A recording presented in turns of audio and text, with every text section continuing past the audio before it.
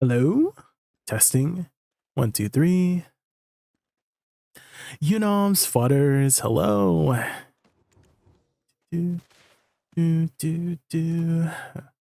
Yesterday I went to the eye doctor and I think I caught something like on the way or something like that. Like a sickness. And I'm not feeling like after I got home, I started like getting a runny nose. And I don't know if it's like a side effect of the eye exam that I had. Because the doctor put like these eye drops into my eyes, and she said that it was gonna sting, right? She said it was gonna sting. That's just like what happens when she puts the eye drops in, and the eye drops is to dilate the eyes so that you can see into them. But getting back home, I just I don't know. It started dying. I do feel a little bit better today, but it's still like I'm still having a runny nose. Okay. I think we have time to do the RBF daily, so let's go do that. I guess this one. Is on the moon.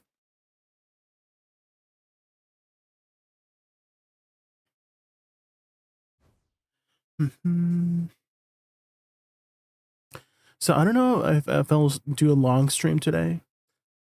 Maybe we'll keep it short and sweet.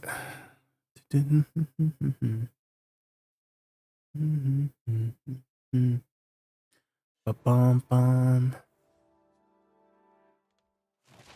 Okay, let's see if we can one-shot this daily. Surely, right? Surely.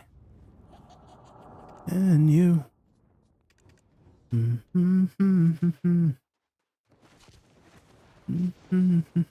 Are we blue or red? Looks like we're red. Oh, I got one.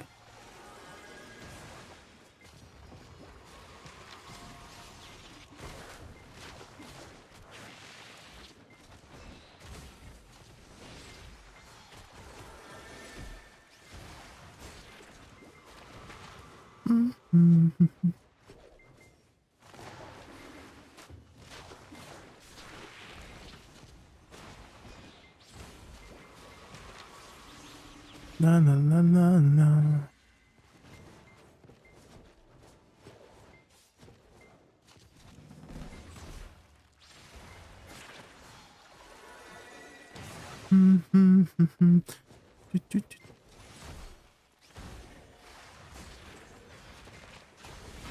Did you do any more Monster Hunter butters? Oh my god.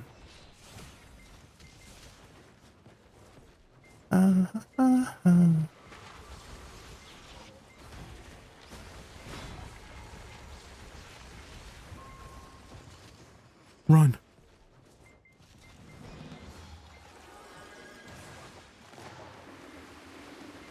Rank 17, let's go. So you're almost done this main story.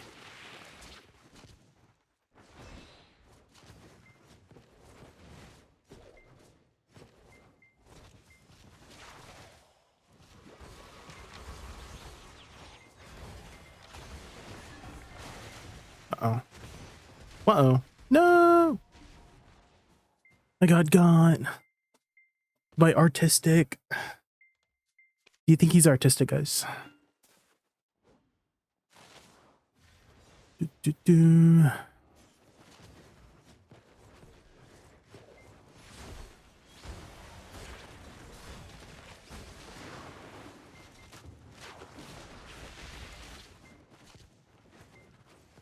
HP.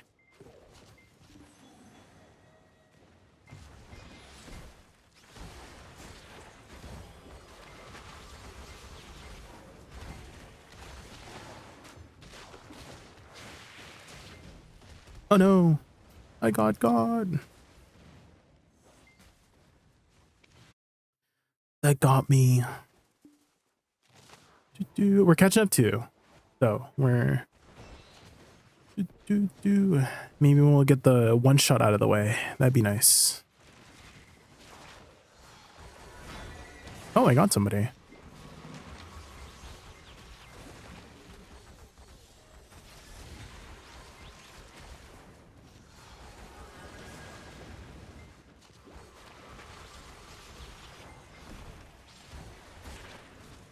Uh-oh. No.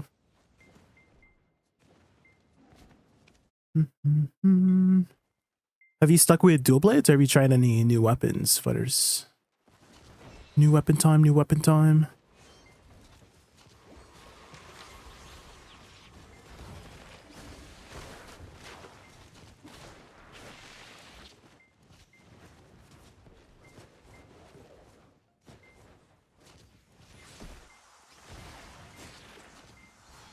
You're still in dual blade. Oh.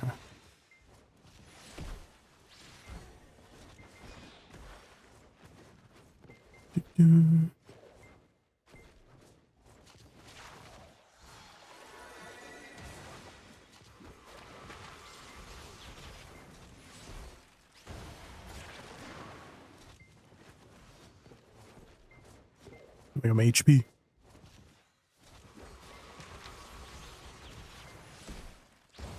Uh-oh. No.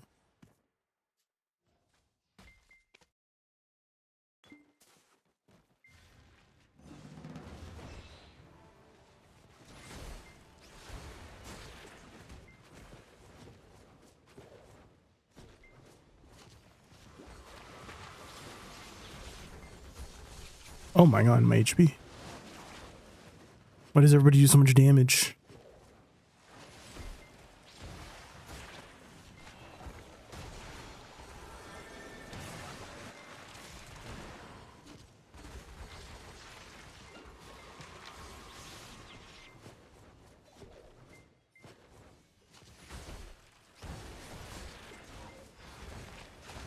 No.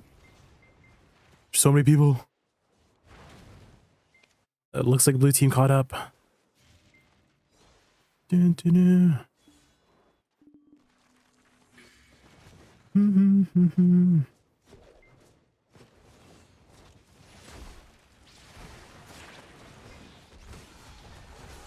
Uh-oh. Oh my god. I'm gonna die.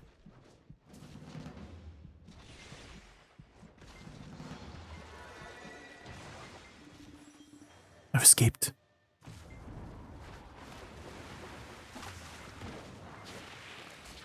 Maybe I can sneak a thing here.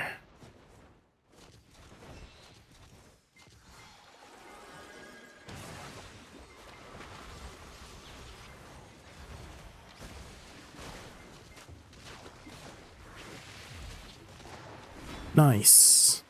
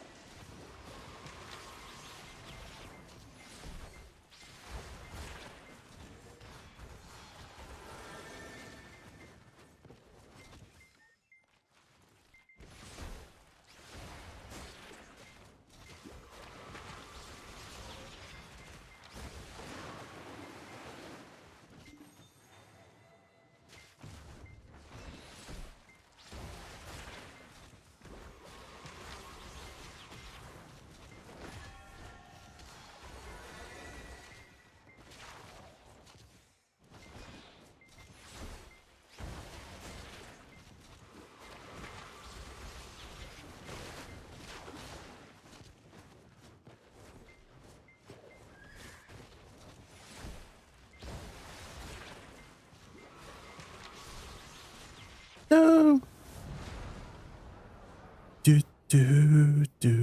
Let's hide in this corner.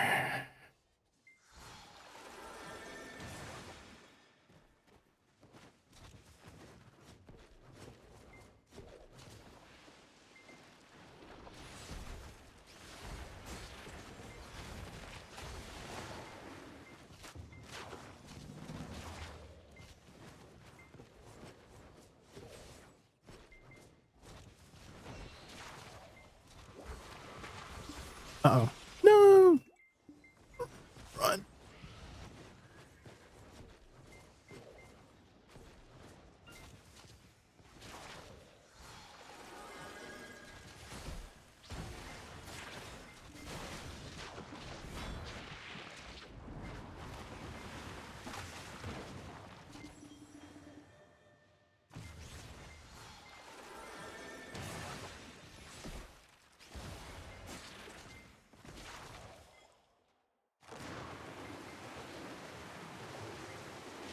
Okay, we can still catch up here. Uh-oh.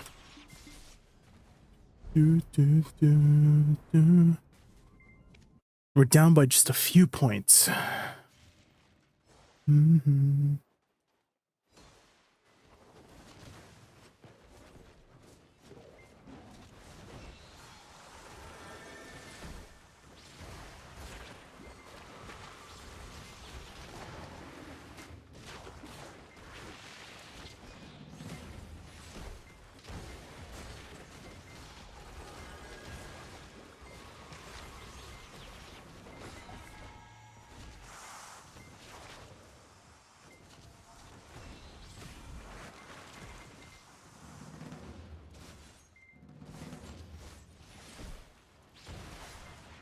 Damn.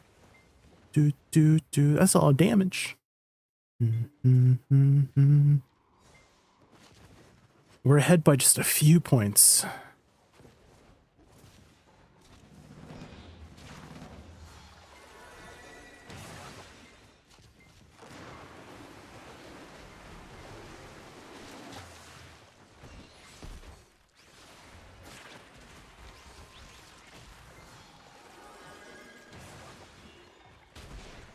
See if I can hold the line here. We're so close, guys.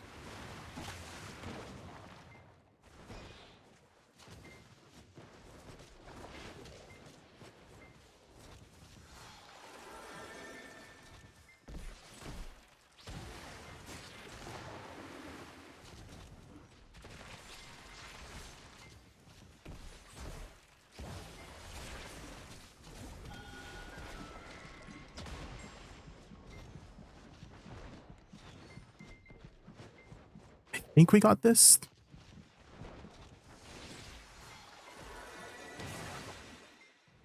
Yes, nice.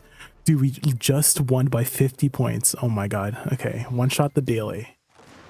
I think it helped a lot that I was like sneaking in the points in the back there. Let's go. Do, do, do, do, do, do. Do, do, do.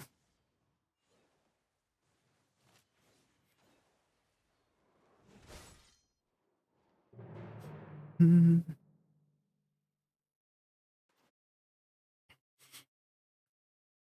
Oh man, I have to like sniffle every like 10 seconds. Maybe I should just blow my nose, you know?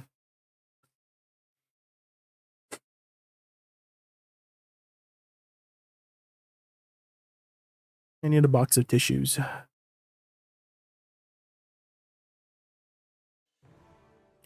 Bum, bum.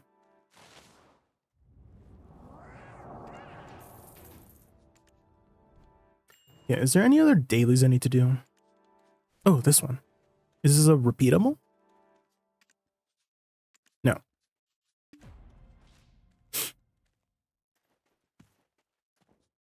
Set to be opening a semester of lessons. Okay, talk to Jatina. Still haven't done that. Oh, frick.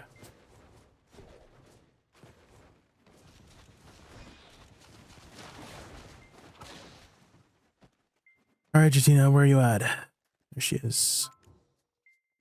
Quest. Is that it? R&B to obtain 1 to 3? How much do I get? 1, of course.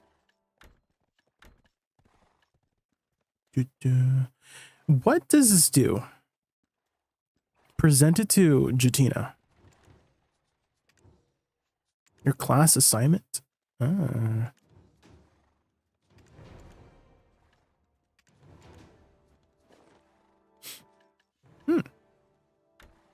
A title, okay.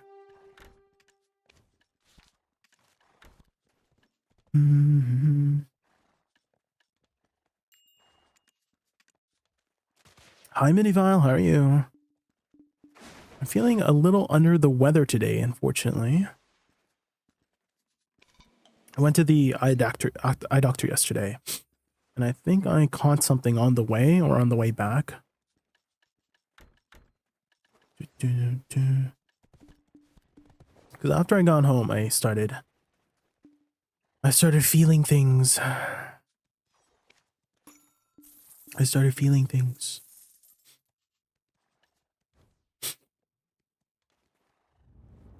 I usually have a pretty good constitution, so not sure what exactly happened. If I were to retrace my steps, I think it all started after definitely like, okay, on the way there I was like fine. I didn't feel anything. I don't remember feeling anything. But then when I got home, so it must have happened like something that happened, like I did take the bus home. Maybe that was it. That's what I'm thinking. Is that there was somebody on the bus that was just not healthy and I caught something. That's unfortunate. Do, do, do, do.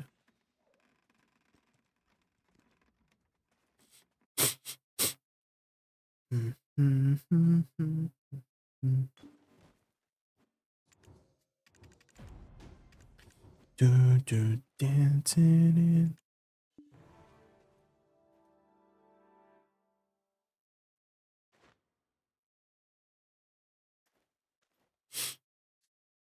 Do, do, do, do.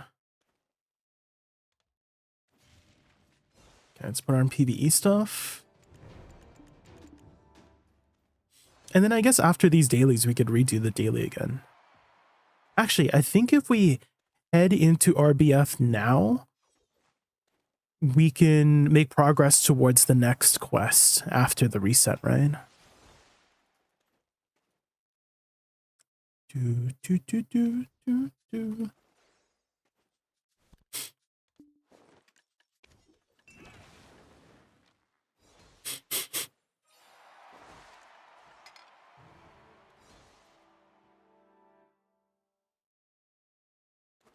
It usually takes around 12 hours to a day to develop cold symptoms. I see. So you're saying I caught it the day before and it just started showing symptoms now? I mean, I don't think I did anything like crazy yesterday or like the day before that. But it happened around like 5 or 6 p.m. Basically like 24 hours ago is when the symptoms started. So you're saying 24 hours before that something happened?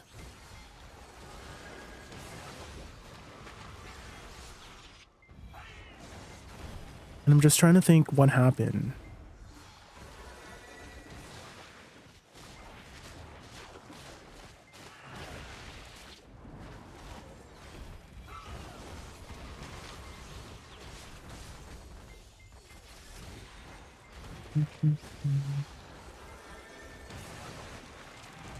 Up to 3 days depending on your immune system. I've always been like more of a I don't know what the right word is, but resilient to like the cold. Like I haven't had a cold in a very long time. And today is like one of the first, I kind of want to say the last time I had a cold was like years ago, you know?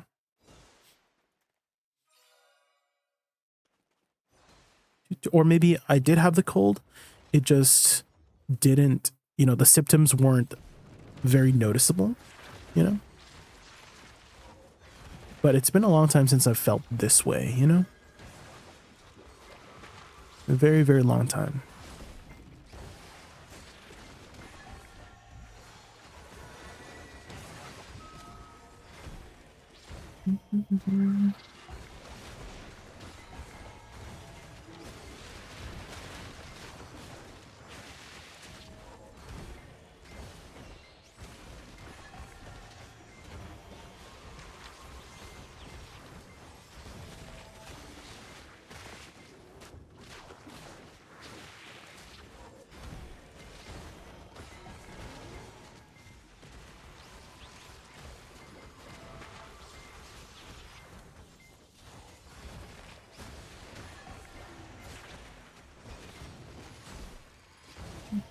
How did... Okay. I don't know how the mechanic missed.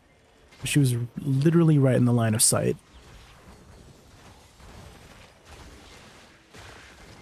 I don't think this will be... I think I should have waited on knocking her down, but I think we're just going to brute force it anyways.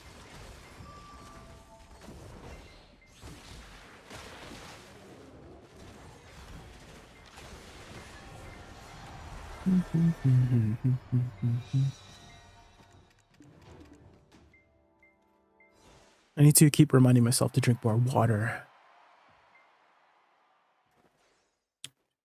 Just in general. Especially now that I'm sick. I think staying hydrated is important when you're sick. But staying hydrated in general is important. Oh my god, hi Enviously, hi. I'm feeling a little under the weather today. I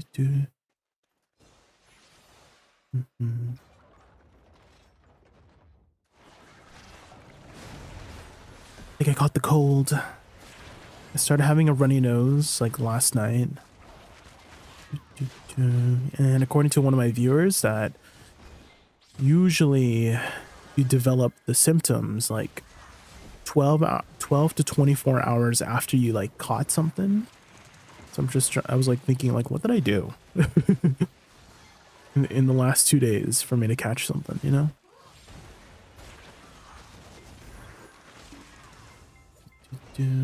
Ramen, is that the secret?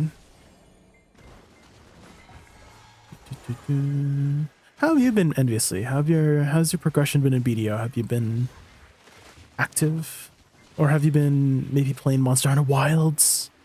Oh my god, Monster Hunter Wilds is so fun. I have a group of friends that I had met 7 years ago, Enviously. 7 years ago in like a random Monster Hunter like grouping Discord. And so I was just looking for like people to play with. And it was like one of the very first groups that I just like I just joined like one of the random Discord channels that are like capped to 4, right? And they're like, and Monster Hunter World just came out, and they were also like progressing through the game, right? And so I'm like, oh yeah, I'm about where you guys are at. Let's group up, you know? And so those group of friends, we only really talk when a new Monster Hunter releases, and this was no exception. They hit me up like after like one day after Monster Hunter Wilds release, and they're like, yo, you playing? I'm like, yeah, I'm playing. What the frick? And so we went like hard when Monster Hunter Wilds came out.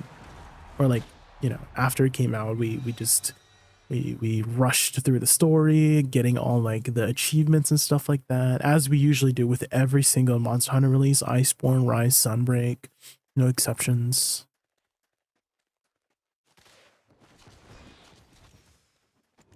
You pitied your deck neck? Oh no. Well, I hope your next attempts go better. Busy IRL, but I made some gains. Let's go. We're just getting through our dailies right now. And after we're gonna go through our other, well, basically double up on dailies. Maybe that's like the most efficient way. Is just you skip a daily so you can do the daily right before reset and then do it again.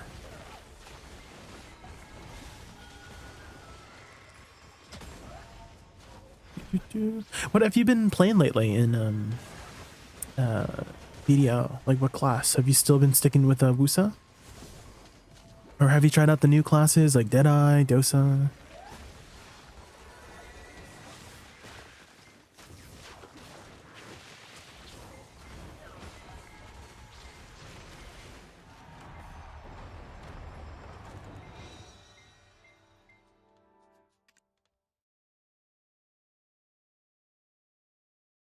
I finally got around to making a Woosa guide after a lot of patience and research. Finally got around to it. There were some things that I had wished I had been included. There's a couple things that I missed. So I kind of wish I had like waited like one day.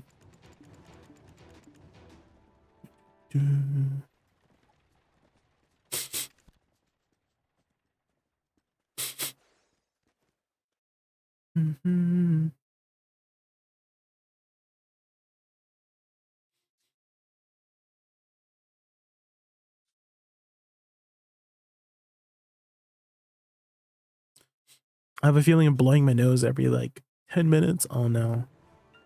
So I don't know how long I'll stream today. We'll see how it feels. Maybe I'll suddenly get better during the middle of my stream, surely. Dude, what's like the average time to get over a cold anyways? I guess it depends on person to person, right? Mm-hmm.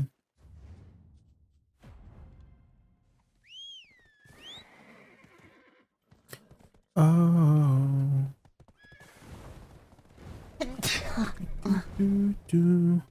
Lone Wolf, thank you so much for the follow. Thank you. I really appreciate it. We're just getting our dailies done. And I had just caught a cold yesterday, and so I'm feeling a little under the weather. I need a box of tissues near me.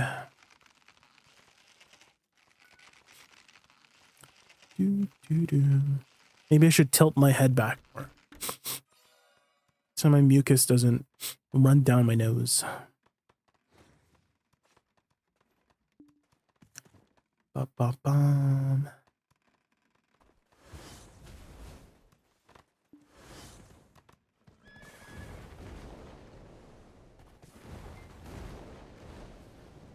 Okay, let's fill up our farms here. I should really just put an alt over there. But then again, I have the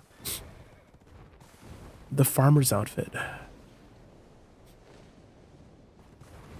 on my witch. I don't suppose there's a way to like box it back up, right?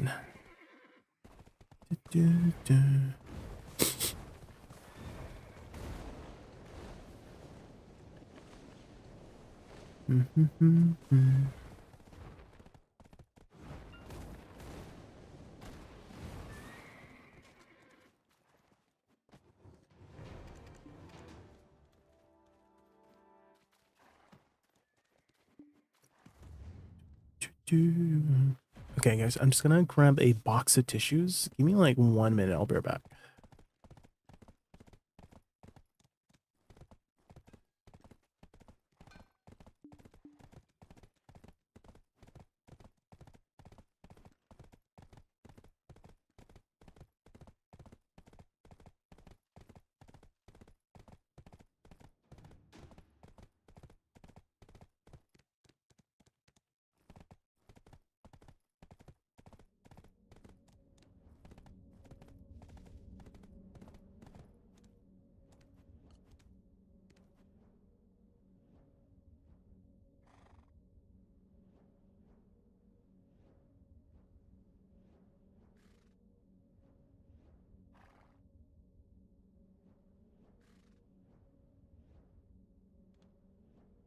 Okay, I'm back. Oh, much better. I don't know how many tissues I'll use today. Oh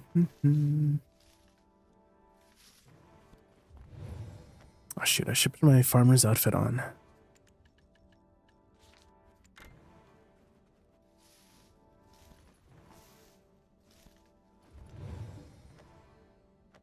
I wish I could have 3. Yeah, same.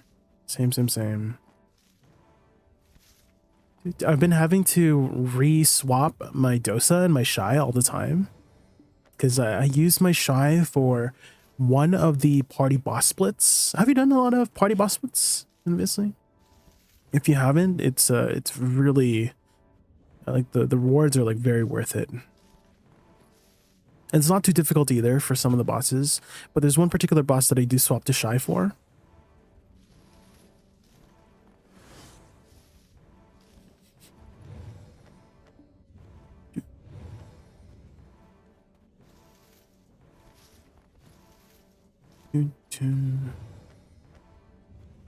A giant mole.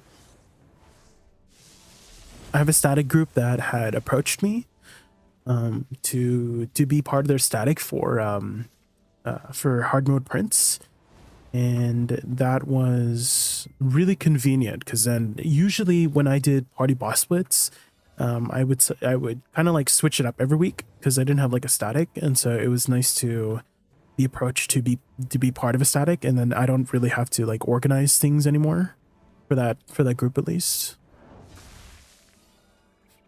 I usually was the one organizing like time and everything like that, so it's nice to be on the receiving end this time for that part. Did we ever decide? I thought we were grouping up like patch day. Oops. Is that not the case? Hi Crims, how are you?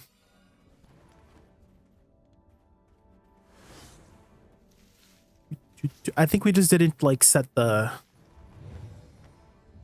group chat, like, you know, the time for the group chat.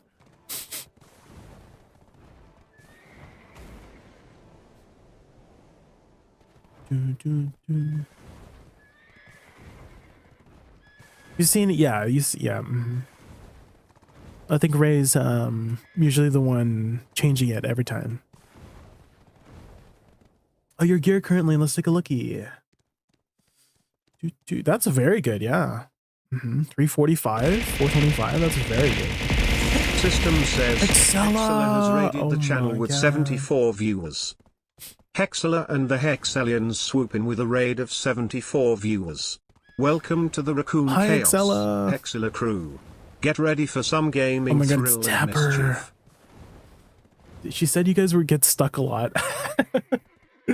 I need to go back to my DMs with Hexella. Because there's this one thing where she just randomly sent me and I was like, oh, where was it? I'm scrolling up here. I wonder if it's here. I found it. She sent me this GIF one day.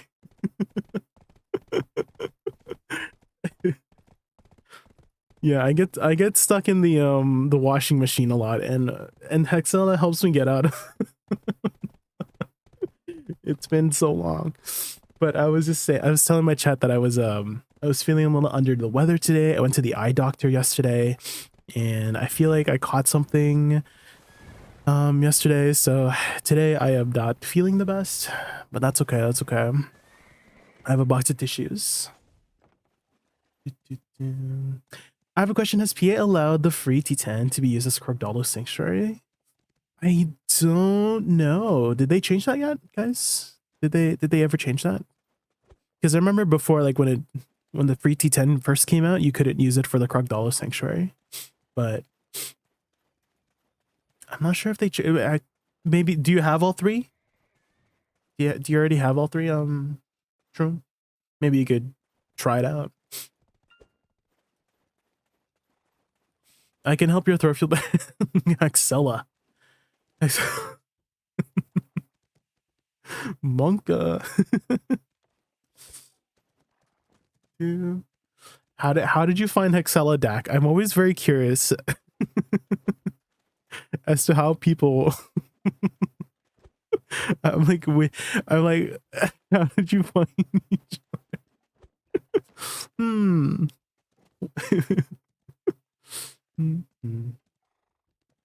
Oh, you live in Alaska as well? Okay, that makes sense.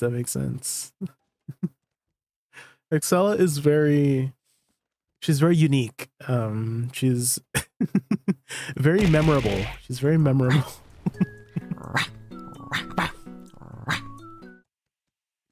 Yes, unique, y'all. Hexella, thank you so much for the Prime sub. I really appreciate it. If you guys don't know, you can only choose one Prime sub per month. So thank you for choosing me. Enjoy your ad-free viewing, all of my fun emotes. I really appreciate the support. Thank you.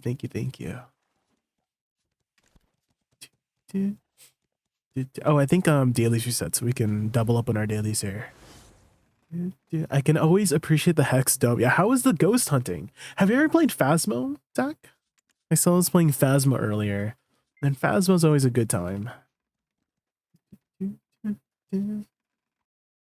Phasmo's always a good time. Was there any updates on Phas? It's been so long since I kept up with Phas.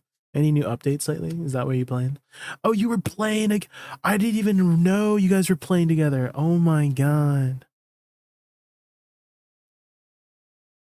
Those were those who you were playing with. I can't even speak English. Holy moly. Oh, there's a new map. Oh man. I have 2 T9 Pepes and I'm training 2 T9 Dines. I don't know if I should get T10 Doom or second Pepe for my ult. I would probably prioritize the Krogdalo Sanctuary, like whatever gets you to your Krogdalo Sanctuary faster, Trung, because the ability to just put your horse in your pocket essentially is very convenient. So I would prioritize that if anything. They redid a map. Which map? Which map? Like they completely like changed it. Which one?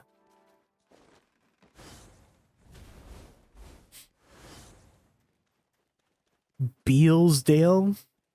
Which one's Bealsdale? I don't I don't think I remember seeing that one. Bealsdale. Maybe I just haven't played in a very long time that I just don't remember.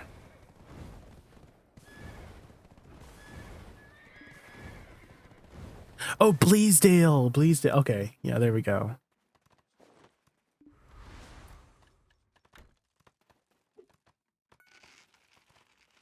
It's so big and confusing. Oh. Just me, just like me. Big and confusing. The hospital or the sanatorium. Just like the washing machine. Yeah, exactly. Spinning round and round.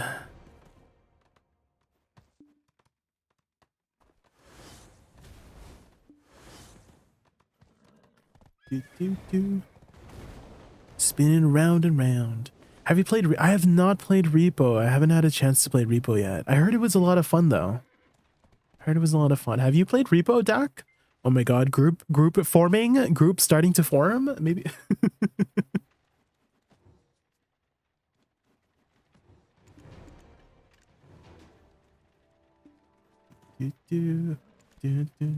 You're down? Yeah, just let me know. Let me know when you guys want to group up. Again, I haven't played Repo yet, so you guys are going to have to carry me.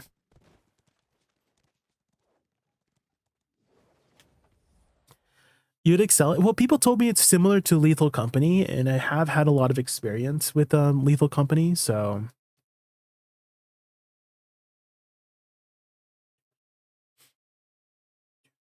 What makes it different? What's like... What? Okay, so... Because if I was going to play something like Lethal Company, I would play Lethal Company, but what makes this different from Lethal Company? You know what I mean?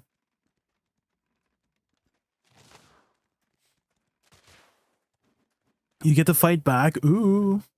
Their shovels are their shovels for us to use. It's so really okay. So you would say it's more scary than Lethal Company? Like more scary, less, because I think Lethal Company is a very like comedic horror game, right?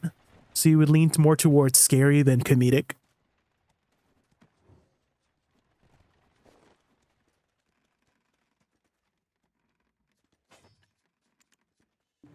Hard to explain, but it's very different, very silly, and you can break stuff. Okay, okay.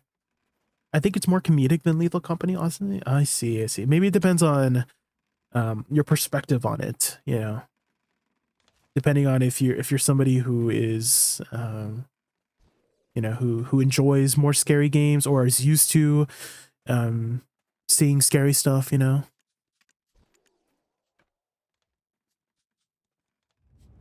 There's mechs in it, so if you don't do the enemy mechs right, you die. Is it like the same gameplay loop where there's like a quota? Is there like a quota?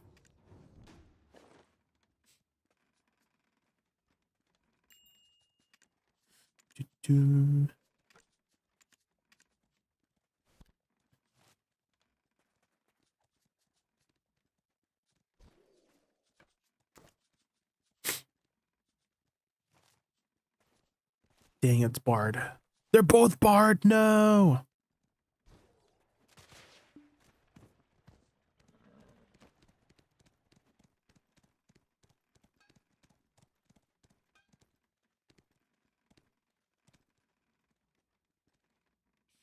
You got camped by a toy duck and a clown. Gosh.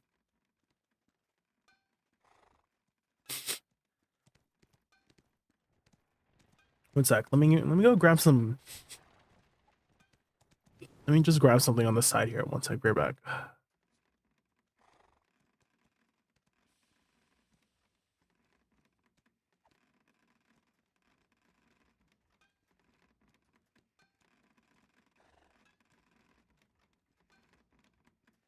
Okay, I'm back. I needed to move these. I was like stretching for my box of tissues. Maybe I should keep it far so I can keep stretching. I feel like I don't stretch enough.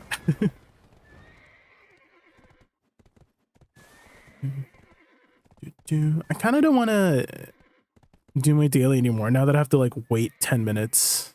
And I just want to get the grind started. Let's do that.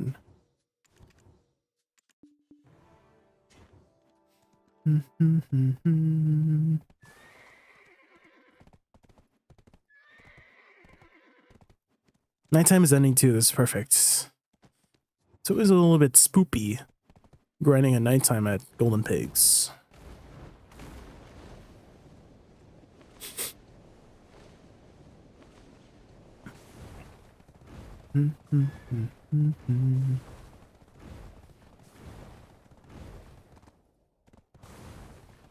What was the factor in making Golden Pig Cave open? Is it just RNG when it opens? Or is there like a particular factor that players need to do to open it up? I find a new barber who is an artist and it's life-changing. Barbers out here changing lives. Ah, a barber. I've seen some barber ASMR. Does that count? I watch a lot of ASMR, and there's some barbers who like they're literally, it's like a spa. It's like a spa day, and they're doing everything. Like they doing all like the shaving and like the skincare. It looks very relaxing. The hot towel.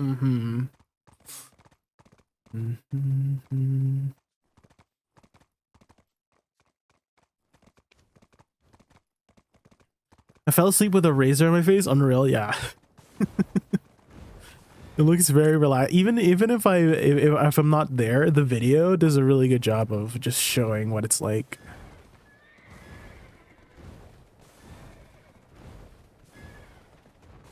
Barbers. Although I don't think I can really grow enough facial hair to have like a beard like yours, Dak. Your beard is very Viking-esque, you know? I don't think I can grow a beard that magnificent. You gotta commit. Mine used to. I don't know if my face like really like works for like a beard of your aesthetic, you know? Because I'm Asian, and so I don't think like a Viking beard works for my face, you know.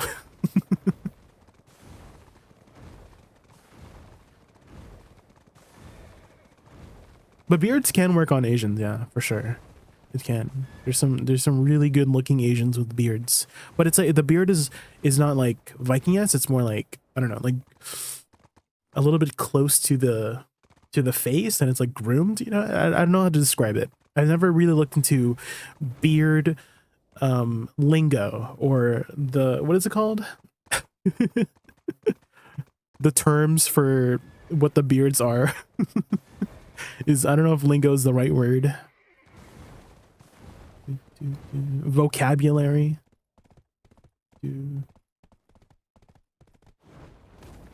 Fu Manchu? Let me look that up. Fu Manchu. No, not like that. No. Ain't no way I'm gonna get a beard like Fu Manchu. Jesus Christ. What the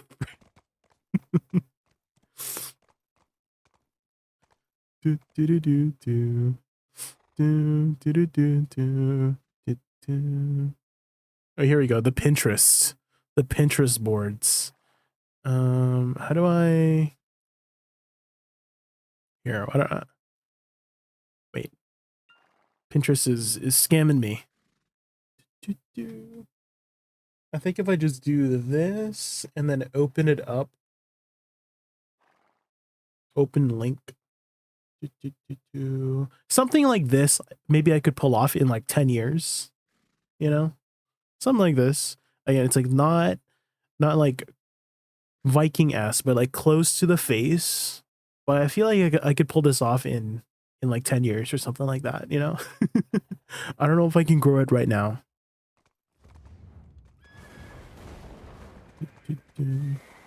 Be careful. Why? Of like growing a beard? With a look like that, you'd be stuck pretty often. Oh. Oh. I see.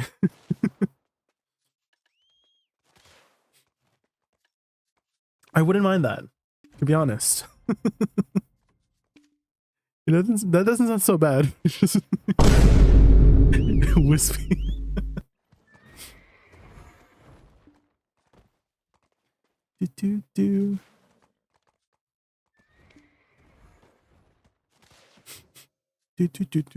do. Okay. Trying to remember if I have everything. I really need to make like a checklist. This one. That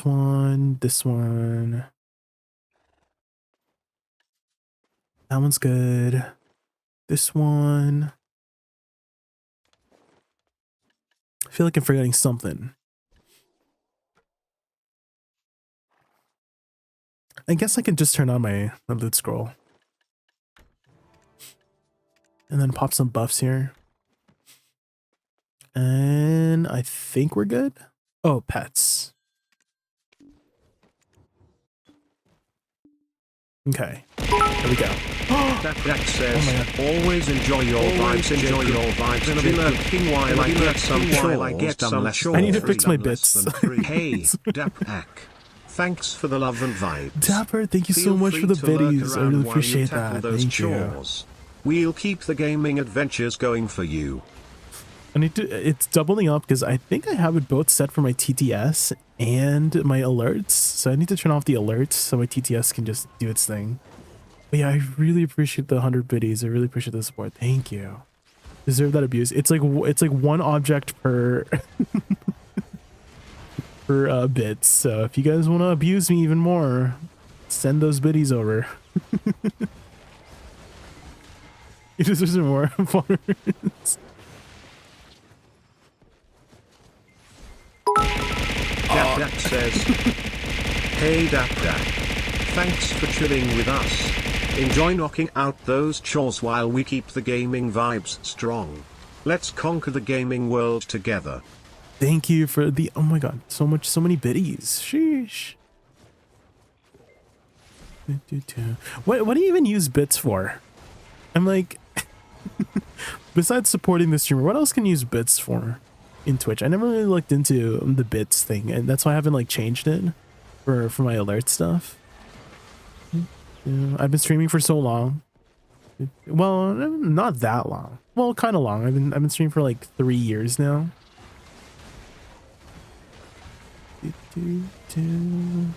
Which it has been a really fun journey. I never thought I would start streaming in the first place. In the beginning, I was just like making YouTube videos, and I had met a lot of people in the community. Just, you know, people watching my videos, and 2020 Olin's actually was I think the moment that kind of pushed me towards making more content in this way. Was I had met Blonde Bear and Choice doing Olin's. Olin's just came out in 2020, Odalita expansion, and I was looking for people to do Olin's with, and I was able to get into groups with like, you know, more popular streamers at the time, like Blonde Bear, still popular streamers at the time, or currently, and they had said that because they never really hear. I never used to put my voice out on my YouTube videos, and so it was like the first time they've heard my voice on like on Discord and whatnot, and etc. etc. And they said, oh, you should try streaming, because they said that they enjoy my voice and that I could like I have like you I could do it. You know, they really believed in me that I could do it, and I didn't have any confidence in myself at the time until they had said that. So I was like, let's try it out. Let's see what I can make out of this. And I'm very like thankful for the opportunities that I've been given throughout these last few years, being part of the partner program. I think I got really lucky too with the timing of when I came in, Doc, because people said that I sped ran partner for both Twitch and or BDO. So at the time, there was no such thing as the content creator program. It was just a partner program. And so there was no like step up, you know, like there was no like level 1 to level 2. And so when I started streaming, they had approached me like 1 month in. They're like, oh, like I just applied, you know, just to see what it's all about. And I got in right away. And then after the next month, I applied for Twitch partner. Or rather, the first month again, I also applied for Twitch partner, and they said that, oh, like we like the direction of your analytics going. Like we know you can keep this up. And then the next month I applied, I just got it to Twitch partner right away. So I feel like I got really lucky with the timing of when I started. Like this was also during the time where like drops were happening, and I don't know what the policy was at the time with drops, but the drops really helped out with improving my numbers to be able to apply to the partner programs and whatnot. And so, oh man, everything like fell into place when I started streaming. It was really awesome.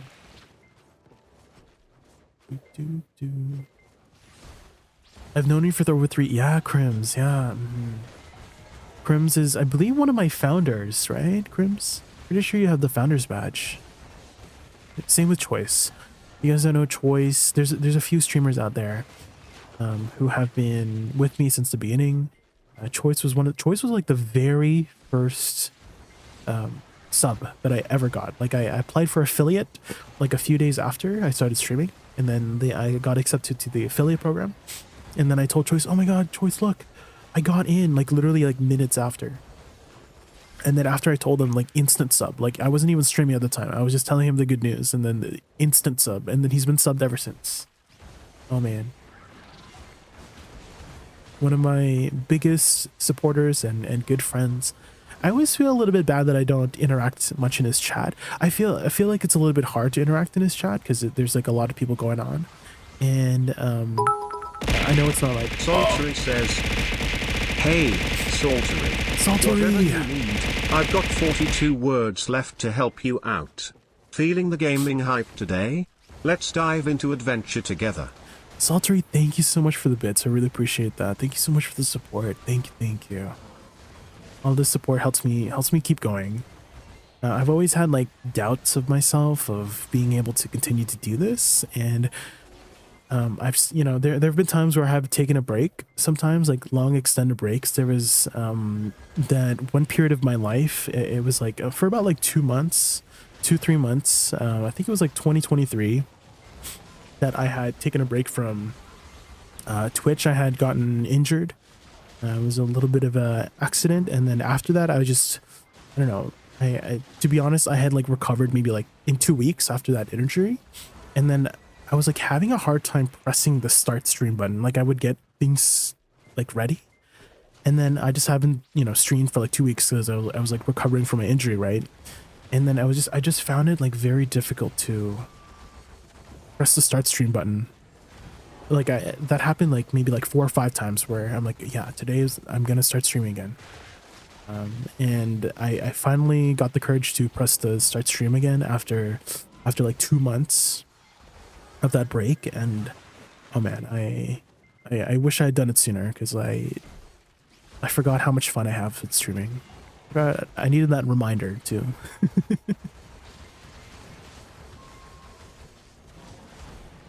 I think I have a list of who the founder founder subs are for the stream.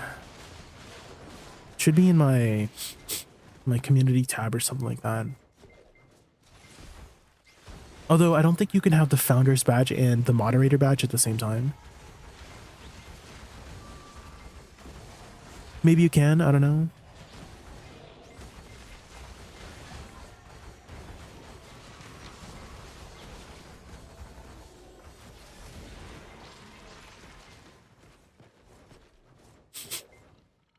You thought you could?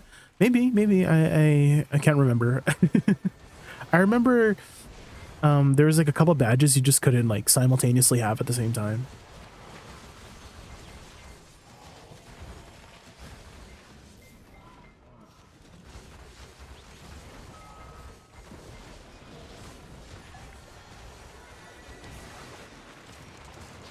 Takes the place of regular sub badge. Ah, is that what it is? I see.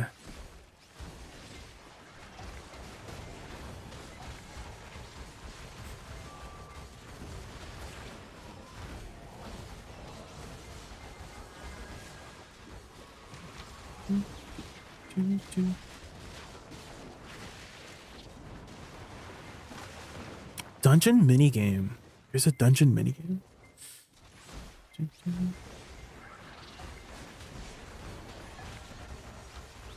15 bits per dungeon. Is that like a stream? Because I know that some people have, what is it, like the fishing minigame during their streams. And Merflora used to have that all the time. That allowed people to like fish during their streams. Is that kind of like one of those? I remember E10 used to also have something involving her like stream that you could, it's like an RPG thing. Can't remember what it was called though. But it involved some of the community members who, like, whoever typed would appear on this like little game on the corner.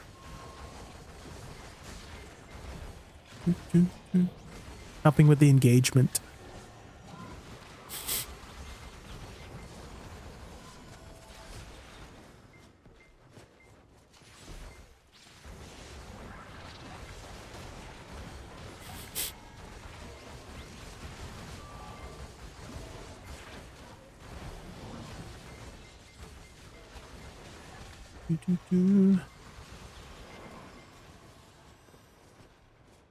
Wait, Vel's spawned on like a 30-minute mark? Oh, no, that was the, sorry, never mind. Vel didn't spawn. It was just the warning, the 30-minute warning. I'm like, wait, there's no way Vel spawns on like the half hour.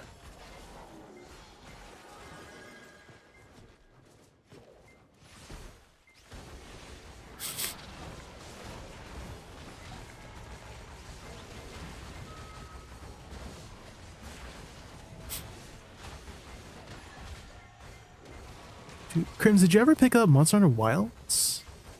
Can't remember if you picked it up or not. I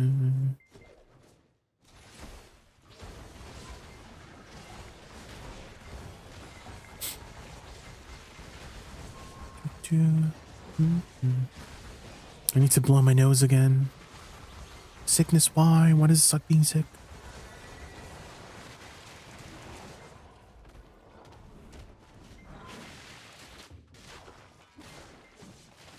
Maybe this will kill him while I blow my nose.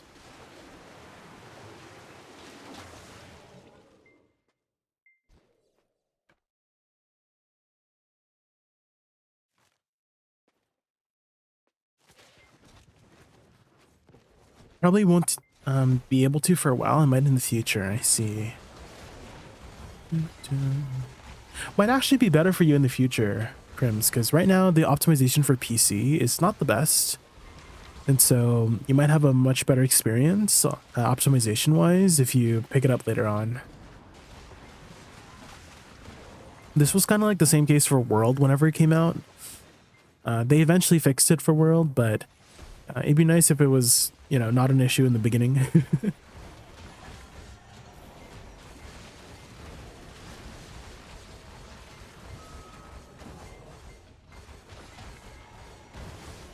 You heard? Yeah.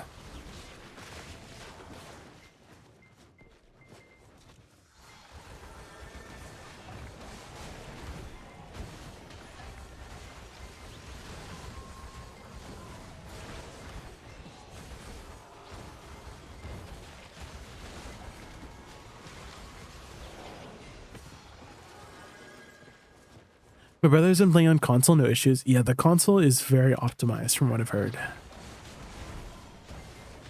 Very optimized.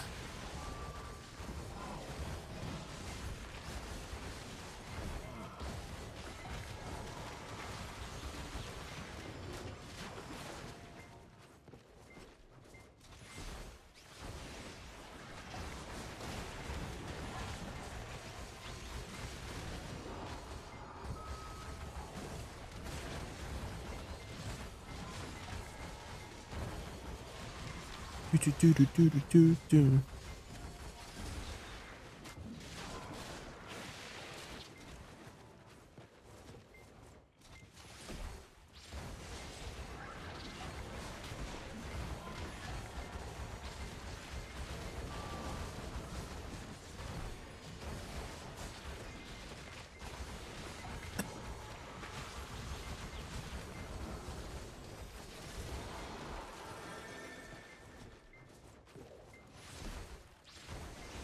C'est la vie.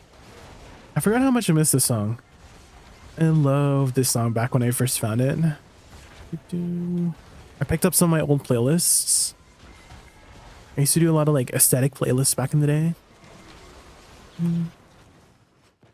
C'est la vie.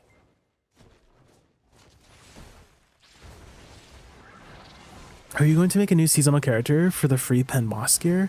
I'm actually going to do it not for the free pen boss gear, but rather for the cron fishing rod, because somebody said there was a new cron fishing rod. So my fishing rod is like down to like 500 durability, so it's nice. It'll be nice to get another rod.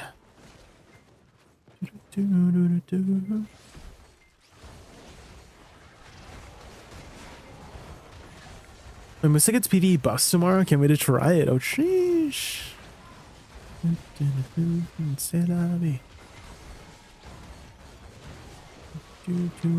Yeah, I did hear that they were going to be a lot more aggressive with buffs in general.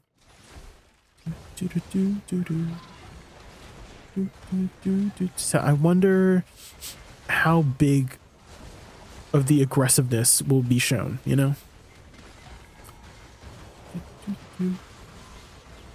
They also said that if it's too big, they were immediately going to tone it down the following week. Because that's what happened with Warrior, didn't it? Because I remember there was a lot of Warriors complaining that they had gotten buffs and then they immediately got nerfed like the following week. Pig up? No, I don't think so. It's just the regular 24/7 one.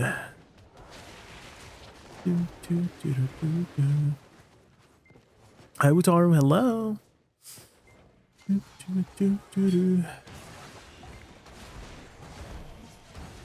I think I had caught something yesterday when I went to the eye doctor, because I'm not feeling the best. I have a runny nose. I have to blow my nose every like 10 minutes.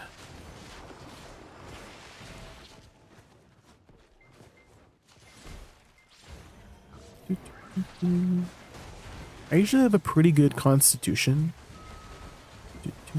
Like I feel like I was born with a good constitution score. And I feel like the last time I had a cold was honestly like years ago.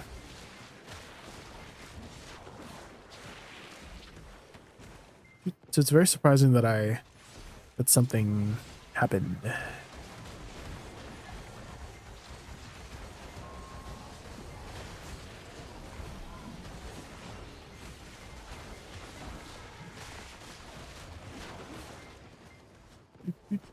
Is there a class you'd like to try for seasons?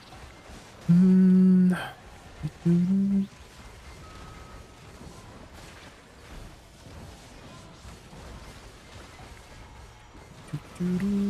to think of what class I haven't made yet.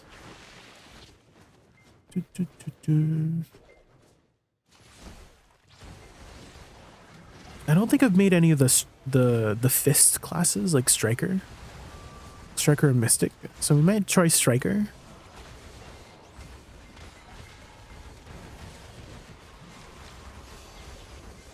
I don't think Striker's too difficult to learn, right?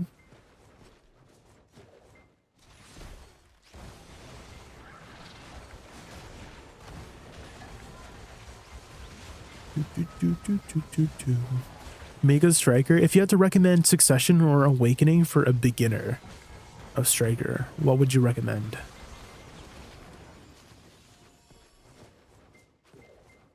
Awakening. Okay, okay.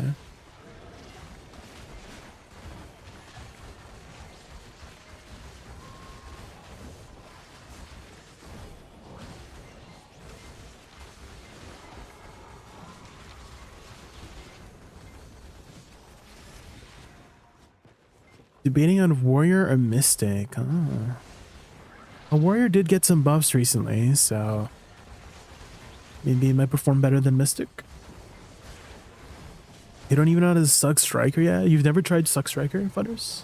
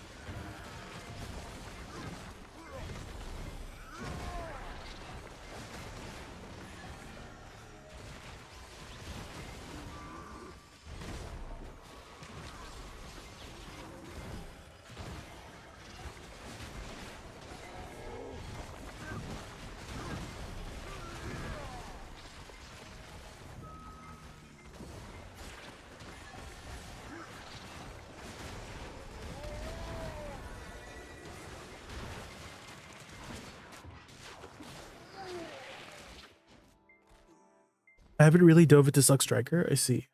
Used it during the most of the Olin's era. Oh yeah, I remember that.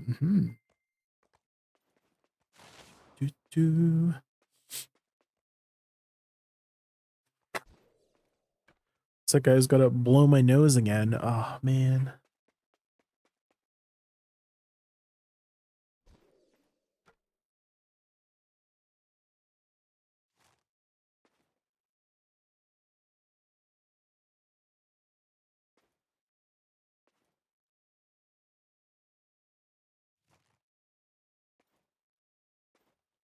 Okay.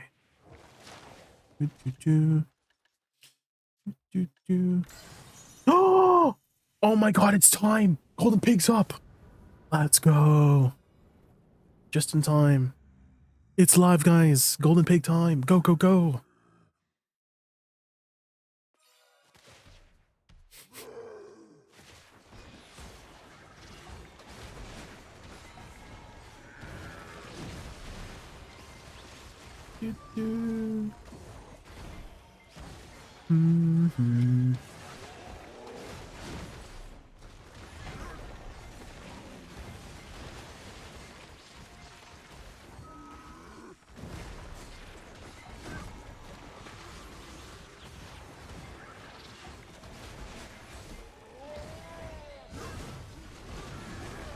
Oh!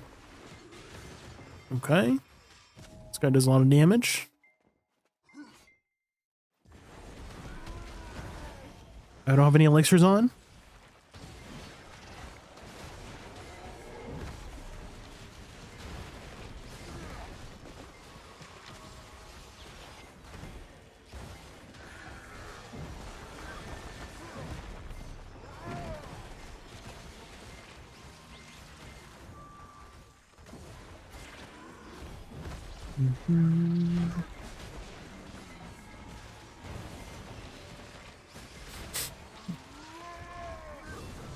The stupid spinning attack. I hate that spinning attack so much.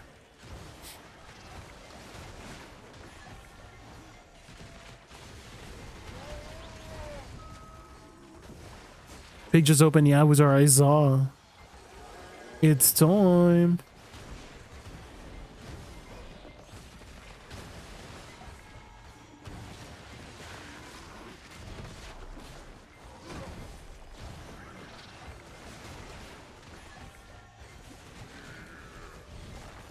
It seems to only open for like, okay, every time I've been here while it's open, it's only been open for like 3 sessions. Like 3, like go in and then kill the boss sessions. And then it closes.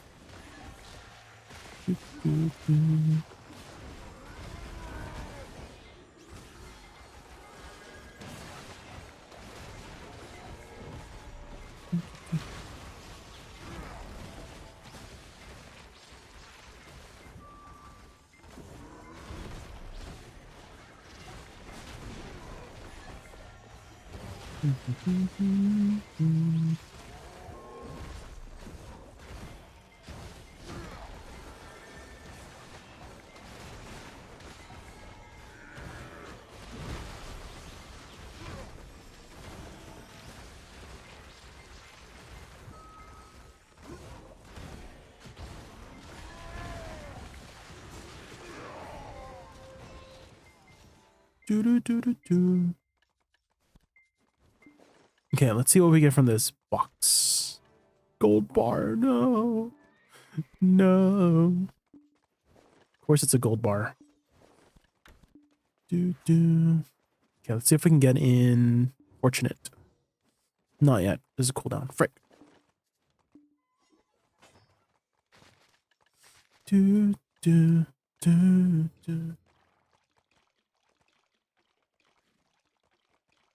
Maybe I have time to refresh my house buff. Free gold bar, yeah.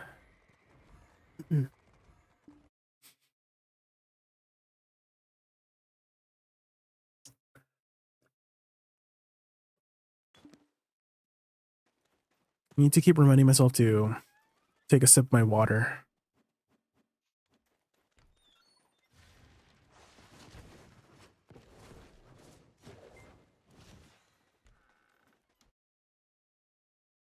I think I should also like maybe tilt my head back a bit.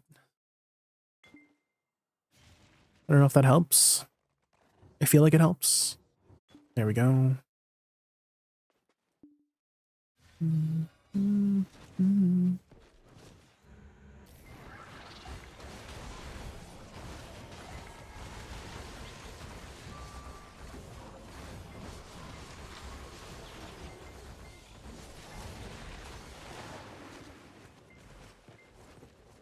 Okay, go, go, go, go, go, go, go.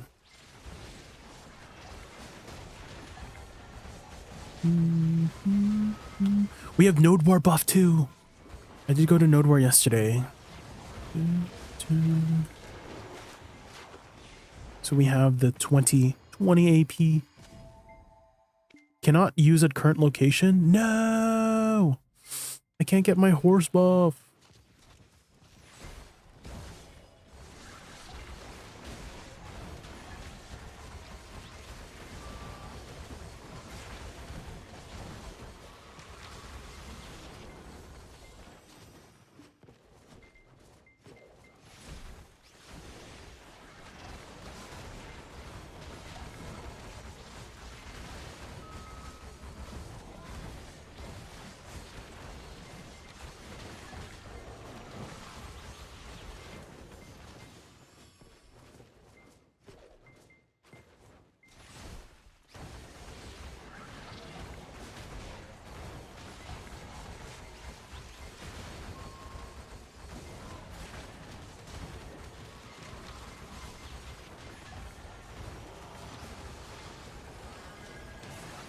Maybe that's better. I could like use double soul cleanse there. I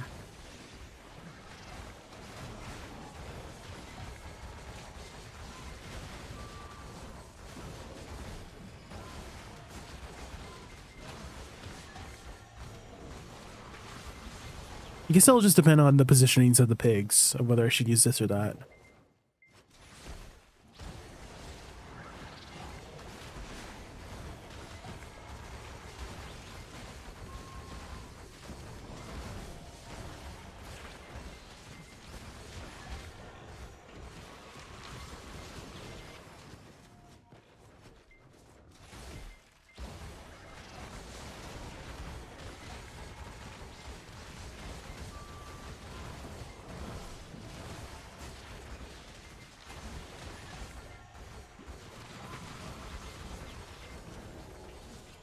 Okay, I think that works fine there.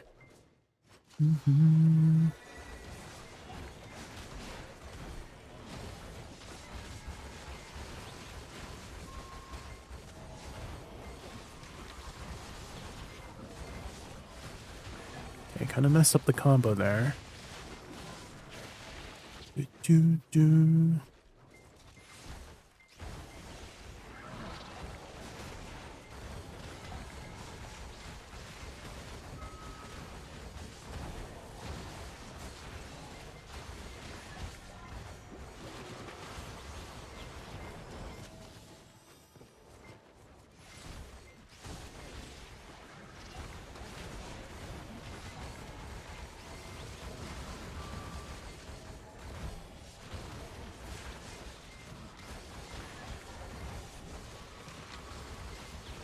And maybe a side soul cleanse might be better than casting regular soul cleanse there. I think it might do a little bit more damage, the side one, than like the first hit. I have to look at the damage numbers.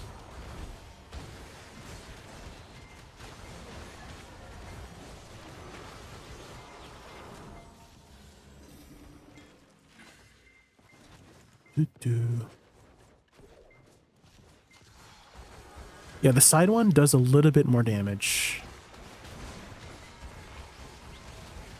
than the first hit.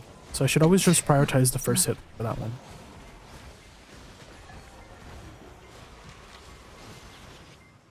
Jojo Noob 32, thank you so much for the follow. Thank you. Golden Pay Cave just opened up, so we're trying to get the jackpot. Surely we get the jackpot.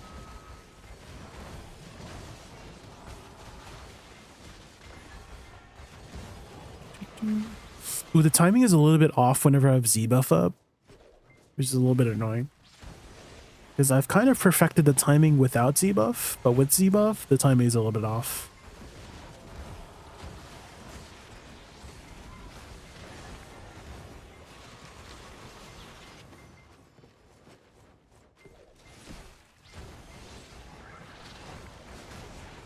Maybe I should just extend the combo just a little bit if that is the case.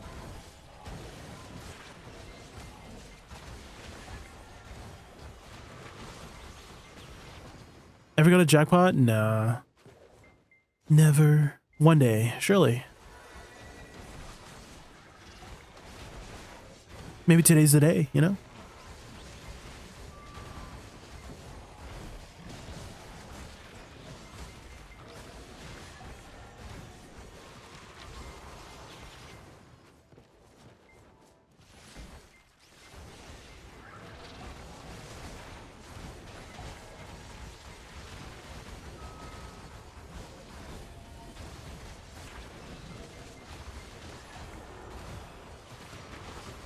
Okay, I think this is working out pretty well.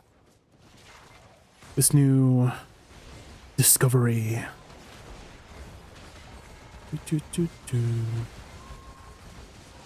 I think it accounts for a lot of some of the RNG aspects too. A pig, because I noticed that some of these pigs do not want to cooperate and group up.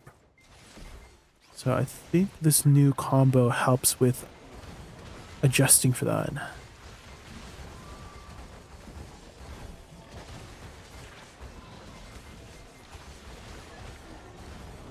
Yeah, this is working out pretty well.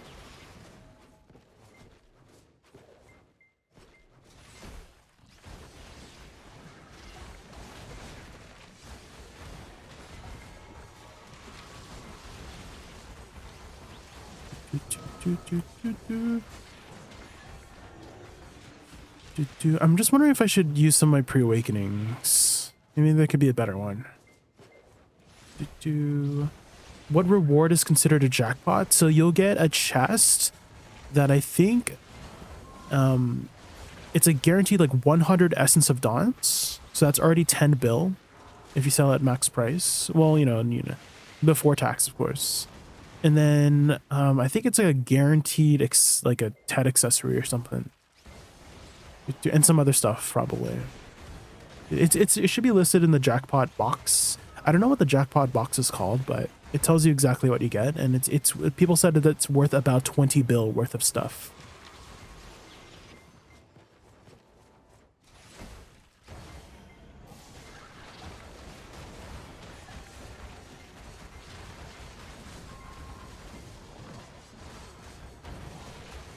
I really want to fit in Mark of the Moon somewhere, preferably in the beginning. So maybe I should just do it in the beginning here.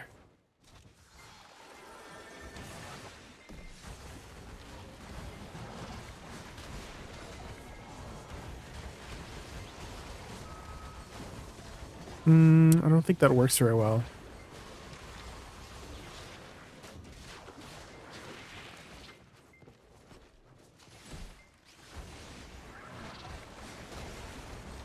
Maybe there. I think that might work better there.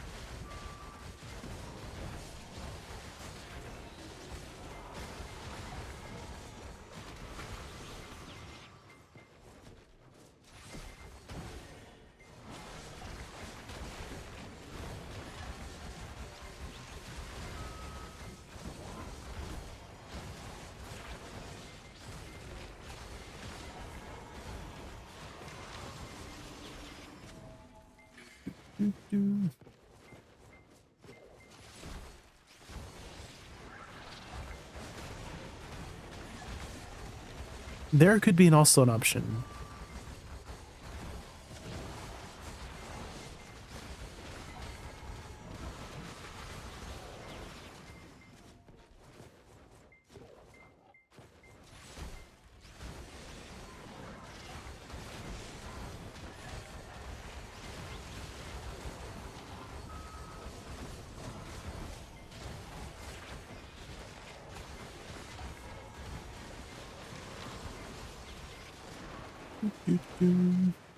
But I could leave it towards the end, but I really want to get that debuff in. Yeah, I think that might be just the best spot right after Slushan Field.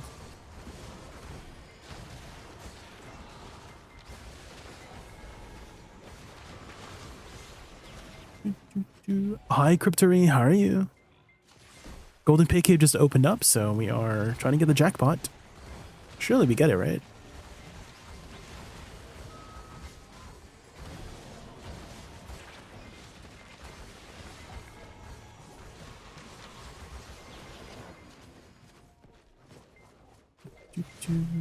Algebra and you, I've been feeling a little under the weather. I went to the eye doctor yesterday, and I feel like I caught something on the way back. I just haven't been feeling as tip-top as I could be. I have a runny nose, I have to blow my nose occasionally.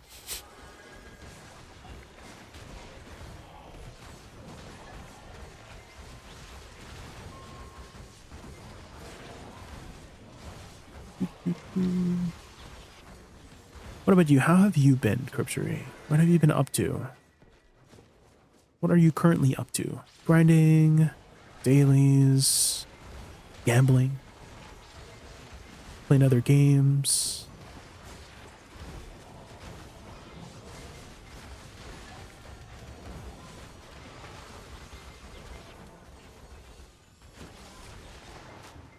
I've been to the doctor in almost 2 decades. Oh, maybe that's a good thing, Crips, if you're not getting sick.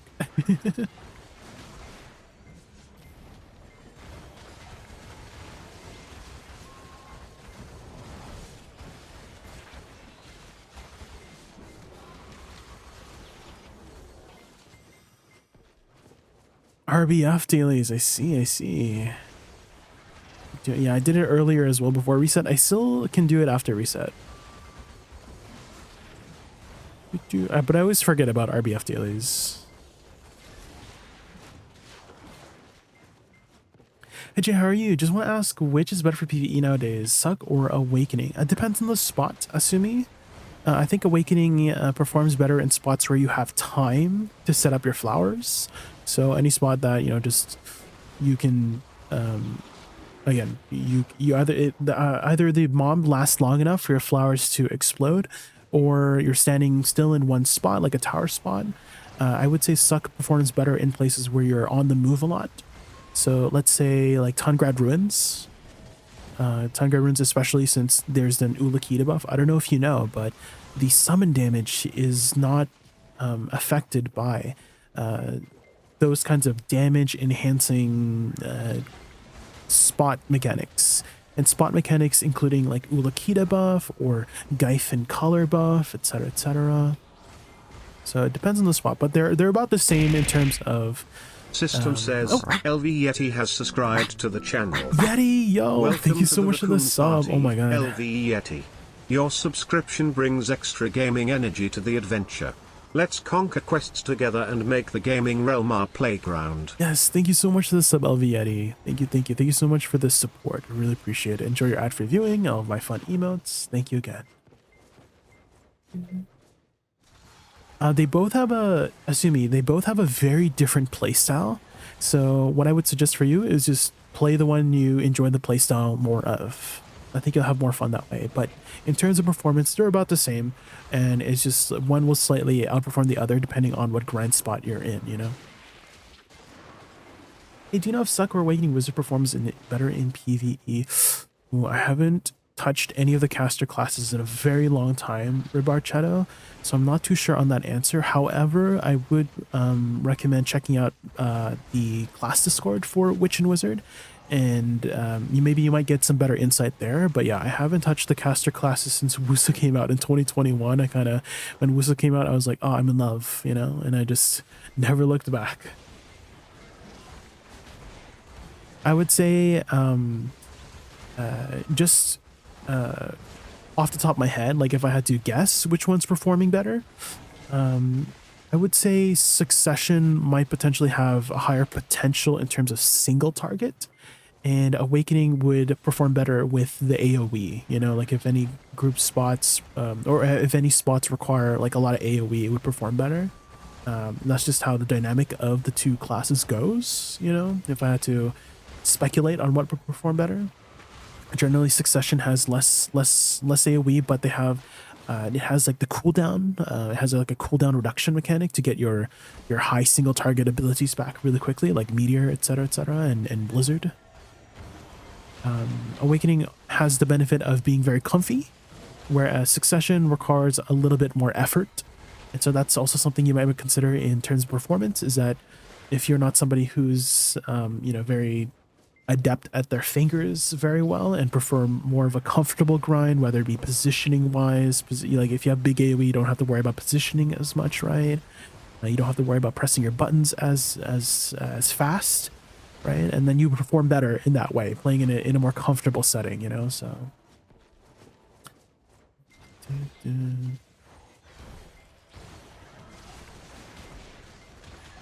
Golden Pig, for some reason Golden Pig Cave always opens whenever Node War's starting, because I know you're doing a Node War soon, right, Eddie? For some reason the Golden Pig Cave just happens to always open around a Node War time. So if you're going to Node War, you're going to miss out on some potential jackpots. I've never gotten the jackpot before, but the jackpot, I don't know if you know, Yeti, the jackpot for Golden Pig Cave is like worth 20 bill. And I'm like, ooh, money. I've never gotten it before, but just grinding here in general during the thing is very, very convenient, or very worth it.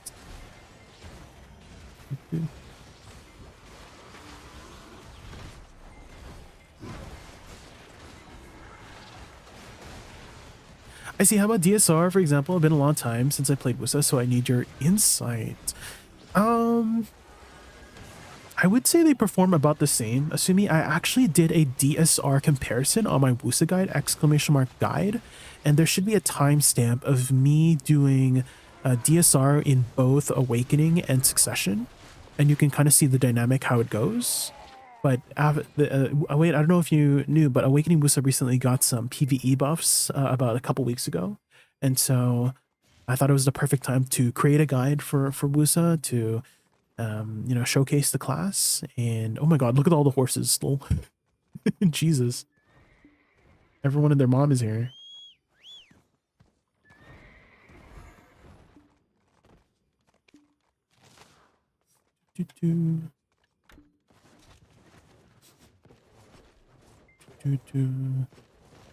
I've been feeling more comfortable at Awakening at DSR personally, mostly because I just have more experience at DSR with Awakening Woosa. So you might perform better with Succession if you're more familiar with Succession, you know.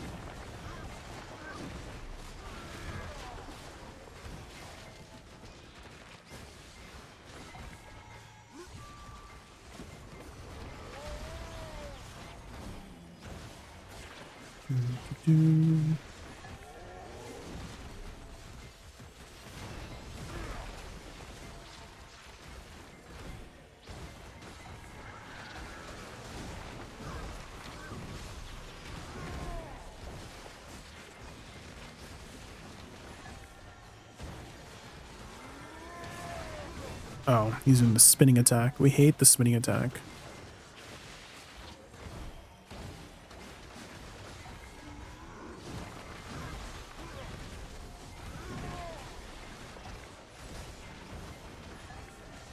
Thanks, LJ. We'll check your guide in a few. Happy grinding. All right, Asumi, if you have any other questions, I'll be here. Thank you so much for stopping by.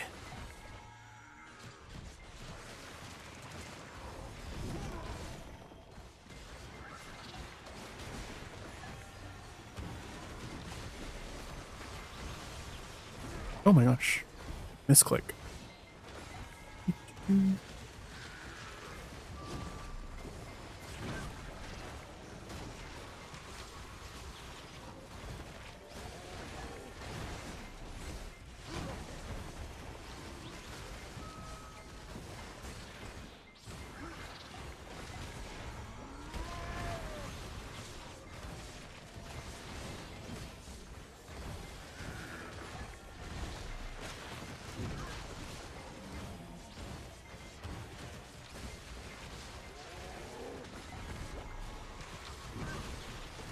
Okay, let's see what we'll get, guys.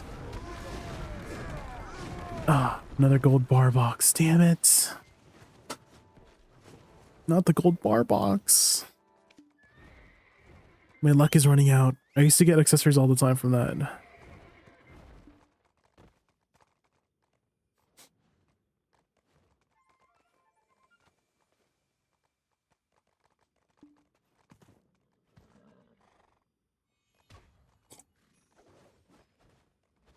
I think I'm still on cooldown here. Yeah.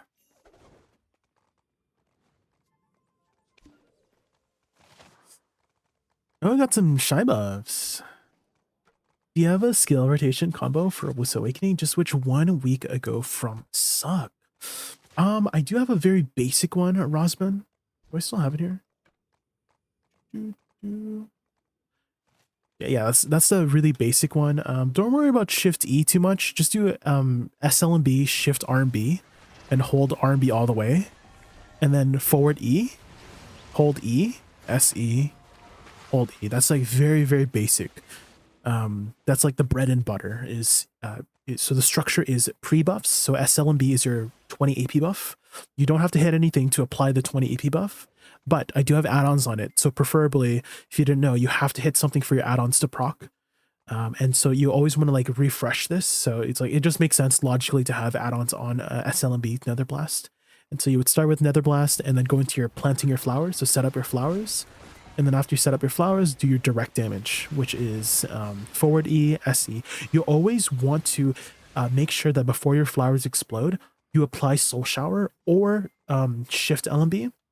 So Shift LMB and forward E are your DP downs, right? So you kind of like want to time it so that, you know, so you have your pre-buffs, you plant your flowers, and then you time it so that when your flowers explode, you've applied that minus DP debuff, right?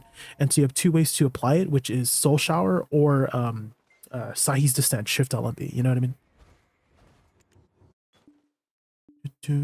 There are some spots where you might not be able to apply the debuffs, so don't worry about prioritizing that in those cases, but most of the time, just like it's a good habit to make sure that you are casting, you know, your pre-buffs accordingly, plant your flowers, and then debuff before your flowers explode so that your flowers can do damage on a debuff to target, right?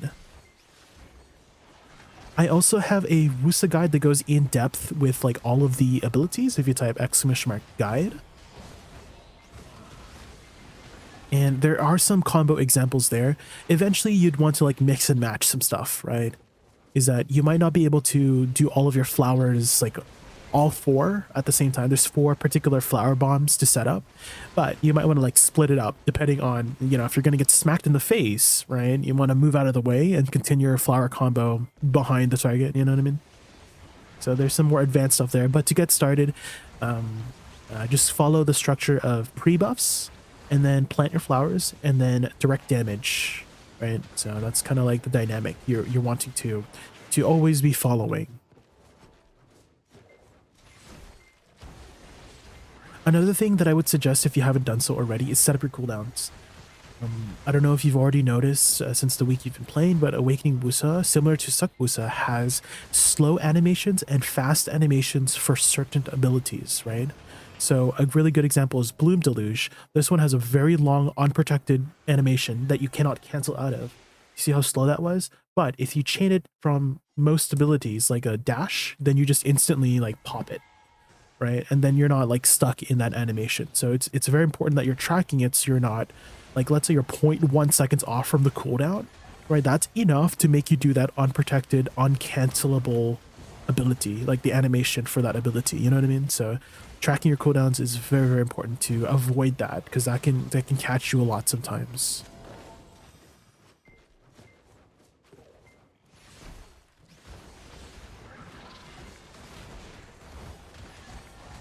Also, soul cleanse.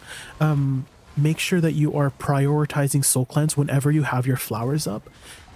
If you didn't know, soul cleanse gives you a 50% crit rate buff whenever you cast it. You don't have to hit anything to apply it, but you get 50% crit rate for 5 seconds after you cast soul cleanse, which is your R&B. And so you always want to make sure that your flowers have that buff active, you know, while your flowers explode. And just note that it's a very flexible skill. You can use it as a movement ability. So let's say you wanted to dash behind the target, right? You want to like, you're like, let's say the target's in front of you, you're trying to dash like this. You might as well use a soul cleanse to like dash through it, right? So it has no collision while it's off cooldown. So make sure that you are also tracking soul cleanse, so that you can use it while it's off cooldown so that you can go through the target, you know? It also, I'm pretty sure it also has a little bit of a longer distance. Just like a very like slightly longer distance whenever it's off cooldown. I don't know if that's still the case. I remember that being the case in the very beginning. Let's see here. Maybe not anymore.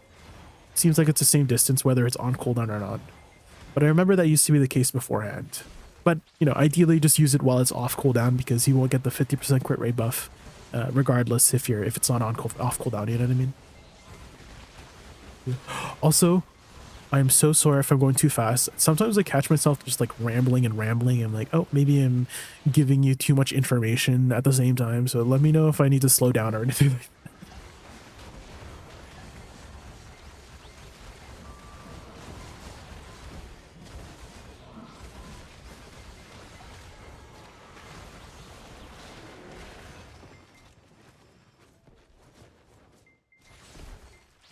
Another thing that I feel like a lot of people also don't take advantage of enough is also Perilous Waltz's -30 or +30 DP buff. So it actually makes you extremely tanky. So this ability here, this one, you can use it up to twice for every 10 seconds. It has a 10-second cooldown, but again, you can use it up to twice before it goes on cooldown, or it goes on cooldown on the first thing, so you can kind of like think of it as like a second charge. But anyways, it gives you 30 DP for 10 seconds, which is massive. I don't know if there's any other class with a bigger DP buff than 30. Maybe Nova might have like a bigger DP buff, but this is just when you cast this, you're very tanky whenever that buff is up. And again, you can refresh it up to twice, right? Up to a second charge every 10 seconds. That's nice to have up if you're feeling a little bit squishy. That just makes you very tanky, especially in the lower stages, right? Like if you, let's say you're a newer player and you're going to like Honglims, right? Let's say you're just fresh out of seasons, you're going to Honglim base, pop that DP buff, you're significantly tankier at Honglim base, you know what I mean?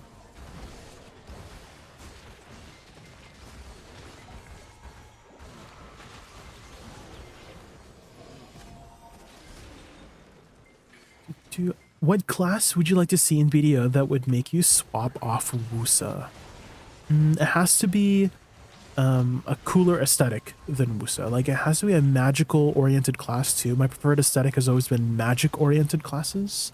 So it has to be a magic class that has a cooler aesthetic than Awakening Woosa or something like that.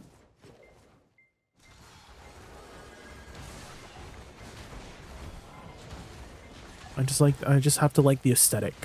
It doesn't have to perform well. It just has to have a better aesthetic and unfortunately aesthetic is, or fortunately, or unfortunately, whatever your perspective is, aesthetic is subjective, right? So I just have to, I like it. Maybe someone else might not like the aesthetic, right? So it's kind of like that, right? So it just has to make me enjoy the aesthetic more than Woosa, and that's a completely subjective thing. So it's gonna be tough, right? It's gonna be tough to have a new class that makes me swap off Woosa, just because it's not like a static thing. It's just like a completely subjective thing, right? Dude, static being like, some people might have a checklist of, oh, it has to have a grab or something like that, right? So because some people will only ever play grab classes, right? And that's their checklist, right? For me, that's not the case. It's all about the aesthetic. So that's why it's like I feel like my standard is hard to please, just because it's a very subjective thing rather than like a static thing, like having a grab, you know what I mean?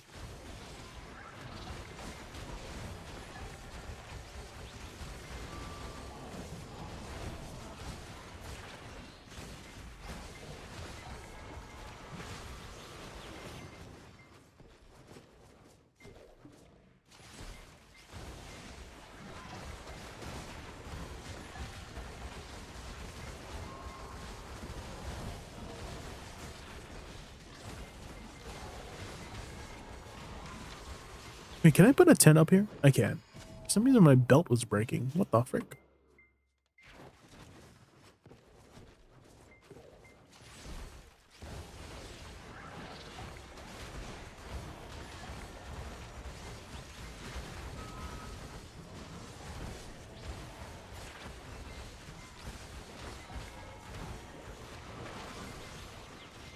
Do do do do do do.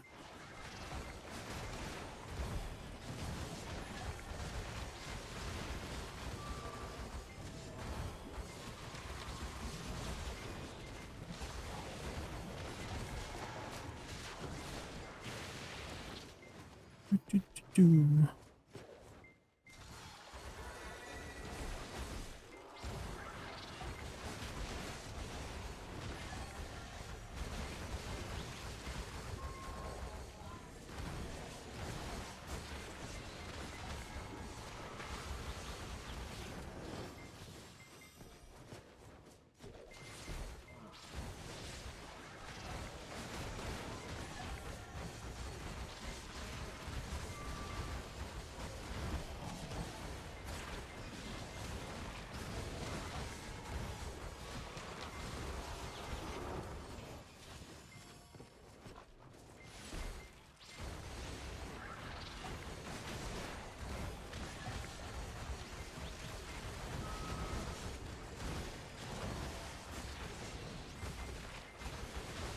And you don't ever feel bored grinding on Woosa? I love Awakening DK, but I'm currently taking a break from DK on my Awakening Mega because I was feeling burnt out and I grind half as much as you.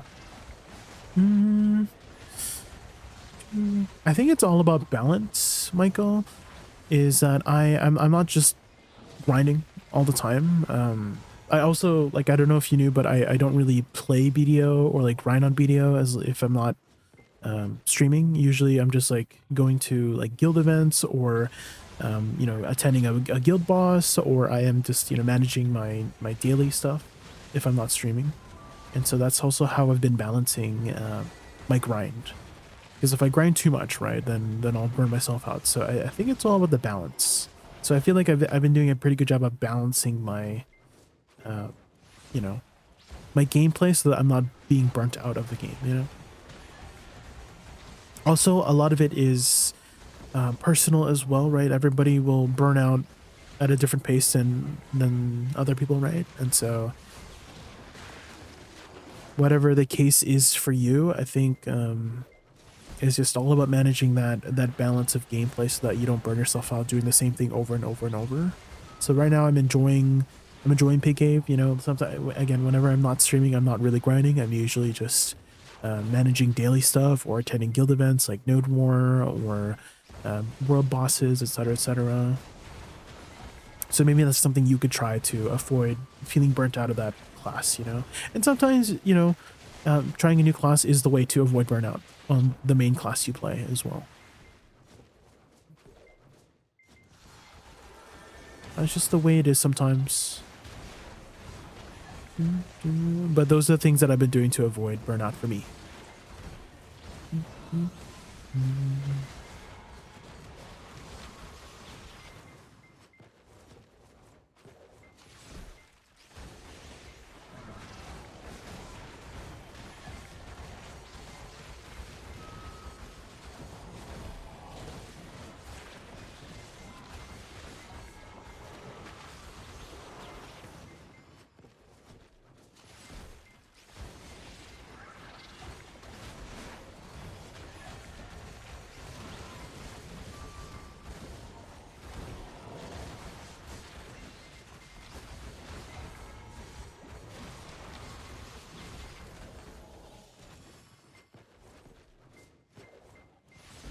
I feel like I'm missing a buff.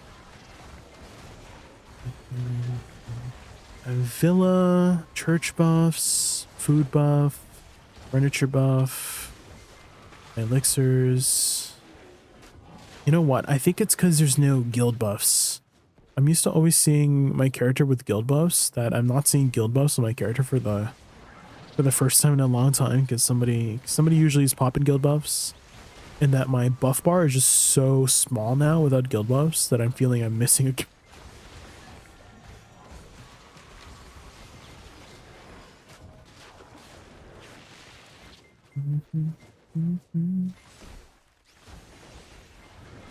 Another thing, I don't know if you've been actively doing so, and I don't know if you've been paying attention to whenever I'm just grinding and I'm just like, oh, I should do this combo here. I should do this ability here. I'm just like voicing out my thoughts of what abilities to use to, like, you know, improve the grind.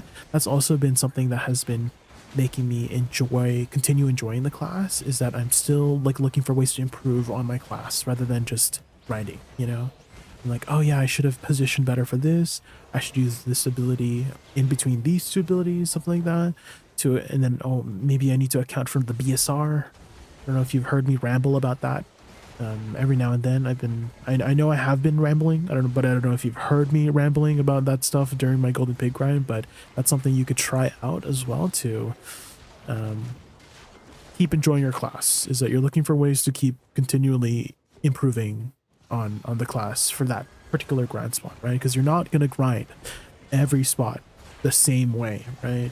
Maybe you can, depending on what grind or what class you play, but most of the time you have to accommodate and adjust to what grind spot you're in, right? Whether you're in a solo spot or you're in a spot that's a tower spot or a party grind spot, you know, there's a different dynamic to a lot of these grind spots.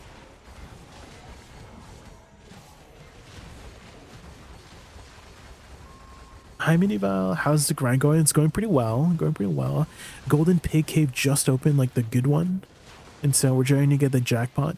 We've done one rotation so far. This is our second session right now. Taking a new class is the main reason I'm still playing. At first it was Woosa, and now I switched to Amigo. Oh. So maybe that's your way to avoid burnout. Because again, everybody, I already listed out my way of avoiding burnout, right? So maybe your best way of you avoiding burnout for the game, right? Because you just said that that's the only reason you're still playing the game is trying out new classes. So keep trying out new classes. Switch it up.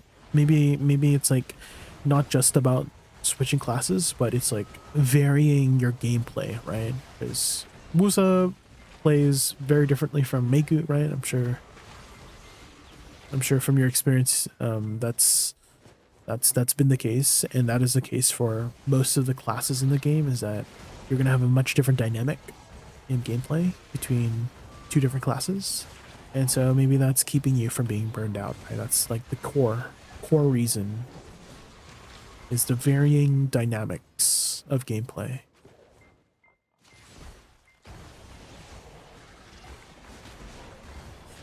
And Miniva, we're just talking about avoiding burnout in BDO. I don't know if you've had a big burnout out of something in your life, whether it be a video game or work or like a hobby or something. We're just talking about ways that I've been and my viewers have been avoiding burnout.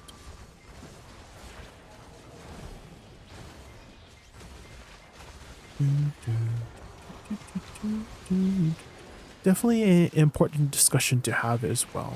Important thing to just have food for thought of as well. To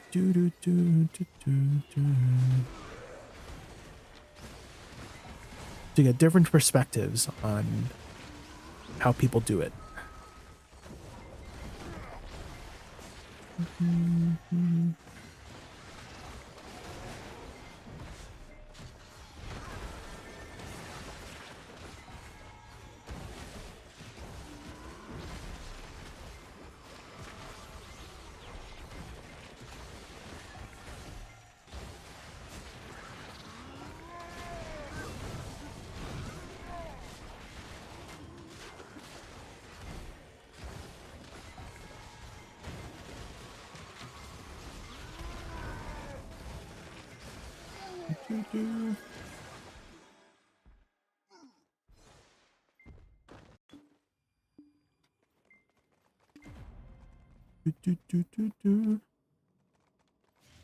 Oh my god, it's Wutaru. I see him.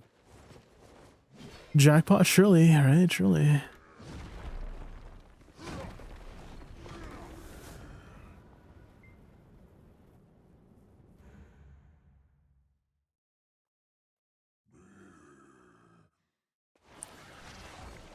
One question, the missions showed in the tab that says family mine. Only the ones family are the ones I won't need to complete again? Yes, yeah. Family basically means account wide. So you won't be able to redo them on a different character. Whereas the ones that say character specific will be the ones you can redo again. And most of the times the family quests involve like a pretty big reward, right? Pretty big reward in terms of like, let's say like account wide AP, right? Account wide AP, account wide stats, right? Land of Morning Light is a pretty good example of like, if you do the Land of Morning Light quest line, you unlock 2 crystal slots, right? And you can't do that again, right? Because if you could keep repeating to unlock 2 more crystal slots every time you do the Land of Morning Light quest line, is just, that just wouldn't make sense. So a lot of the family-wide quests are usually pretty substantial account-wide rewards,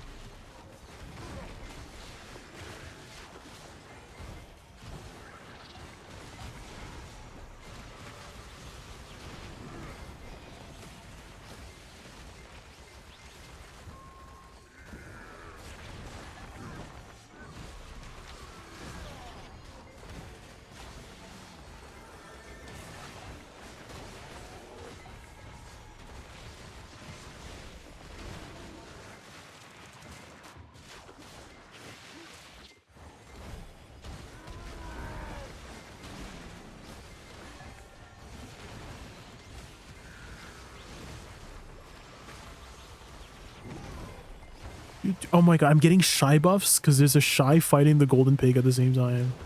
What the heck? This is OP. Am I cheating, guys?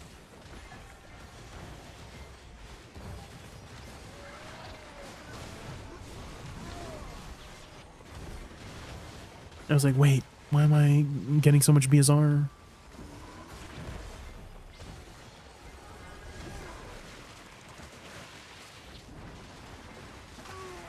Oh my god, what are we gonna get, guys? Ah, the gold bar again, guys. Sheesh. This game stinks. How do I know? There's like a big message, Tyrant. There's like a big message in on the top here, but if you want a way to look at it without that message, like let's say you missed a message, you go to garmoth.com. Garmoth has a thing at the top right.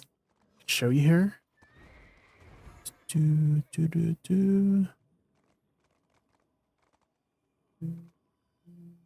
So if you look on the top right here, oh, it's being blocked by my overlay.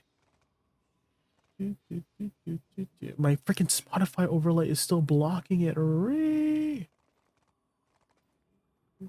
you can't even see it because it's like, okay, it's on the top right here. Okay, it's above the coupons. It's above the coupons. You'll see it on the top right.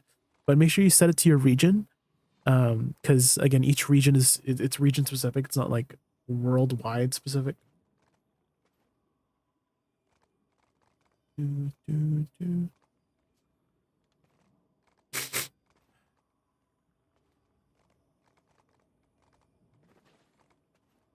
to blow by Dosa again, guys. We're back. One sec.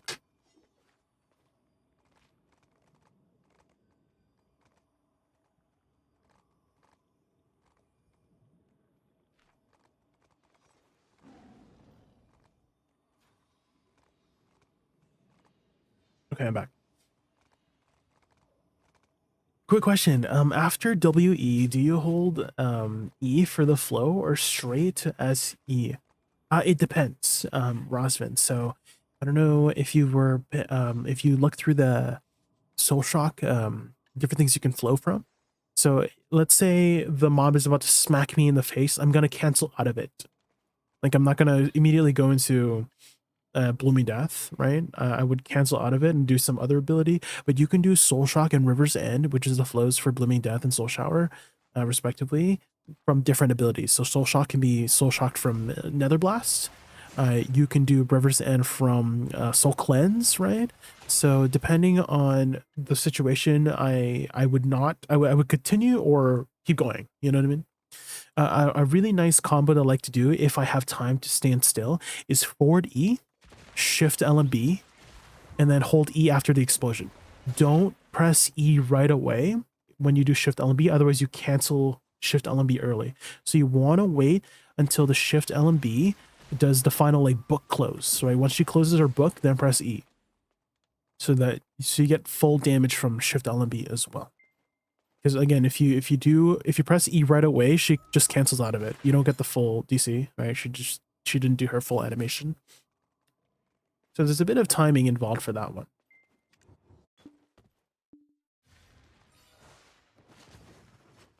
Oh my god, the rubber band.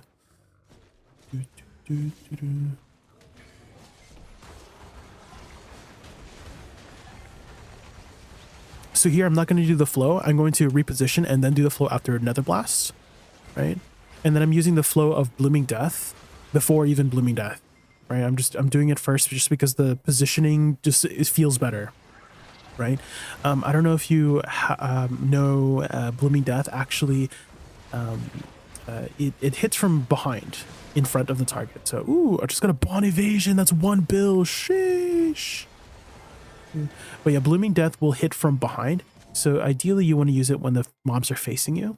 But because the mobs aren't facing me since I repositioned, I would do River's End first, you know?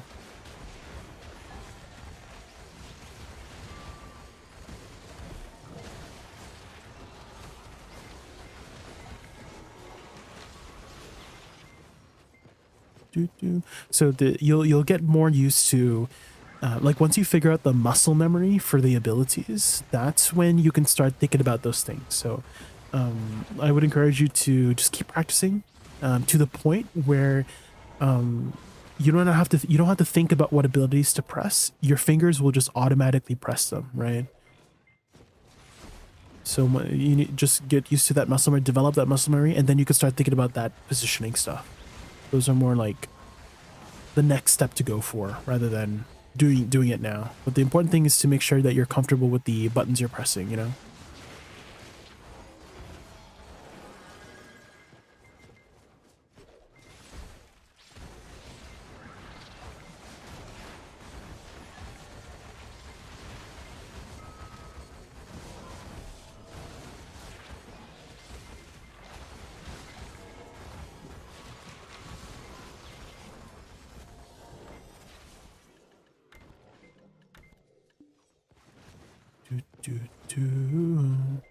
If you group the sources into a folder, it makes them easier to go away.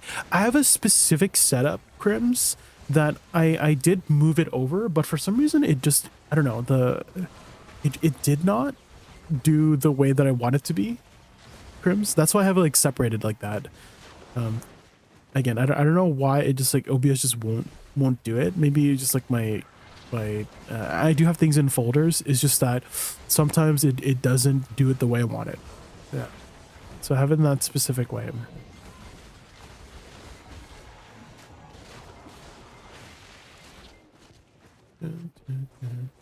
Can I hop into PK with no experience and throw my AP at it?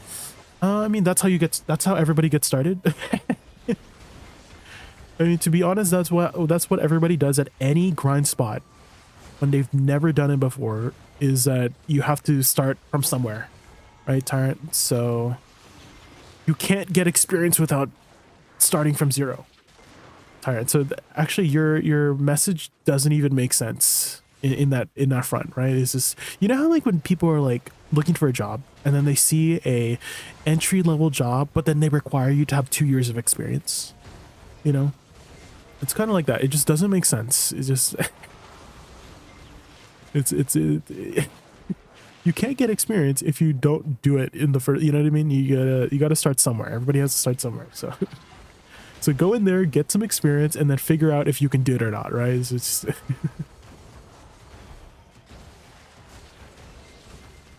that's the first step, is trying it out.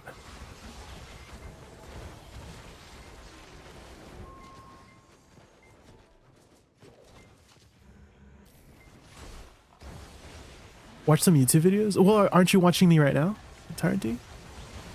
So if you're watching my position here, I'm trying to group up the mobs as tightly as I can, and using a movement ability in between packs, and I'm trying to prioritize grouping them at one specific mob. Usually it's like one of the corner pigs, right? So whatever you're seeing right now, if you think you can do this, then try it out. Yeah. I mean, it's the same thing as watching a YouTube video. It's just that you're watching it live, right? So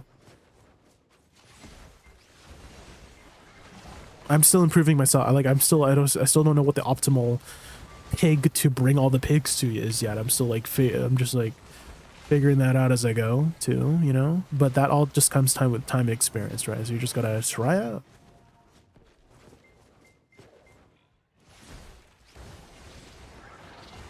You got this. There is a recommended AP DP, but I have seen people just do it at like 310. Just because, you know, they're just good at the game, and also their class is also just very good at grinding, right? There's always going to be a class diff in everything in BDO, right? And PvE is like, people should know this by now. There's always going to be a class diff. So if you are a class that's OP and you're also a god gamer, because also being a god gamer is a big factor, right? Knowing how your class works will improve your performance, right? A really good example that I always like to reference is a player by the name of Looney Storm on YouTube.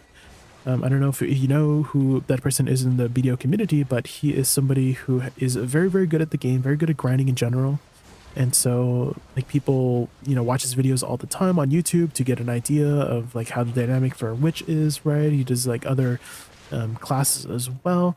But he's done videos where he's done like Olin's Valley or like Gyfins with literally season gear, right? So, and he can do it with way below recommended gear score because he's just good at the game, right? And He's very knowledgeable about the class he plays, you know. Having more gear allows you to be a little bit more lenient with, you know, the effort that you put in, right? I think that's the best way to put it, is that the more gear you have, you don't have to put in as much effort than if you were to have less recommended gear score, right? If you have less recommended gear score, you have to put in more effort in surviving. You have to put more effort in making sure that you're upkeeping the DPS, right? To meet DPS checks in some grind spots, you know? Golden Pig does have a DPS check. And so, I don't know if you will be able to meet the DPS check below a certain point. But again, it's all like class difference, but the DPS check is at the boss, at least the fortunate one. I don't know if there's a DPS check for the 24/7 Golden Pig Cave, but the fortunate one, right? The one when it's open has a 5-minute DPS check. And so if you cannot kill the boss within 5 minutes, it will disappear and you won't get any loot. And so it's very, very important. But if you're recommended gear score, if you're at the recommended gear score, you should be able to meet the 5-minute DPS check for that boss.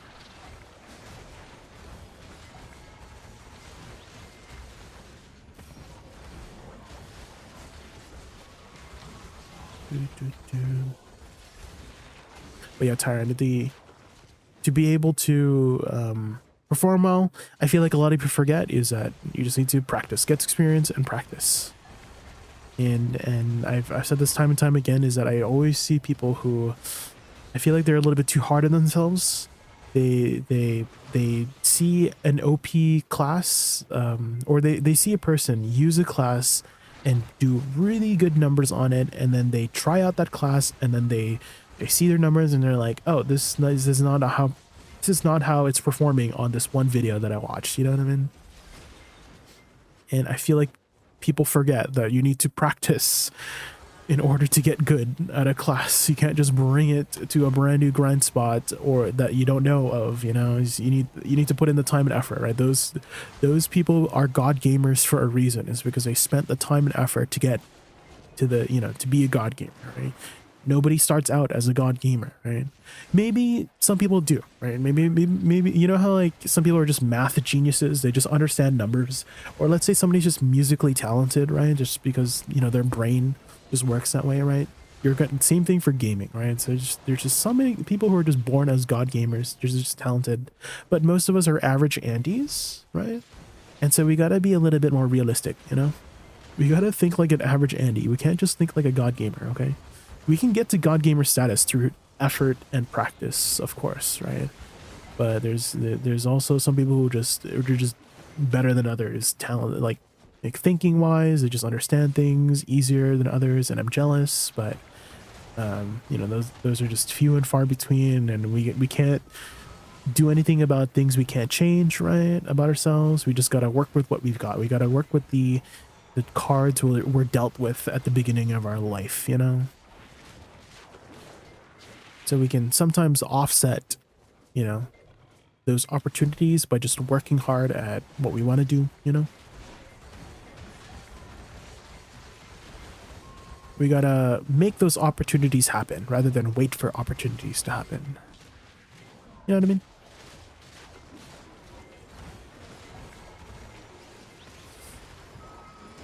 When Crypt came out, I died so many times trying to grind it. Yeah, Crypt was also, I remember back in 2021, you know, Crypt came out, and then which was actually one of the best grinders for Crypt.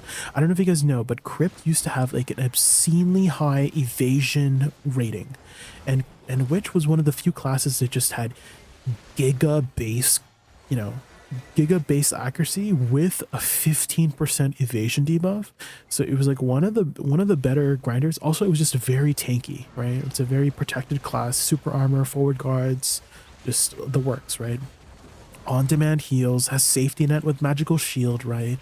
And I remember somebody just telling me, oh, like, what would you recommend to grind Crypt? And I said, yeah, Witch, you know, I was playing Witch at the time, and Witch is like pretty good, and it listed out all like the features that Witch has, like very protected, on-demand heals, etc., etc. Very comfy time.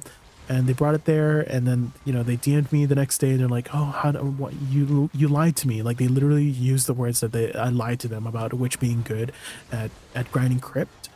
And then I'm like, wait, did you just roll to the, like, ask them, like, how much experience have you had on Witch? Did you just roll to it and bring it to one of the hardest grind spots in the game, or the actual hardest grind spot in the game at the time? You know, it's just, I don't know, and people need to be, need to think a little bit more.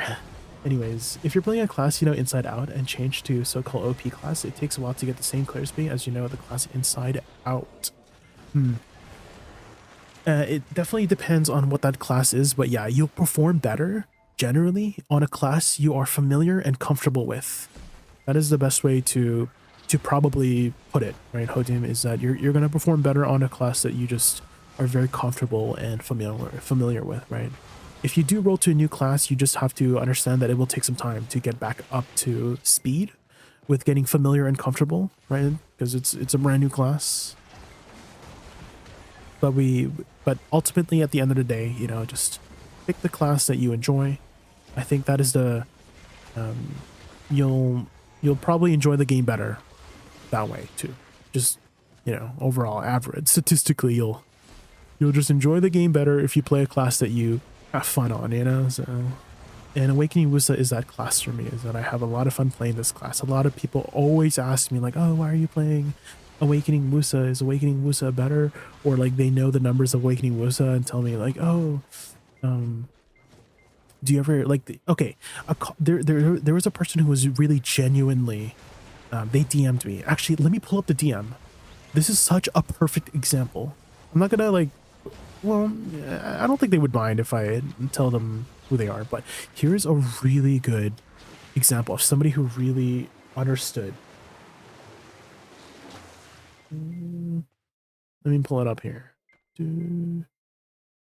But they were essentially asking me about if I ever feel discouraged for playing a class who is not like optimal, because they you know, they were telling me that, oh, like they're conflicted on playing a class that's like not as optimal, right?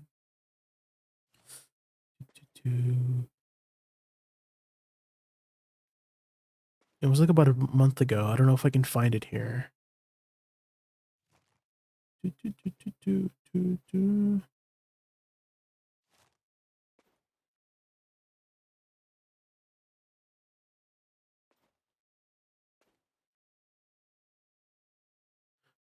Oh, here it is. I found it.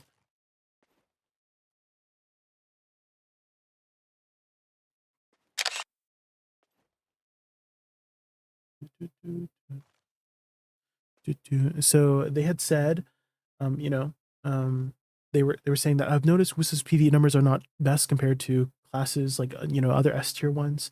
And then I replied with, yeah, it's not really making those S tier numbers, but you know, I said there's no complicated reason as to why I stuck with Woosa. It's just I just enjoy the class, right? Aesthetically, et cetera, et cetera. And then I go into like, you know, when it comes to choosing a class, it's not always about the factors of performance, right? There's other factors like playstyle, aesthetic, and that's what I've been focusing on, right? And so again, I always tell my viewers that if you plan to play on a class, you might as well be on one that you enjoy, and right. And they appreciated my my thorough response to their question. Who this is a person who's like very genuinely like want to they're not just like, oh, you're playing a sucky class, right? Like, or not a class that just doesn't perform well. They really wanted to have more of an insight as to what class they wanted to play, right? And so I tried my best to give them an answer that would give them more insight on that aspect, right? Is that they had not weren't fully convinced yet on rolling to Woosa, and that's okay, you know. And so hopefully I was able to give them the right direction of choosing a class in BDO, whether it be Woosa or another class. So these are the examples I mean, right? Is this, right? This is somebody who's like really wanting to understand, right? A little bit more thoroughly, right? To just go deeper into it rather than just looking at it from a surface level of like which class, what is the best class in video, right? There's always, you know, that's always a very common question. What is the best class? Well, the best class can mean a lot of different things, right?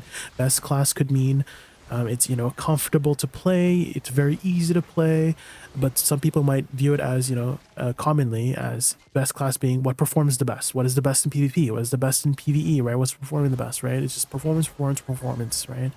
And that's not always the case for everybody, right? Everybody plays BDO very differently, right? Some people play it, take it more casually, et cetera, et cetera. And that's also the best way to play for them, is that they play a class that fits their play style, right? And some people are not always going hard on the game, right? So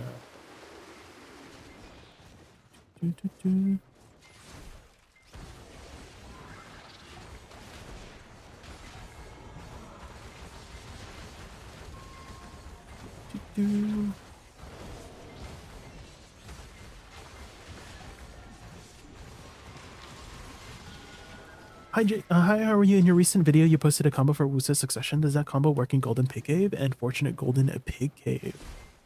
It definitely works, but I don't have a refined. It's a combo that just works, right? It's a very like common. You got to think about combos as having a structure. Malboro. I think that's a good way to look at it.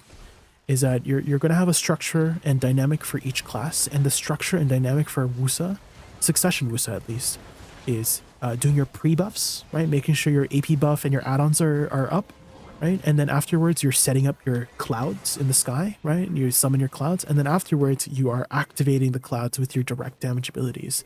And that is the structure you should always be following. Of course, there's going to be variations here and there, and I have not really played Succession Woosa here at Golden Pig Cave to give you like an optimal rotation, but I'm sure somebody has already done so. In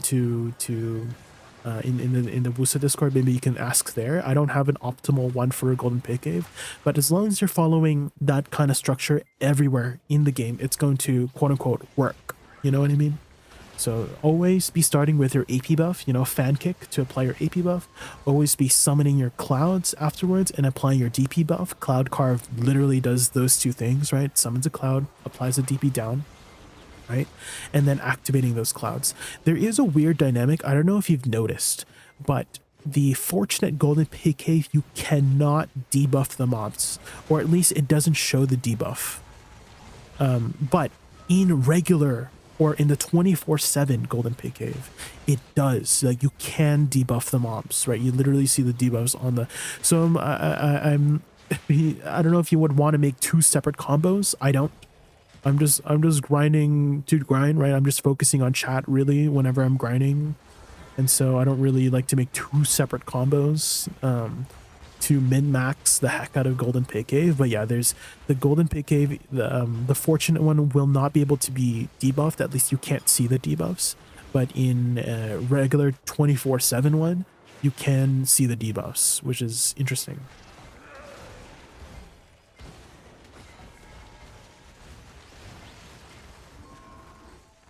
Have you played hardcore already? No, not since I actually was very turned off by the idea of playing a class that I do not know how to play. Whenever they revealed the hardcore server classes, right? Ranger, Sork, Warrior, and Zerker, I was like intrigued at first, but since they had revealed that you can only choose 4 classes, and I don't know any of those classes, it was very discouraging for me to look into it more, right? So I just been vibing over here at Golden Pig. Just been vibing over here. Most classes have some kind of universal rotation that can work everywhere, but it not be the most optimal. Yes, you want to adjust accordingly, right?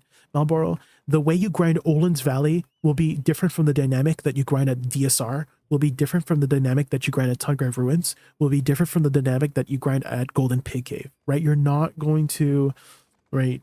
Like there's going to be some sort of structure that you're going to continuously follow, which is pre-buffs, set up your clouds, activate them, but you'll do it differently, slightly adjustments here and there to make it more optimal for the current grind spot that you're grinding in, right? Because when you're at Olin's, you probably have shy buffs and Z buff active all the time, so your same combo that you use at Golden Pig Cave will not be able to sustain it with your you know, your shy or vice versa, right? Your regular combo, because you have so much attack speed at Olins, right? You're adjusting here and there, etc., etc. So adjust accordingly to the grind spot that you're grinding in, right? But always be following that same structure, right? Of setting up your or pre-buffs, setting up your clouds, debuffs, and then direct damage, right?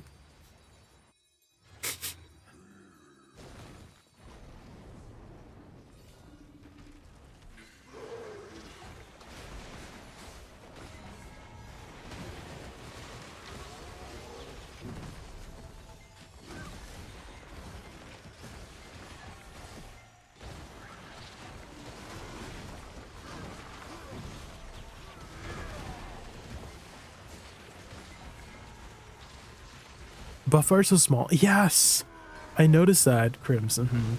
I noticed that. I was like thinking, am I missing buffs? Because someone's always like popping guild buffs, right? And this is the first time in a long time that I haven't seen guild buffs on my buff bar. So I may have just like missed the guild buffs earlier.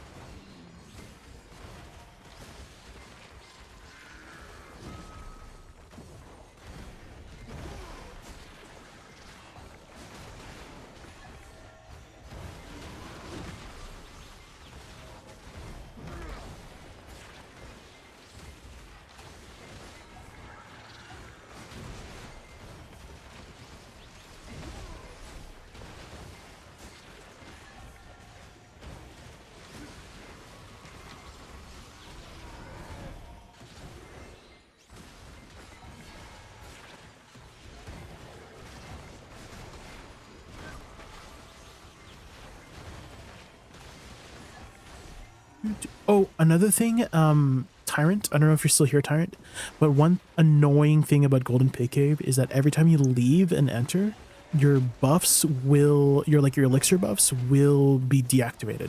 So you have to reactivate them each time. And so if you haven't done so already, keybind your continuous care, because you can keybind your continuous care if you didn't know. All right, did we get a jackpot? Any jackpot? Jackpot? 3 gold bars, guys. This is most unlucky. Well, I mean, I did get 2 bonds, which is basically 2 bill. But 3 gold bar boxes? No. And if you guys are wondering how to do that, for anybody who doesn't know, you do quick hotkey settings. So you can just search quick on the menu and then make sure you have show all. And then I have it set to Alt 6. This one, auto use items. It's always like Alt plus something.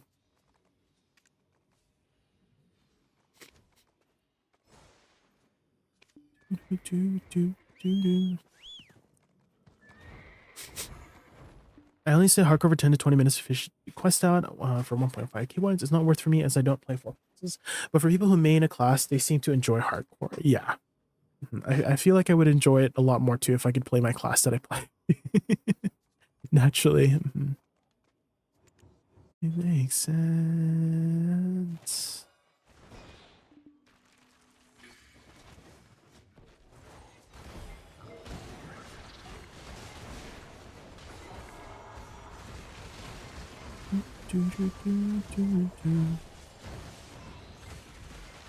Is there any like reward particularly that would be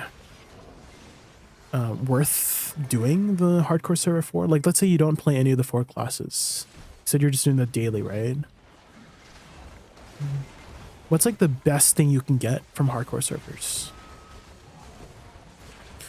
Stacks? What if you don't need stacks? What if, what if you're like, you're good on stacks? Is there anything else?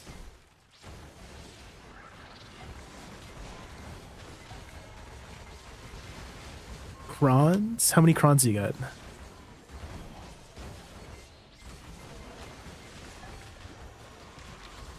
Is there any reason to use the Shift E skill? Yes, there's a couple different reasons, Rosman. The first reason would probably be HP recovery. On the final hit, when the words go into the ground, you'll notice whenever she uses Mark of the Moon, you notice how like there's words that go into the ground. That attack will recover 500 HP on hit for 2 hits. So it will cover 1,000 HP. So it's a good way to recover some HP.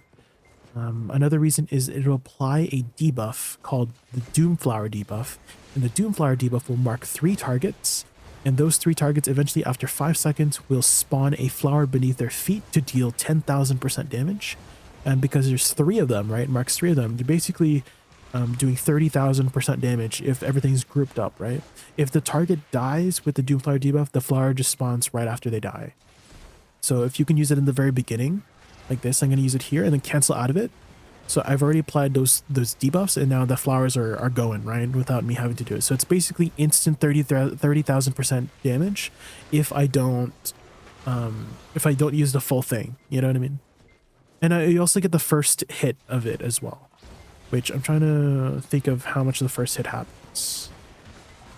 So there's a couple different reasons, multiple use reasons for fully casting it and not fully casting it, you know? So first hit is about 6,000%. So it's not too much on the first hit, but you're just applying also debuffs. Oh, sorry, add-ons and buffs. So it is a tier 3 add-on. And so you might want to just use it just at the very beginning to just apply a tier 3 add-on instantly, right? Because again, you can cancel out of it from a lot of the movement abilities. Cancel, you can use a dash, you can use F, you can use side soul cleanse, which is what I use a lot.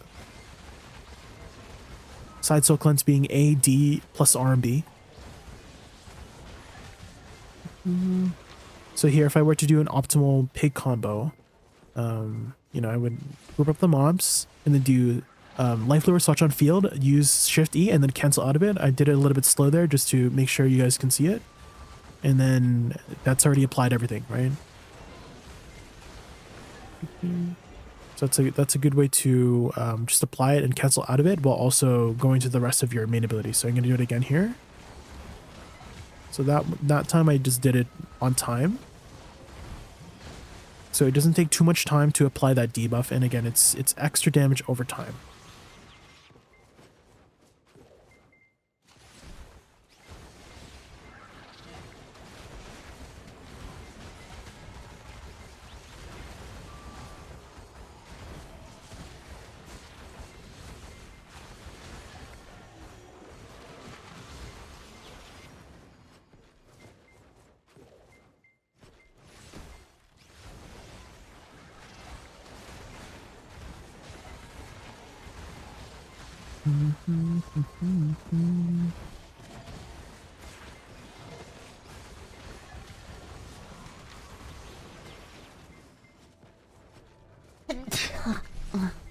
This will not. Thank you so much for the follow. I really appreciate that.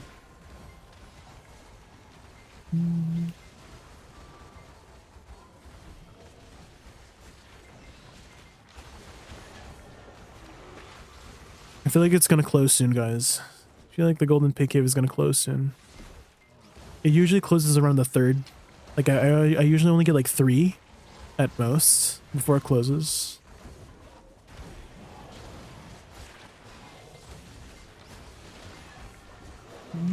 Thanks for the help. Of course, yeah. If you have any other questions, please let me know.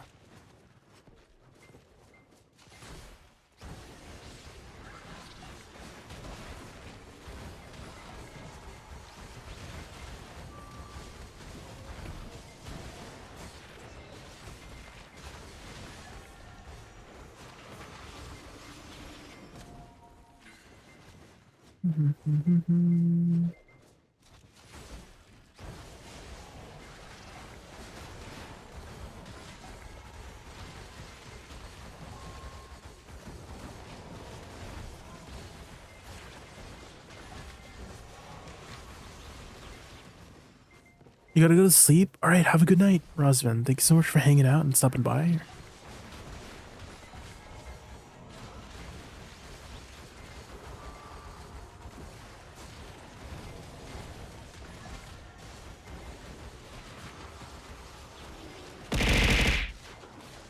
Oh, System says, R0's Rosvin, thank you so much for the sub. I really appreciate it. Thank you. R0's Van, 2 months of epic gaming adventures with Lil J and Jaykun. Your support means the world. Let's keep the fun going strong. Thanks for the resub. Thank you. I really appreciate the sub. Enjoy your ad-free viewing and all of the fun emotes. And I appreciate the support, really. That means a lot. Dude, hi, Zax. How are you? Hopefully you weren't waiting too long for my reply. I always forget to check my YouTube chat sometimes. I'm like, oh, has anyone... I like check it periodically because I don't get too much like activity there. But I always see you over there, so I appreciate you always be supporting me from the YouTube side, Zax. The Golden Pig Cave just opened, and so we're just trying to get some jackpot. Surely we get the jackpot. Is it? Lately.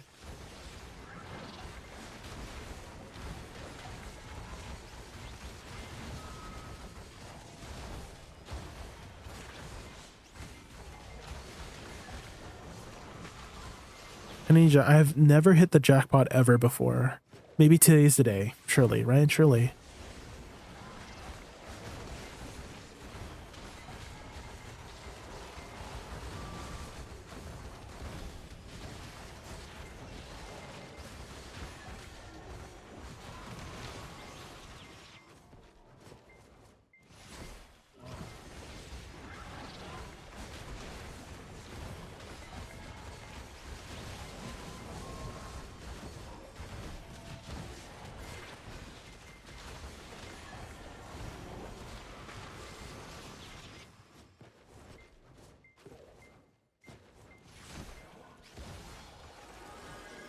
Oh my god, that guy just never died? Oh my god.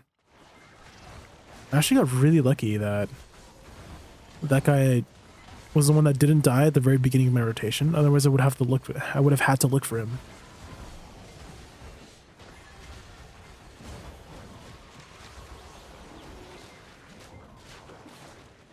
Love the Woosa guy, even though I'm not sure the class is for me. I'm glad you enjoyed it, this and all.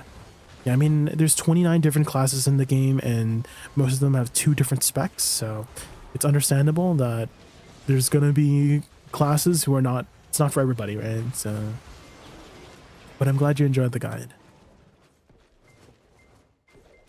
People were asking me if I would do a Dosa guide, but I don't know anything about the PvP side of Dosa. Maybe I could make a PvE side of Dosa, but I don't think I have as much experience on that class to really put out a guide that would do it justice, you know? So I feel like somebody else would be able to do it better than I could. Maybe Crims, you know? Right, Crims? Surely.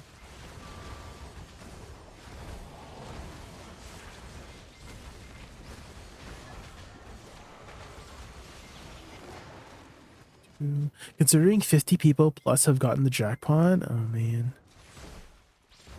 One day I'll have my time, right? Surely. Only one person gets the jackpot, right? In the entire like region.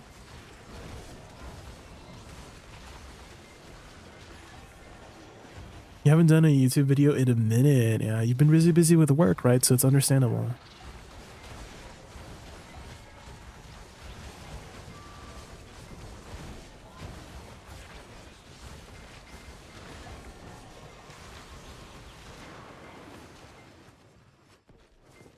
I just hit 4 Debo earrings yesterday in 20 minutes? Sheesh.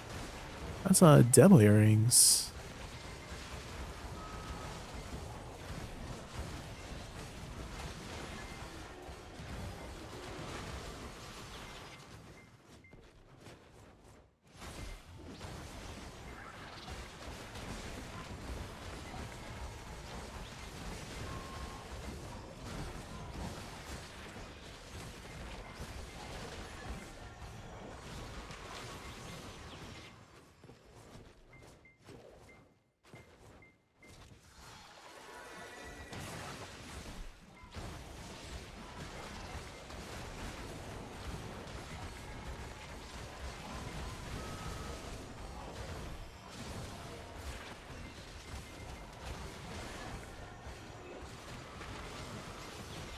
To be honest, I would enjoy the guy, but I'm finding I'm like 2 weeks into the game casually and still working on finding a main. You just started 2 weeks ago? Welcome, Thistlenaut.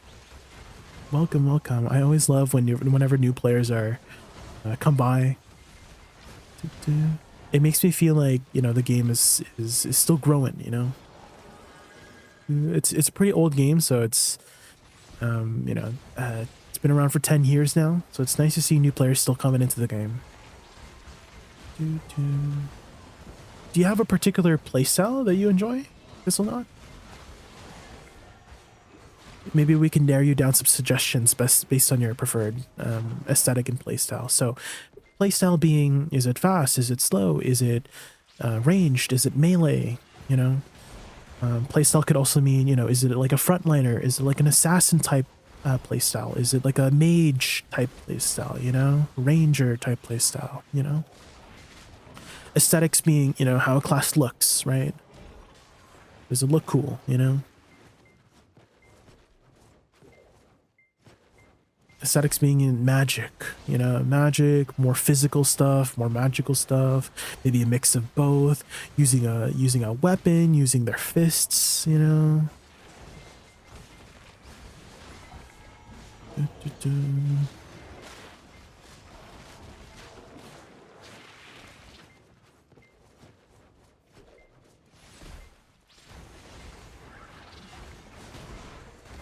Have you looked into Dosa yet by chance, Thistlenaut?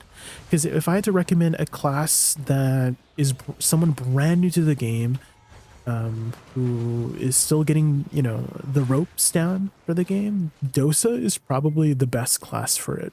It's very easy to play in both Awakening and Succession, and performs pretty well in both PvP and PvE, both Succession and Awakening. Not like the best, like, you know, like an S tier class, but it's like A plus in like most things, you know. It's just, ooh, I got another bond. Sheesh, that's another 1 billion silver.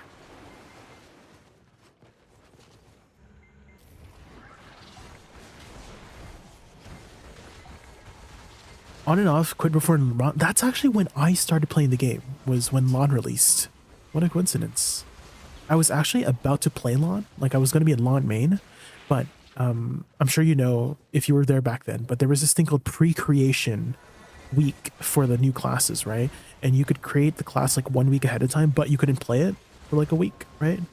You could just create the class and lock in a name for it, but yeah, I got into the game because my cousin was like, hey, try out this new game. There's a new class coming out. You should try the LAN class. It's like a flying class. And I was like, ooh, interesting. So made one, couldn't play it, played Witch instead, stuck with Witch. So.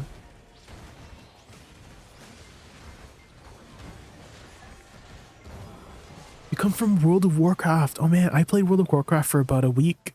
Sorry, not a week, one expansion. About a week. Imagine, like, oh, I played it too for about a week. Now, I played about for one expansion, the Legion expansion, and it was a fun time. Rims.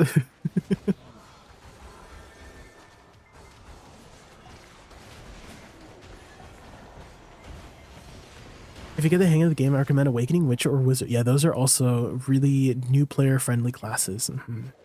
I guess you don't know about Awakening and Succession since you quit for a LAN release, right? So you can basically think of it as 2 different specs for the class. 2 different specs for the class.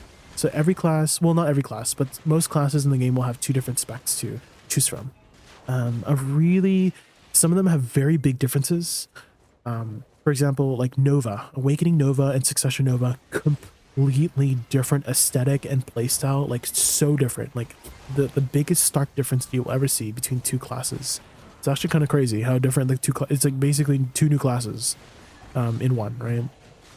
And so you might want to, and then some have more similar kind of aesthetics. So I would kind of say Witch and Wizard both have similar aesthetics to their Succession counterparts, right? They're still using elemental magic, right? Whereas Witch focuses on earth and lightning in her Awakening. Both Witch and Wizard are still using all 4 elements in their Succession, right? So some classes will have similar aesthetics to their Succession, but yeah, there's some classes who just have completely different aesthetics and playstyle to their Awakening counterpart.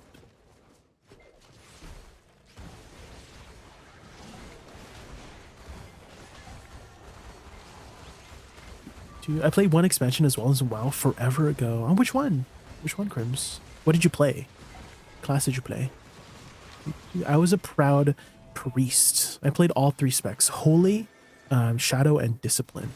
I played Shadow in raids, and then I flexed to Holy whenever we needed, you know, a healer or like some healer was missing. I would flex to Holy, and then in dungeons I would particularly play Discipline. Discipline was really fun in dungeons.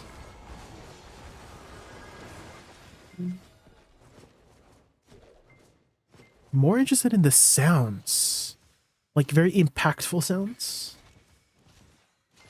Impactful sounds. Interesting. I never thought about looking at a class that way. Is if the sounds sound very sad. What kind of sounds do you like looking for? Like more like magical sounding sounds, or like very physical sounding sounds? Something a little bit more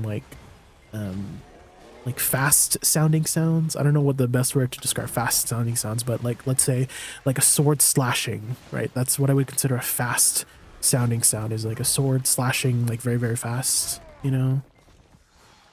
I would say the sounds of Woosa is very like whip-like for Succession, very lots of whip sounds. And then for Awakening, it's very like laser, like a lot of laser sounds, like pew pew laser sounds, you know?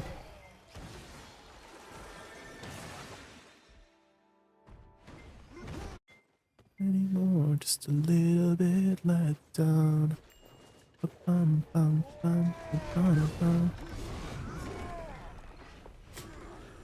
Whatever you do, don't play warrior sorceress. Summoner is not newbie friend. There are a lot of unfortunately, like some summoning damage. There's a lot of things that can be considered as summoning damage, but most things that involve summoning damage have weird scaling with some of the stats, so unfortunately. And Awakening Woosa is one of those classes.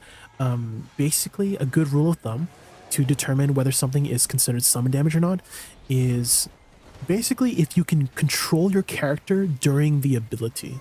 Like, you can start the ability and then it continues after you do something else. So her flowers are very, you know, very obvious ones, right? Like casting the flowers and then they explode after a delay, right?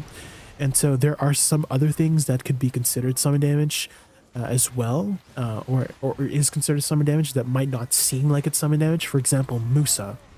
So Musa has these blade projectiles. You know how like when Musa like swings his big, thick, girthy stick around, right? He creates these like blade waves. Those blade waves are considered summon damage because you can, you know, continue doing other things while the blade waves are going, right? So yeah, the projectiles, yeah, projectile waves.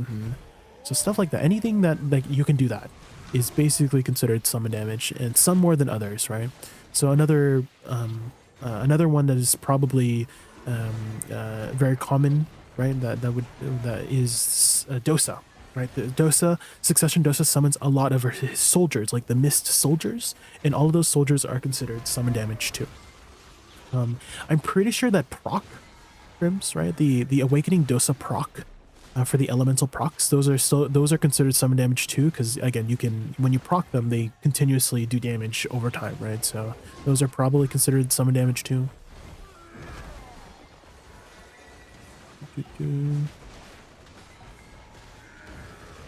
And so I don't know why they won't let it scale properly in terms of stats for some classes. Some classes are just gimped.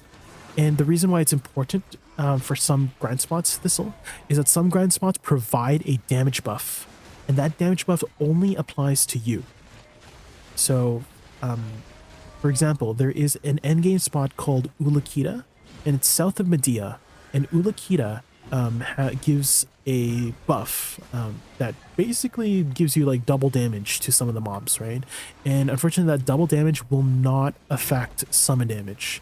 So unfortunately, all of Woosa's flowers will not get that double damage bonus. And so you're kind of relying just on your direct damage skills for certain Ulakita spots, unfortunately.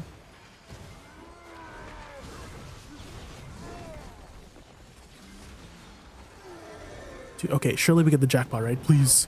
One time. Not the gold bar box. I blame Crims.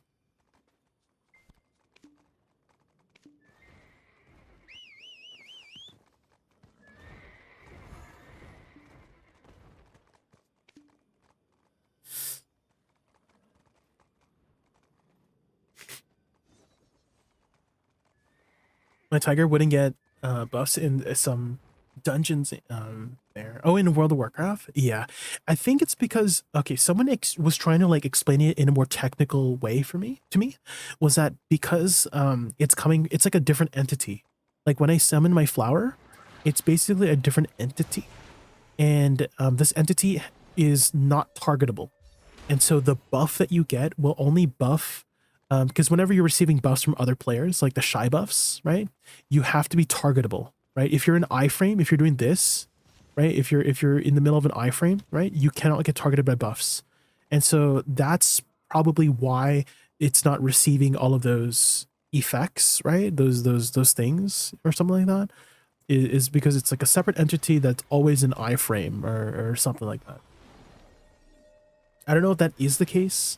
That was like just a conversation I had with somebody about, you know, trying to logically explain why it's not doing its thing, you know. Frick, it's still on cooldown, right? But yeah, it's like a separate entity that cannot be targeted by anything, and if it cannot be targeted, it cannot be buffed, you know.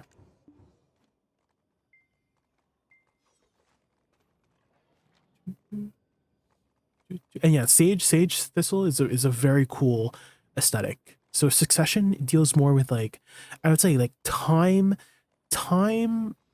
dimension magic.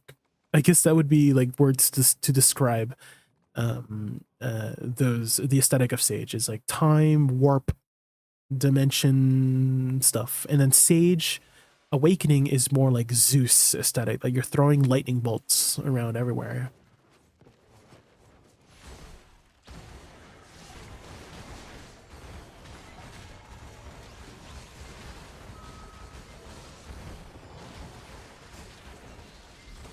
In terms of what is more popular, I kind of want to say Awakening is more popular than Succession, right? In both PvE and PvP. Definitely more in PvP. Because Awakening has a grab. And usually if you have a grab, you're probably doing better in PvP. Generally you have an advantage if you have a grab. Pig is still up. I know, Wutaro. Pig is still up for some reason. Usually it's like closed by now. It might close anytime soon, though. Like this next rotation.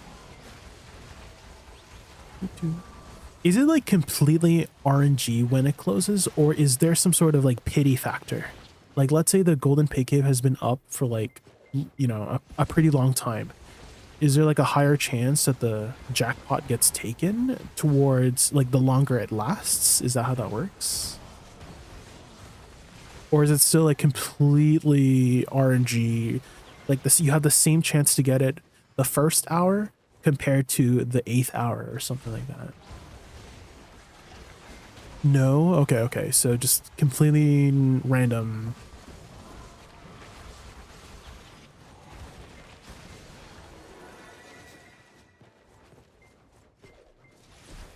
What did you end up playing Thistle for World of Warcraft? What class did you play?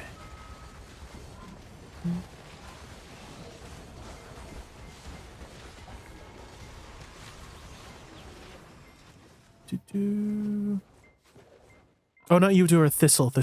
One of my viewers. They were telling me that they came from World of Warcraft, and so I was wondering what class that they had mained.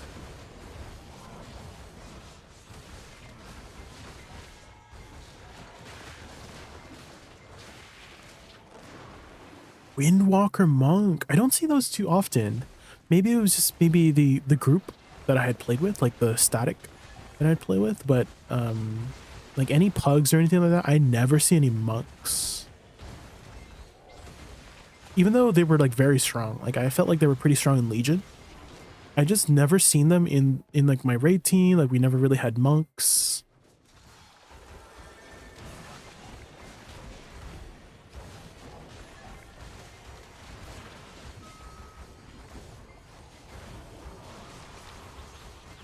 Did you happen to be there during the first raid of Legion, Thissalon? Because oh man, first raid Legion was the highlight of Shadow Priest. Like that was like, I don't know if there was any other point that Shadow Priest was like killing it, but first raid tier for Legion, Emerald Nightmare, Shadow Priest was so fun and so strong.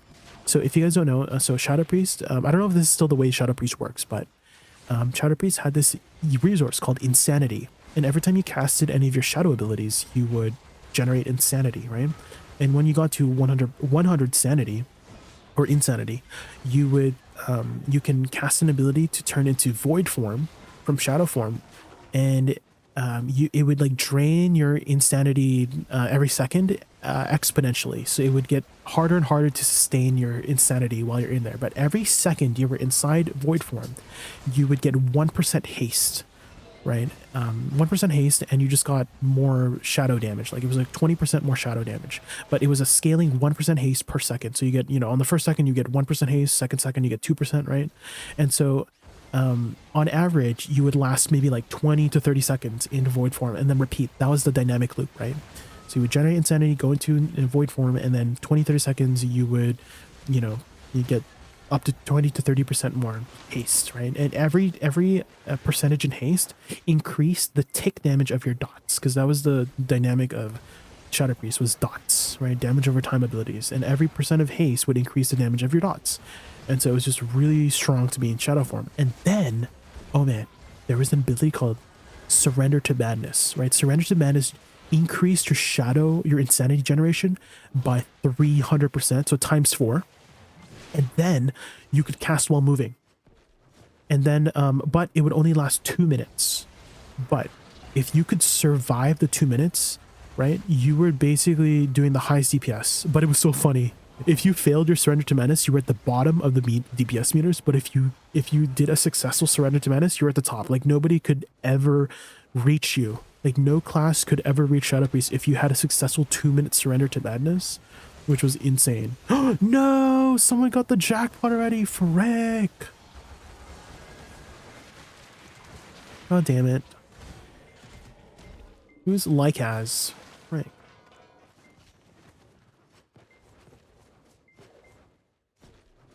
There goes my jackpot.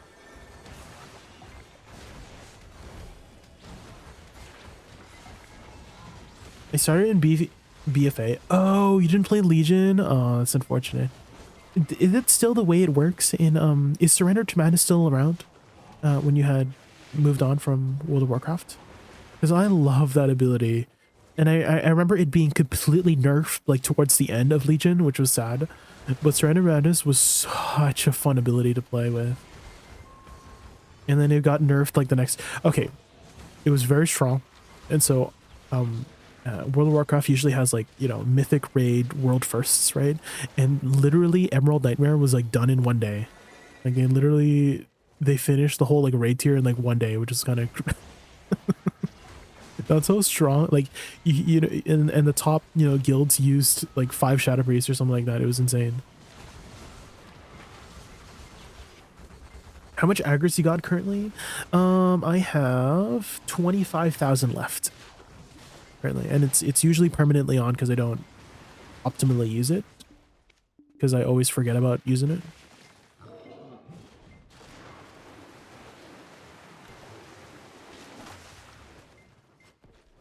They still talk about Surrender to Madness, but they have never been top since. I know, it was so sad. Shadow Priest days were so good, and then they nerfed it. Frick.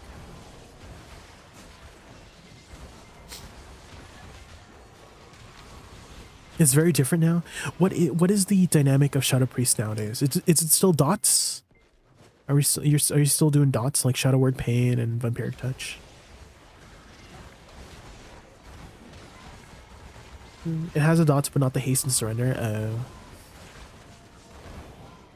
How do you scale it if it's not haste anymore?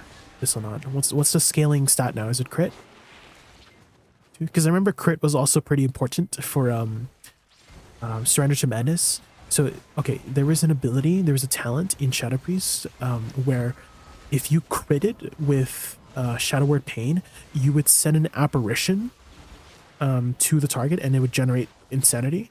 And so if you were it was just the most perfect fight for Emerald Nightmare. So in Emerald Nightmare, the final boss had like these tentacles, and you could literally stack up so many dots on so many different targets, and you would just be just constantly just generating so much sanity because of those tentacles.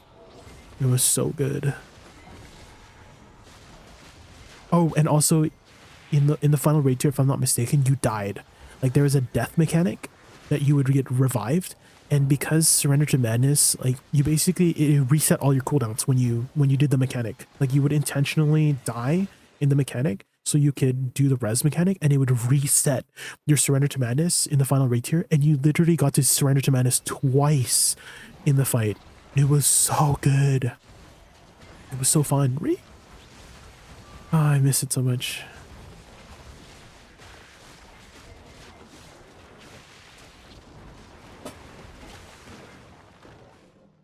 It is dots, but they have a lot more of a summoning with Shadow Fiend. Oh, like a summoning class? Interesting. Interesting. With the Shadow Fiend? Because, yeah, I remember that. Because it used to generate insanity for you, yeah. Whenever it, like, hit something. So it's more based... What? It's like a summoning class now? That's weird. I don't know if I like that. Mastery, and now it's... Oh, really? Interesting. I remember Mastery was kind of bad in Legion for Shadow Priest. Like you would just stack crit and haste. It was just crit and haste for Shadow Priest, like about an equal amount. With mass, interesting. Okay.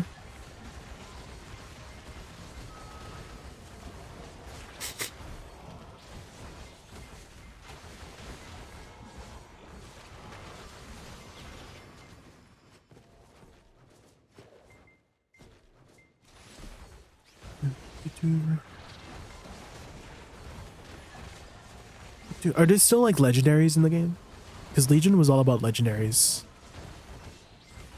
Are there still legendary items? You still doing that mechanic? I kind of want to say that the legendaries also like exacerbated the power of Shadow Priest too, because there was some really good legendaries for Shadow Priest who just pop off. It was like the highest scaling of a class in the very beginning of Legion, and if you just happened to get the right legendaries, you were a god. It felt so good.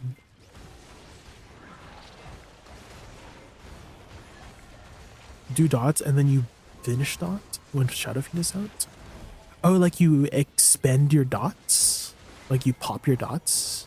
Interesting.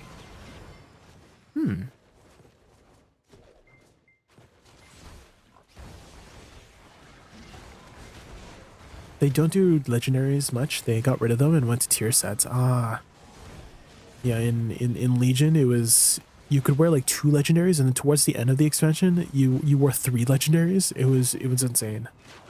And there was also tier sets. So not only was there legendaries, you got tier sets too. And so it was a balance of wearing your tier set bonuses at the specific spots that you want to use your specific legendaries on. So there was a lot of like diversity as well. It was really fun.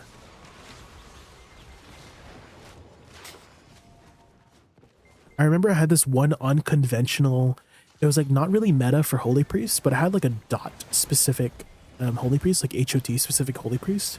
There was like these pants. I can't remember what they were called, but they basically extended the duration of Renew by like 6 seconds, which basically doubled the duration of Renew, right? And every time you casted a direct heal on a target, it would refresh Renew. And then there was an ability called Binding Heal. And Binding Heal was really OP and bugged also in Legion. So Binding Heal was broken because it was bugged. And I don't know how, they fixed it eventually, but during the tier it was bugged. Essentially, okay, so how Binding Heal is supposed to work is that you would target somebody with Binding Heal, he would heal that target, and then it would heal yourself, and then it would heal it would smart heal being it would target somebody who has low HP, right? It would prioritize somebody with low HP within range, right? So it was bugged in a sense that it would not target you. It would target your target, but it would be like two smart heals. So what your self heal was basically not a self heal. It was one targeted heal and then two smart heals, and that made it extremely efficient for mana usage to like you would never overheal with binding heal. It was almost impossible to, because you're targeting somebody who's low, right? So your first target, your actual target will usually never overheal, and then the two smart heals will always prioritize somebody who's low. So you're rarely ever overhealing with binding heal.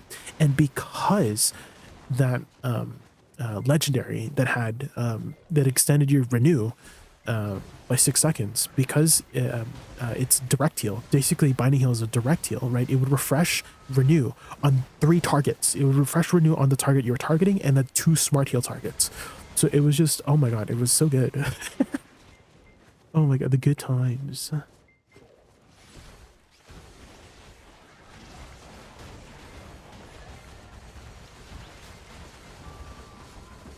I think Shadow Words and Build Stuff Insanity, they added a lot of a dot that consumed Insanity and Devouring Plague. Oh, I remember Devouring Plague, yeah. Devouring, it used to heal a lot. Is it still like the main heal? Thistle? Because you had 2 in Legion. You had Devouring Plague, and both Vampiric Touch and Devouring Plague both healed a lot. Like self-heal.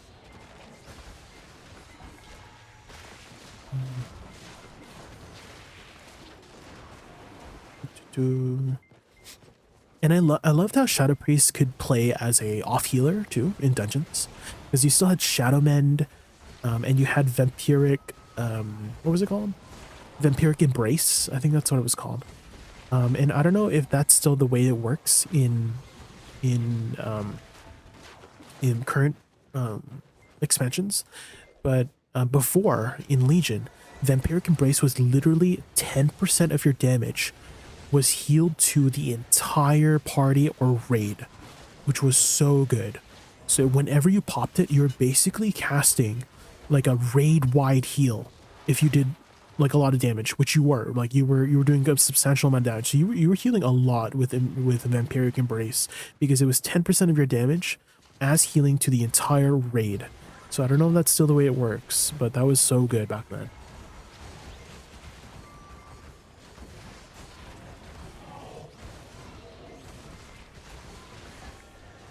Holy Priest was my first character. Binding was around, but it didn't do as much. I see.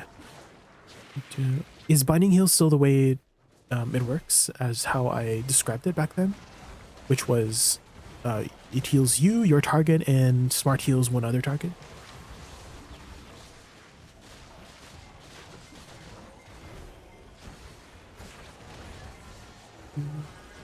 Vampiric Touch does, but Divine Plague wasn't much healing. They kind of nerfed. Oh, I see. Yeah, because I remember Divine Plague just healed for 100% of the damage back then. So there was like Shadow Orbs. And I think every time you casted Mind Blast, you would generate like a Shadow Orb or something like that. And then you would consume 3 of the Shadow Orbs to cast Divine Plague.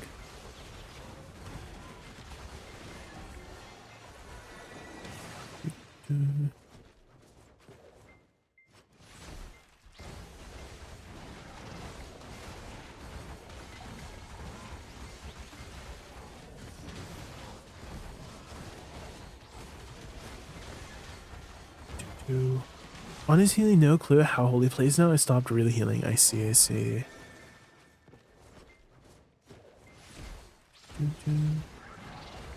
But that's an interesting direction that what you told me. I was very surprised that they I don't know if any other class is the way Shadow has been changed, but that's like a very drastic dynamic shift in the playstyle and gameplay loop of Shadow, just from like the few descriptions that you've told me of how Shadow has changed. It seems like a very different class now. I mean, it still has the you know, the dot aspect, but turning it from a dot aspect to whatever it is now, it's a very interesting direction. I don't know if I like it. Maybe I'll have to I would have to try it to really get a good idea of how the dynamic is. They remove shadow orbs completely? Oh.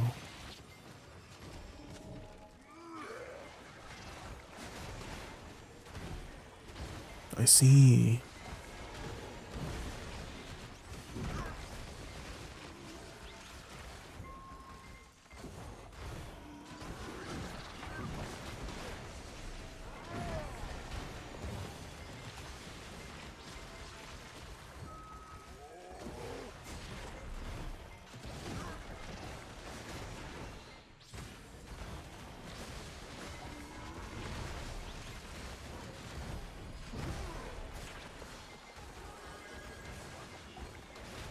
Reworked every year? Oh man. Might be different from when I left.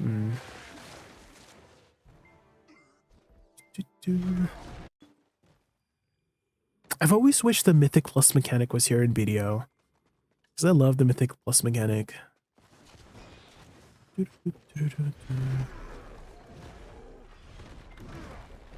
you do a lot of Mythic Plus in WoW? Or did you stick with like raids, raiding?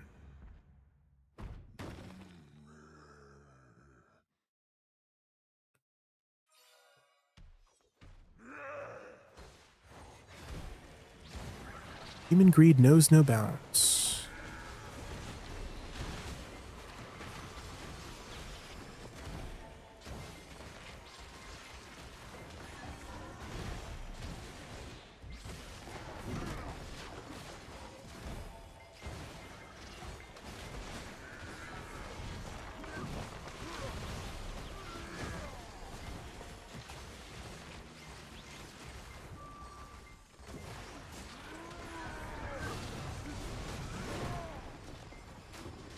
Top 5% Mythic Plus for Windwalker, then quit. I never found a decent Mythic raiding guild though. Yeah, I think I was very lucky with my raiding guild this month, because my raiding guild was it was like a old. Okay, so I was still like in high school at the time, and so I didn't really have too much time for grinding, for playing the game, and so I found a raiding guild that was like one raid a week.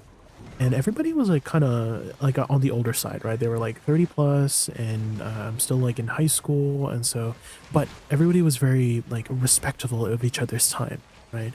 We would only raid 1 day a week, 4 hours, and we were able to finish like every single like mythic raid, like towards the end. Like we didn't finish like right away. It would take us like almost like towards the end of the raid tier to finish the mythic plus raid. But I think we did an amazing job for like for finishing the content before the next raid tier. Like we would get all the ahead of the curve achievements before the end of the thing. Again, we wouldn't finish like right away.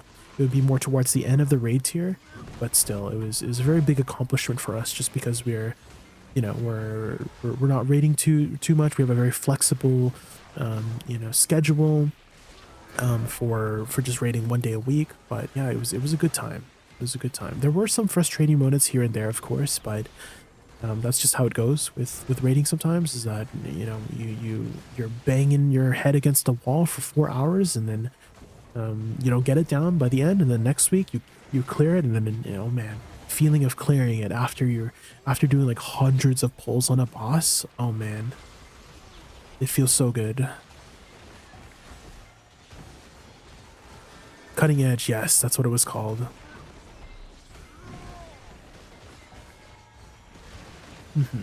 I think our toughest time at this or not, I guess you started in BFA, but there was a boss called Kill Jaden.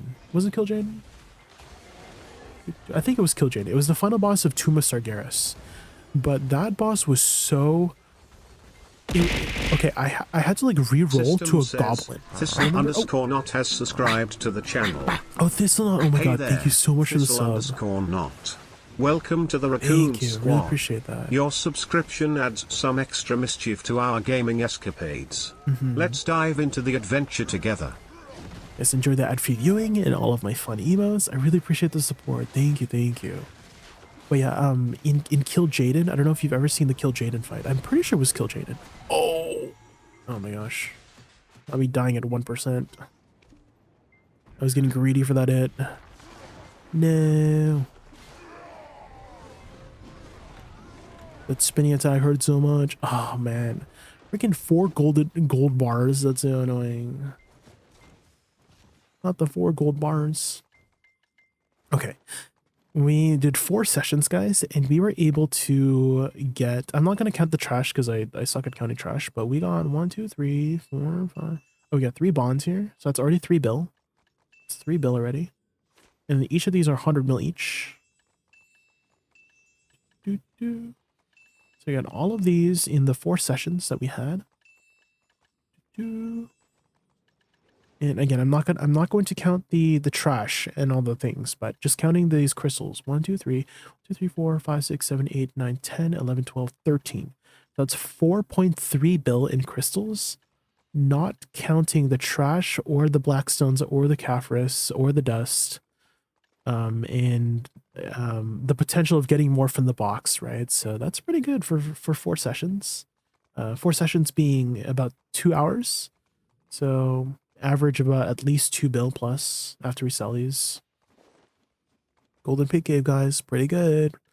Unfortunately, it is limited for the fortunate one. But I still like the 24/7 one. 24/7 one is not too bad too.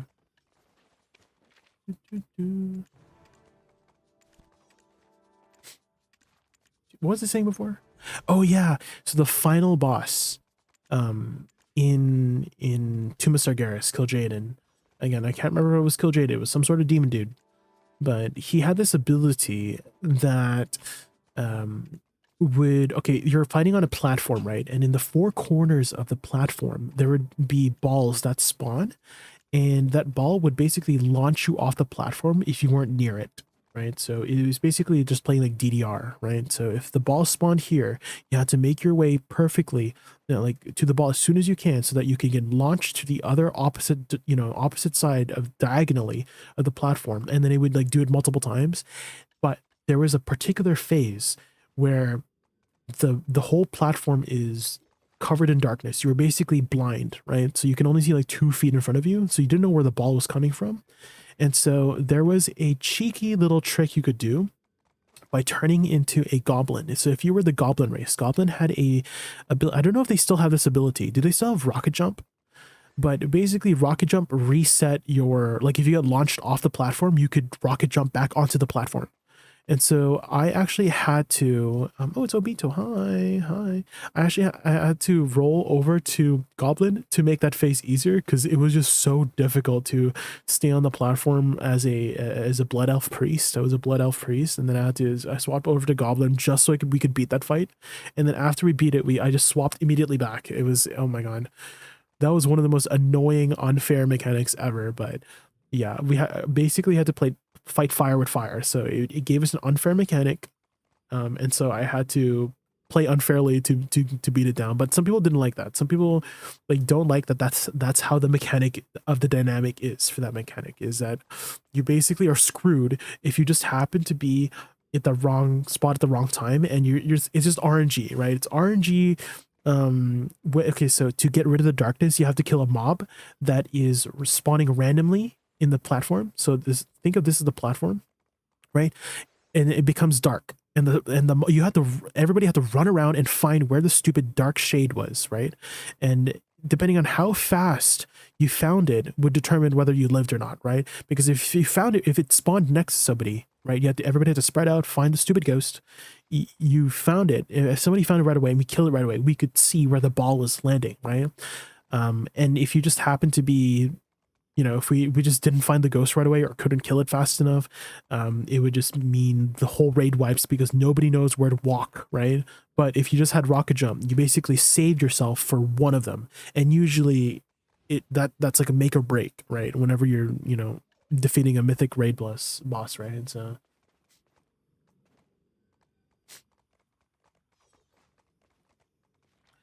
patching CA season reset, no free season pass. There's no free season pass? Oh man. Or season mechanic? That's where that mechanic started? Which one? Oh, the DDR mechanic? This like where it launched you off the platform? Do they still have rocket jump, goblins? I haven't looked into World of Warcraft in a while, but that ability basically was the cheat code to defeat that boss. I know a lot of world first raiding guilds swapped basically their entire raid team as goblins so that they could deal with that mechanic faster or easier.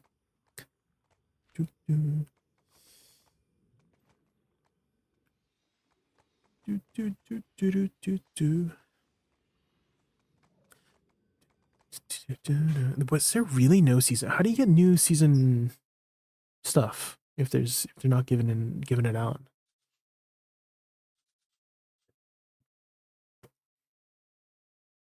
I used monk transfer. Yeah, I think there was another class too. I think it was void elves.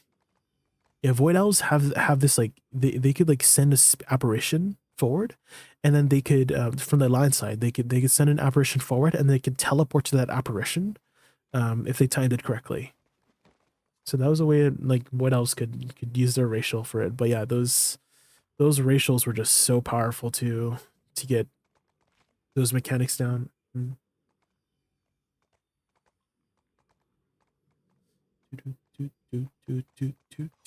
Okay, guys, I'm just gonna quickly use the washroom real quick,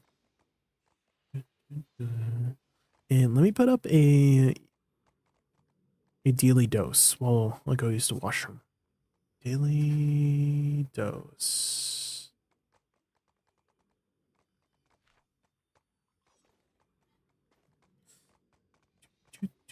Okay, I'll be back in like 5 minutes, guys.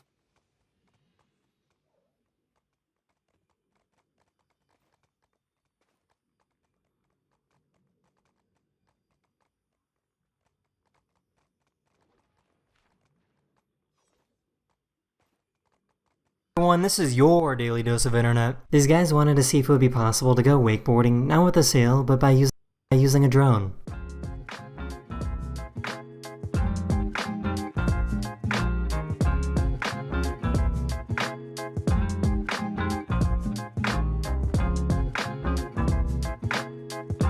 Now on the session, quite interesting.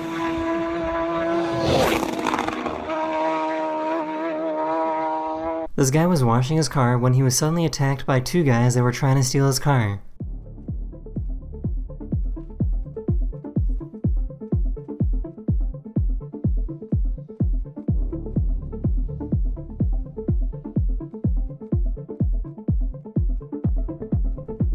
He somehow managed to scare both of them away just by using the hose. This poor guy fell asleep on the train.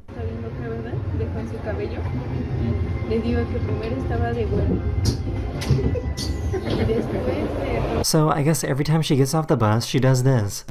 Thanks, Driver. Thank you. Bye-bye, Driver. Bye-bye. Bye-bye. Bye. Bye-bye. Bye.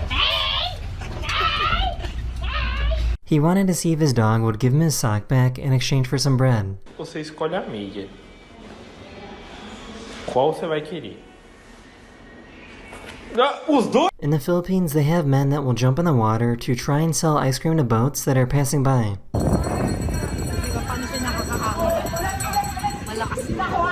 They were doing DUI checkpoints in Estonia, and the officer didn't realize that they gave a breathalyzer test to the passenger instead of the driver.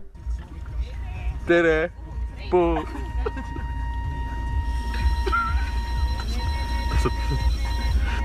Dosa. Item? So, what exactly was the end goal here? This is the part I'm nervous about. Oh no. Oh no. What's going on? I think this dog really likes to get his ears cleaned.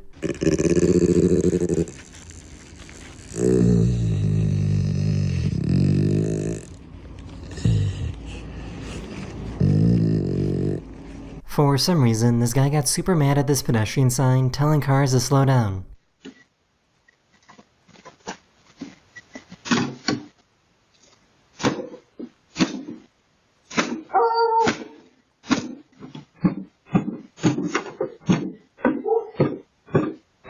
This guy was trying to get the bartender's attention.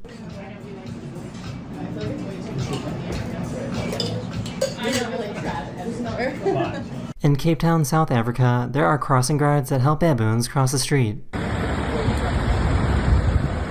Back. Grab the snack. Yo, Eric, how are you? Will we be streaming tomorrow? Yes, yeah. We have our party boss splits tomorrow, I believe. And so we'll be doing our party boss splits and also the new dungeon. 2, 3. 1, 2, 3. Is his head okay? Jesus.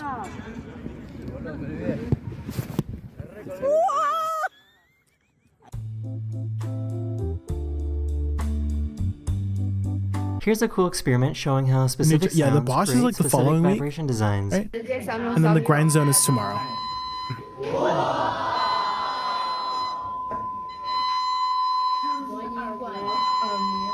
For some reason, her cat was sleeping perfectly like a square. Interesting why they spaced it out like that. Oh my god.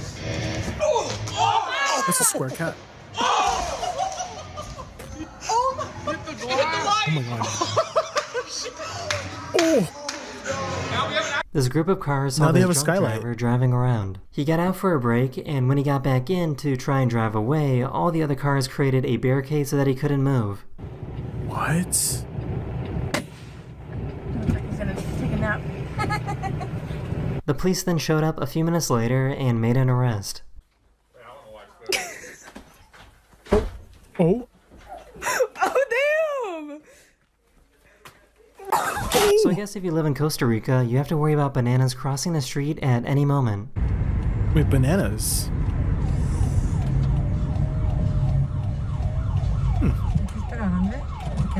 Found a lot of So I bananas. just found out that dogs that are waterproof exist. There's some new crystals, right, Eric, for the... Oh my god, that's a mop dog. Jesus. There's some new crystals, right? These skydivers released the ashes of their friend that loved to skydive. The ashes? Oh my gosh. I feel like that's kind of gross. Like, let's say it like lands on somebody's, and someone starts breathing it in, right? He wanted to see if he remembered how to skip, despite not doing it in over 20 years. The dude, the mop dog, yeah. He hasn't skipped in over 20 She years. was trying to make an artistic video.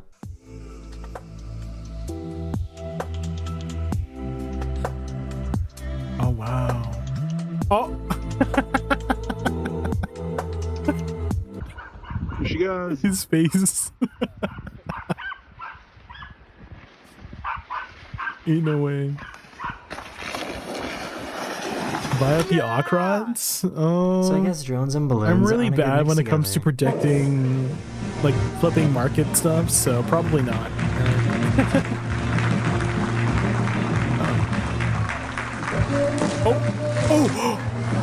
Oh my god, if that She would landed take a on rubber somebody, blanket out of the washing machine, and it looked like this.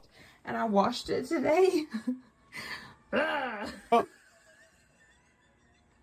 This guy jumped into a bunch of sea foam in Australia. Into a bunch of what? Sea salt? Oh, way to go!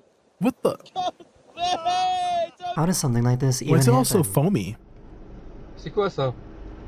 Pourquoi il y a Oh, ça sea sur la foam. gauche? Oh, wait. Ouais, mais c'est Sea chelou, salt. quand même. C'est quoi ça? Hey Dylan, how are you? How is sea foam even produced? Oh, Oh my god, they got the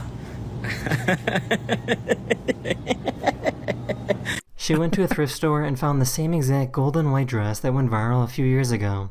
wait, what? Poor guy It's not has the white and goofiest gold. footprints. Black and blue. I've always personally seen it as black and blue. I've never seen it as white and gold. Oh! Oh man, is he okay? Oh! Ain't no. How did he do that? Did the handle fall off? I think the handle fell off. Oh my god. What was this special on the bird? I know.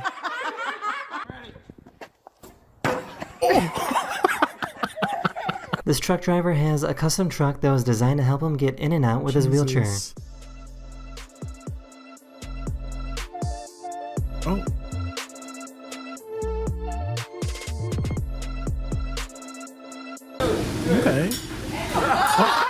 Oh my god. I was The looking reflexes. at a $100 bill the other day, and I never noticed how the hologram thingy can transition between the number 100 and a picture of a bell pretty flawlessly.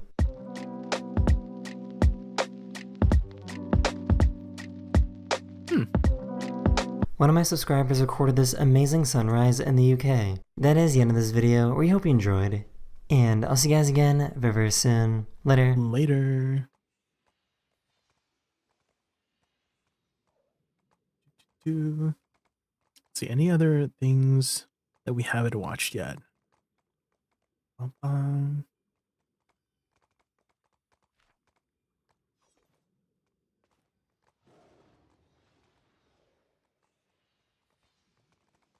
Fortune Pit, yeah, I just closed, Alan. Yeah, we're taking a little bit of a break, but we got a bunch of crystals.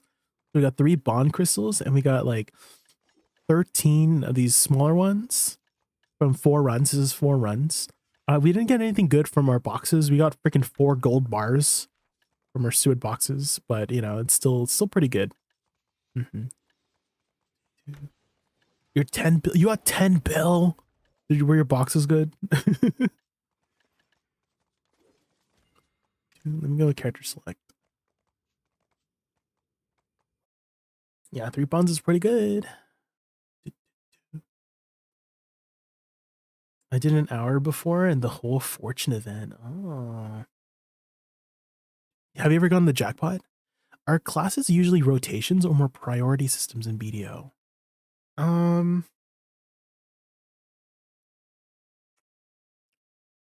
I think it depends on the class and the grind spot.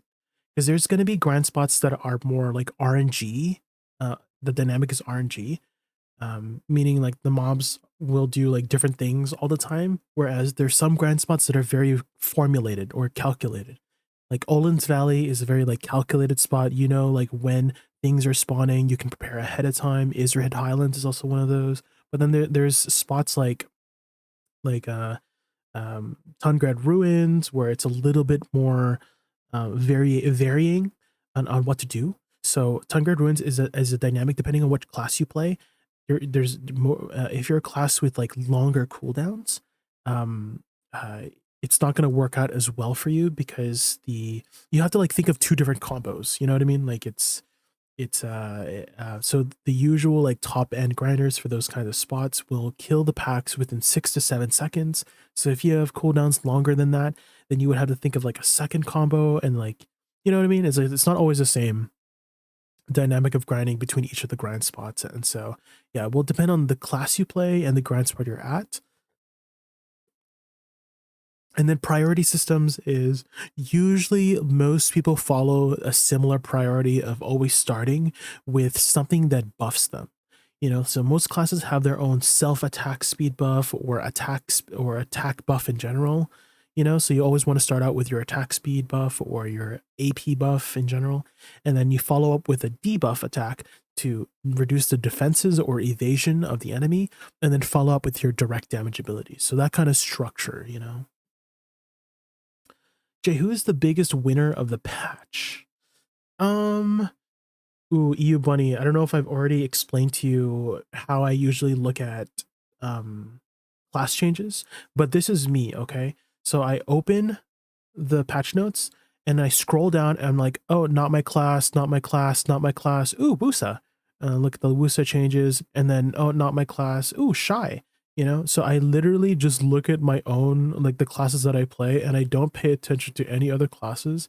So I probably am not the best person to ask about, you know, general class to balance stuff, because I literally only look at my own class, you know what I mean? So, so I don't pay attention to any other classes. Yeah, I just pay attention to the classes that I play. So you'll probably get a better answer from someone who is more knowledgeable about all the other classes, but I just pay attention to me, right? So maybe like Choice might have a better answer for you, or you know, Blue, or anybody who like really covers the patch notes in detail, right?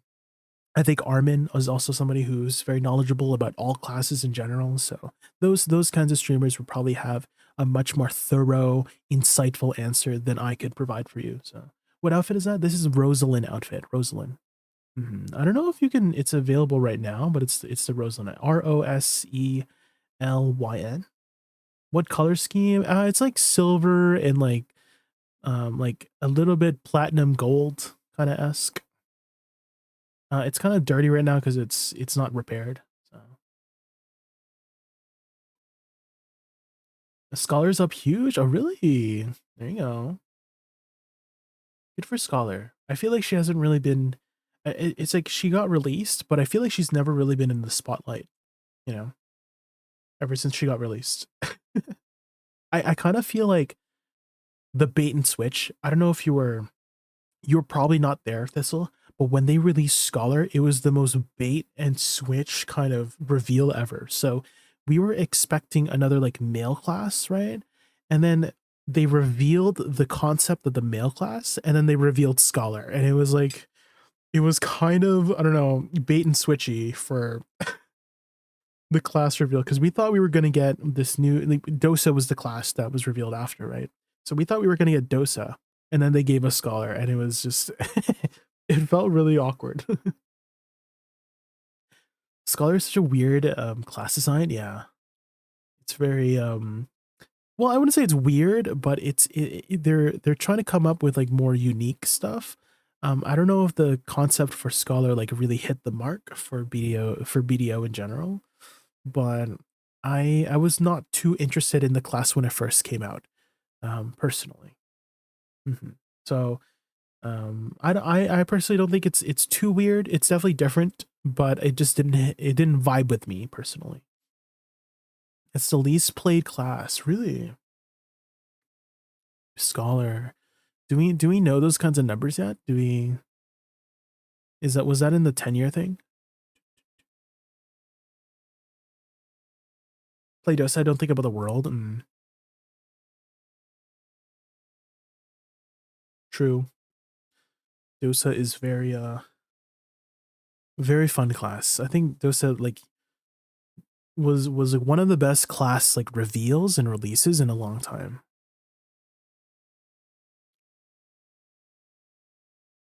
Dosa was higher, yeah. I think there was a lot more like love put into Dosa than Scholar in terms of class design.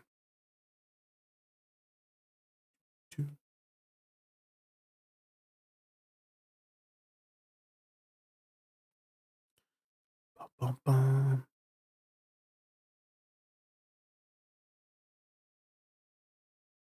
Was just trying to look for a video to watch to finish my dinner. I picked up some dinner from the kitchen, just heated up something real quick.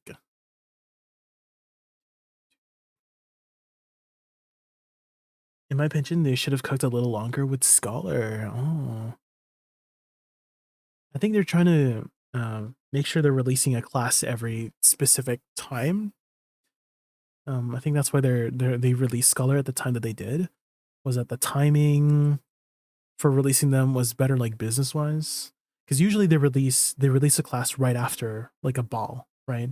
Hada ball, Calpheon ball. You know, usually when those events are happening, they reveal or release a new class.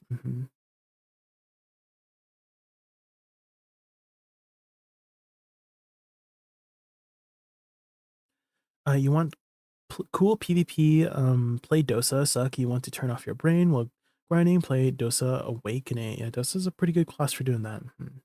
If they fail, it makes a bad product, like hardcore servers. Whatever the case is, I don't know anything. I don't know much about like the whole, you know, market shares or like the higher ups like pushing towards it, but I'm sure that all the developers want the game to be the best it could be, and I do kind of feel like you know, pushing, like, I think Monster Hunter Wilds was a good example of this. Was that they released Monster Hunter Wilds as a way to keep up with like the end of the year, whatever it is called. Can't remember what it's called, but someone told me it's like they have to like meet this end of the year thing for like market shareholders, and then that if they don't meet it, then they're not going to get the funding to keep doing what they're doing or something like that, and then ultimately you're never going to get a product anyways. So something, I don't know. I don't know. I'm hearing all these things. I don't know what the right answer is, because I don't know much about that stuff. But all I know is that if I'm not vibing with the game or the class or whatever the updates are, then that's just the way it is, right? Then I'm not gonna play it or enjoy it. Hardcore servers, I feel like them releasing it with just 4 classes discouraged me from trying it out. So that's all I can speak on, right? That's all I can personally speak on, is if it's something that I'm not interested in, I'm not gonna try it, right? So it seemed like they were pushing Dosa players for liking the class so much. I do think there is some class biases. If I don't know if that's the right word, but I do think that certain classes receive a little bit more love than other classes. It's just general frustrations coming out as a former dev. I know what it can be like. I see. You want to be Dante in DMC, play Lon. I thought Lon was more like Kratos, with the whole like chain stuff. Kratos. Bum, bum, bum.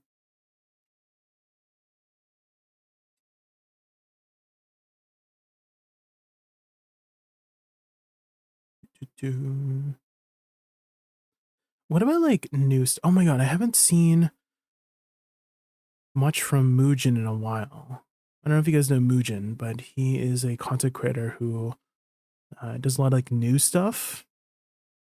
And he started out with like Genshin stuff, but I think he moved on to just new stuff in general.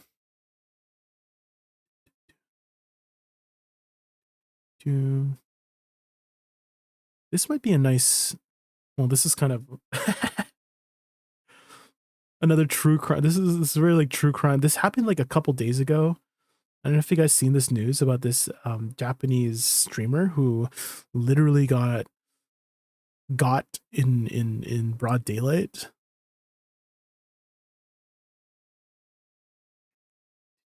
A nice comfy video to eat with, you know what I mean? Surely. An incident that has left an entire country in a state of... I have a question. If you don't make content and video, what would you choose? It would probably something involving VTuber stuff, Zax. If I were to do something else other than video, it would be more involving VTuber stuff. Okay. I've always wanted to post more like reaction videos, so maybe this could be a good way to do that too. I don't know if people will be interested in watching reaction videos, but we gotta try everything we can to move up, surely.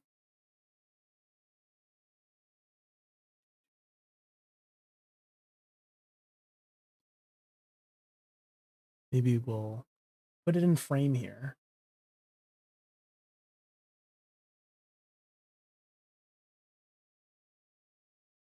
Oh, I thought I was not like full. This is Muujin's POV, that's why. You're a VTuber, that is a thing that we see, yes. Yeah, there was a Eric. You're spoiling it, Eric. You spoiled the story. Just kidding. Yeah, there was a lot of terrible things that had happened to this victim, but it was whenever it comes to true crime stuff, I don't know if you guys like to look further into like beyond the crime, but I always like to hear what causes whatever altercation happens, to like understand in the mind of the person that did the terrible thing. It was like it's very interesting to me how to like figure out what makes their brain like tick, right? For them to cause for whatever happened to cause them to be at that breaking point to do this, so that's always been very interesting to me. What made you switch to Woosa over which? Aesthetics, Cake. I just saw the aesthetics of Woosa, and oh man, I fell in love with the class as soon as it first was revealed. So it was the aesthetics. Very, very beautiful class. Okay, let's get started with this.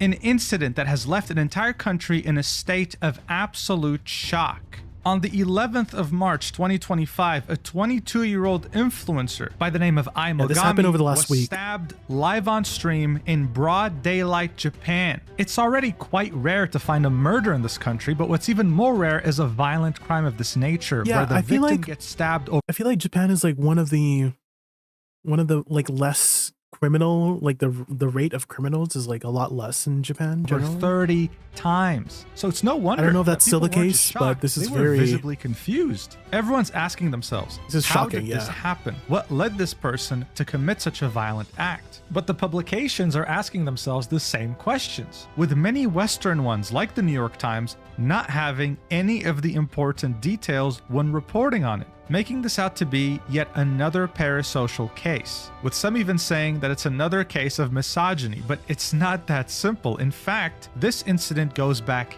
years. She knew the man and had a hand in making him gradually lose his mind up until this point. It doesn't get crazier than this, and we're going to talk about everything from the beginning, so let's do this.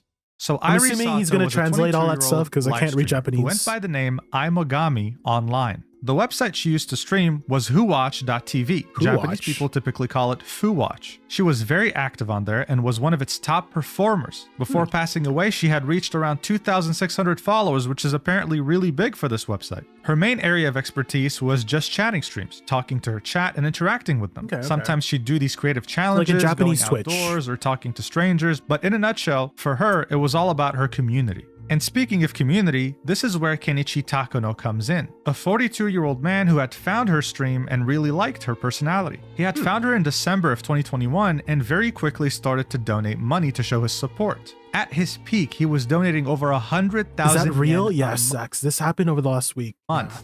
That is not a small amount of money today, being $674, but back then, when the yen was stronger, it was closer to $1,000. Oh no, he was per simping. month. Guys, This never quickly simp. caught Ai's attention because at Oh, the no. time, she wasn't a full-time streamer yet. She was still working at a restaurant. After having donated over 400,000 yen to her in the first few months of 2022, I decided to reach out to Takano directly and message him on the Line app. This is when they would first get in touch. For both of them, this was the beginning of the end. This is when their problematic relationship would start to take place. And now we Uh-oh. have What is this? Sweat drops.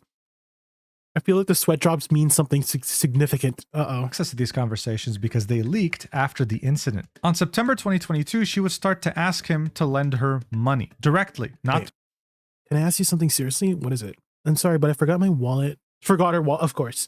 Forgot her wallet. Went to work, so I'm really strapped for cash. I'll give it back to you when I get tomorrow. And oh, interesting.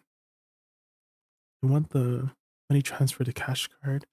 That's very through tipping on the stream demanding. directly to her bank account. One of the first examples of this was her saying that she forgot her wallet at her job and that she's really strapped for cash, saying that she'll pay him back as soon as the next day or the day after. She also specified, I want the money transferred to the cash card I have at home, preferably right now. This was at 7 p.m. on September 8th, 2022. Within a minute, Takano responded, can I just transfer it now? Asking how much do you need? And her saying that she needs a few tens of thousands of yen. But this was only the beginning. And guess what? Even though she said that she was going to repay him the day after or the day after that, she didn't. She only kept asking for more. Not even 6 days after saying that she had lost her wallet and needed a few thousands to last her for the next day, she went ahead and asked for another 20,000. I see where this is going. She's manipulating him into giving him money, Yeah, right? but she wouldn't take no for an it's answer. very, He like, said he couldn't do it with his black card, and and then white. she was like, What's "Well, happening here, what right? about a direct transfer from your bank account then?" And Takano would always find a way. She would do this almost every week for a while, right? Here asking for 50,000 yen. The amount would always keep going up, and the excuses would get crazier. Like, for example, this is a bad translation, but this is her pretty much saying that her sister's pregnant and she can't take care of the baby. So he So stabs she's her. Yeah, Dalen. I mean, I'm sure we'll get more context as we keep watching, but I'm sure there's more to the story. We'll just keep. Thank you after big sister abandoned. What? Okay, thank you after big sister abandoned one child, abandoned the other two. I'm assuming this is like bad translations. What's happening? What? Abandoned one child? What? She's oh no. That's okay. Maybe probably some translation issues here. I don't understand this part. money to help her. And still, Takano would send her money. And around more than a month after starting to ask him for money, not only did she keep insisting, things started to get very disturbing. Takano would send Ai a message saying, "I'm worried," and this was in relation to his financial situation after giving her so much money. So she responded by saying, "Hey, where did you get the money from?" And here's what he had to say. This right here is a bad translation, but what he's saying is Eiffel and Raiku, two of the biggest and most well-known loan companies in Japan. It's a loan company. This meant that Takano had been taking on loans to send her money whenever she would ask, because she was asking so consistently and he didn't have a stable job. So what does she respond with? She says, "I want you to borrow from another company, different from Eiffel and Raiku." Okay, so I'm seeing the direction out. He got desperate. He was taking out loans to help her, and she wasn't returning the money back because she was just borrowing money, right? She wasn't just like asking for money for free. She was stating that she was like borrowing it and she's going to pay it back, and he was taking on the burden of taking on a loan so that he could help her, right? I see where this is going now. 8,000 yen right now, arguing that she has loans to pay. So she saw that he was indebted to 2 different credit companies, and instead of saying, "You know what, you should stop," she asks him to get indebted to a 3rd company too. And this is when he reveals something even more disturbing. He says, "It's really tough. In fact, soon it will be revealed that I lied and borrowed it." So to get the loan, he had to fake his income and other details about his employment. And again, this was her chance to say, "You know what? Let's lay off this. I'll find someone else, or I'll find another solution." No, she triples down and says, "I looked into it. And it turns out that if you have a job that qualifies you as a self-employed person, or you're receiving the money in a tax..." She has previous experience in lying about a loan? Friendly way, that's a little bit still borrow the money even if you can't prove it, so it wouldn't be a lie. Like she's done this before? He specified very clearly, "I lied about my annual income and working hours." But the conversation still goes on, and she keeps insisting. Even if you don't have your personal information registered as a regular employee, you can still pass the screening, and it's often impossible What the heck? That's very specific. How old is she? How is she? I don't know if she like has worked at a bank or a loan company before, but this is very... There's no way they'll... I feel like this information is not very like general, right? Yeah, I feel like you have to like do research in order to find out if it's true or not. I went through because I couldn't confirm it. So I want to point out the fact that she was an expert at this, as if she's done this multiple times before. Yeah. Even a financial advisor wouldn't know all this. So it does beg the question, was he her only victim at this point? We still don't know. He also states that he's been ignoring the credit companies, and that he'll probably be getting a lump sum bill because he's been ignoring them. Also specifying that the billing address that he put was his parents' house. So his entire family was implicated at this point, but she just didn't care. He says, "I'm getting scared of lying to borrow money now." And then she says, "There's nothing I can do. I did it once." And then Takano says, "So whatever happens, happens." So at this point, yeah, you might be asking yourself many questions. Why is this guy doing this? Well, look, from all the text messages that leaked, he wasn't perverted. He never asked for any nudes or anything weird. It seemed that he just really liked watching her streams. She reached out to him for help, and he just couldn't say no. But even if he wanted to say no, she was very good at emotionally manipulating him, as evidenced by these messages. Look at this. He tells her in the beginning of November 2022 that he had applied to Raiku, right, the credit agency, to get more money to gift to her. She replies with, "Yeah," with this emoji. Takano then says, "I hope I can borrow it," with a cute emoji. 15 minutes later, what does she reply with? She says, "I want to die if I can't borrow money." Takano says, "Don't say that." What the? I replies with, "I want to do it." So this is complete and utter emotional manipulation. This is disgusting. But obviously, it gets worse. He falls asleep briefly for around more than an hour. He says, "I fell asleep," then says, "I stay alive." Then she says, "Takano, I can't live without you." Then he replies with, "I'm happy. Me too, I can't live without you." And then I'm Agami. Wait, how I think they mentioned that he was like a 40-year-old man, right? And then she was, I can't remember what her age was. I think she was in her 20s, but yeah, this is off the conversation. I think this is like complete manipulation of everything about him right now. By saying, "Thank you as always. I love you." Yeah. I don't think it's too crazy to assume that Takano might have thought that she was into him, that she, I don't know, appreciated him as more than a friend. Maybe that's what he was hoping for, but he never really expressed that in text messages. He was just always happy to help. But then, Takano's fantasy was cut short when the creditors came knocking. He had given her over 2.5 million yen. And What? back then, How much was is over that? $20,000, with 1 million yen out of those 2.5 million $20,000 being from creditors. So around the end of January 2023, he started asking for his money back, at least gradually, not all of it at once, saying, hey, listen, tomorrow, please start to pay me back. I replies with, sorry, can it be 2 days instead? He says, well, okay, fine, just please, on the 2nd of February. Then on the 2nd of February, he says, please deposit, what's going on? You said on the 2nd, so I moved it to the 2nd. The next day, he says, please give me the money back. And on the 5th of February, he says, you're not going to pay me back anymore? Imogami then replies, this is a really bad translation. What she actually said was, no, I am going to give it back. And then Takano says, is that so?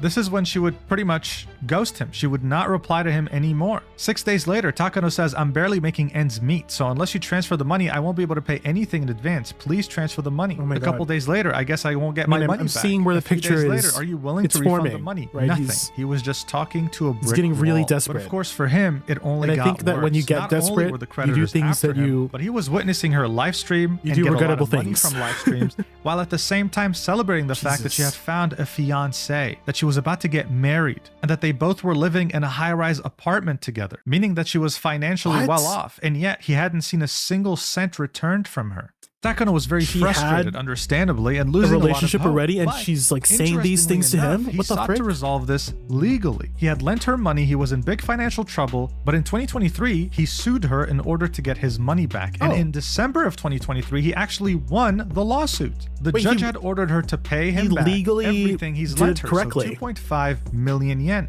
with an interest rate of 3% per year from December 8th, Okay, so what 2023 happened? until the payment So is if he made. legally So the court won- fully sided with Takano. He was completely in the What right. happened? What Because the- at the time he had no stable income and was living in poverty. So Was she still obviously not paying winning it? that lawsuit was a relief. At least it seemed that way until he realized that it didn't really change much. Imogami would change- start what do you to mean? reference Like the- this lawsuit on stream like the sometimes justice in system a just passive-aggressive failed him? manner, saying What the things frick? like, I borrowed money and I'm going to court. Or the comments from a certain individual saying, give me my money back were so awful that I blocked him using the block function. She would even say that all she had to do was pay back all the money to She's get rid of this downplaying it lawsuit too? in What a the frick? nonchalant tone, as if it wasn't a big deal. The reality of these two could not be more different. In the court records of this lawsuit, Takano had said, I had feelings for her and wanted to help her if she was in trouble, and there she was nonchalantly saying, yeah, I guess I just have to pay it back. Additionally, since Takano watched her streams regularly, he understood that she was making a lot of money through tips and donations. She had a platinum badge on FuWatch, which meant that she was one of the platform's top streamers.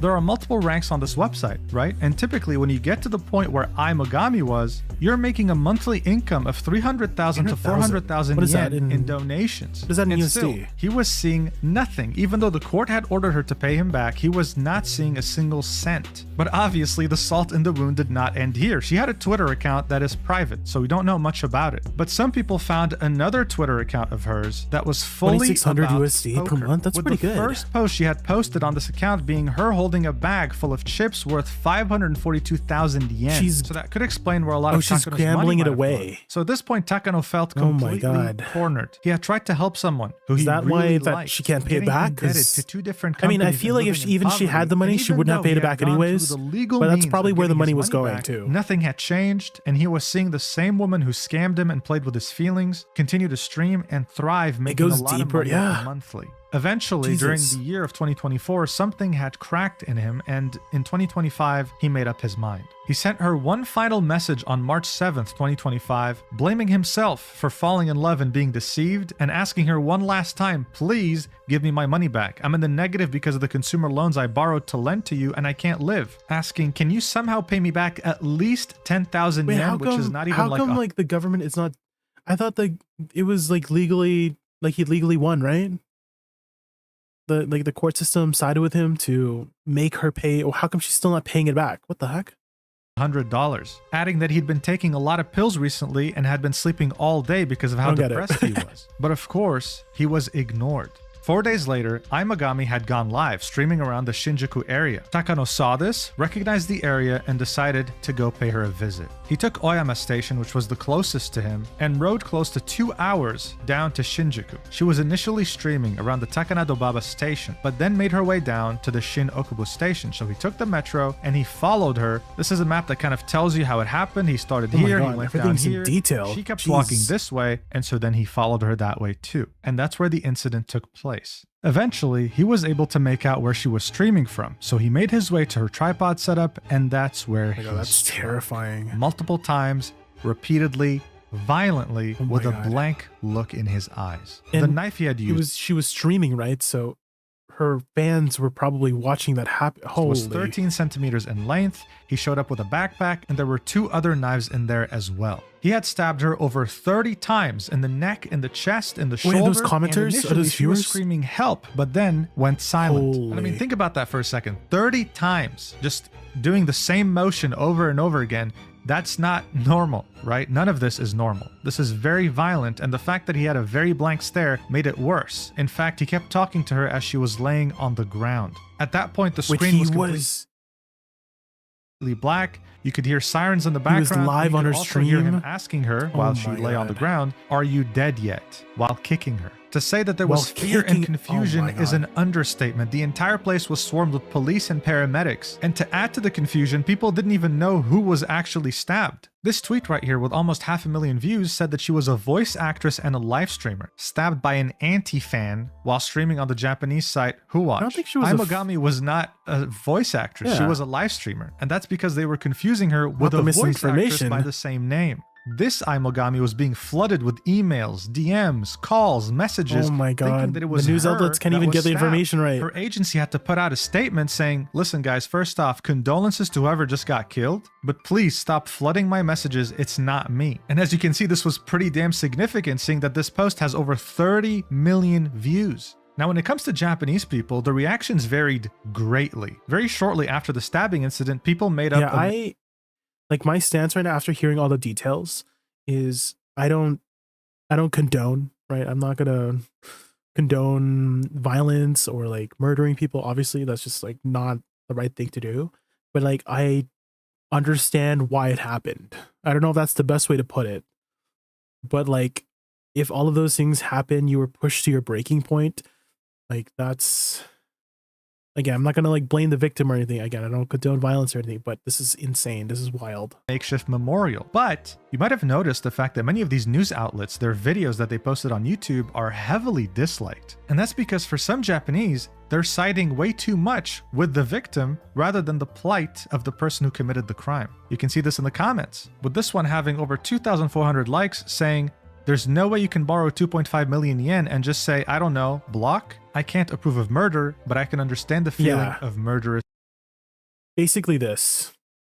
Yeah, I don't agree with murder, but like I understand why it happened, you know? Intent. This post on Twitter echoes a different statement saying, "Whatever they do to you, don't stab them to death," reminding people that Takano had kicked her when she was down after the stabbing, so don't blame the victim, he's in the wrong here. There was a lot of discussion in the comments section of the article on Yahoo Japan detailing the incident. The most upvoted ones echoed the fact that yes, they do feel sorry that she had to be murdered, but at the same time, they felt sorry for the perpetrator. So as you can see, this is a very complex situation. It's not black. I do feel a little bit empathetic, yeah.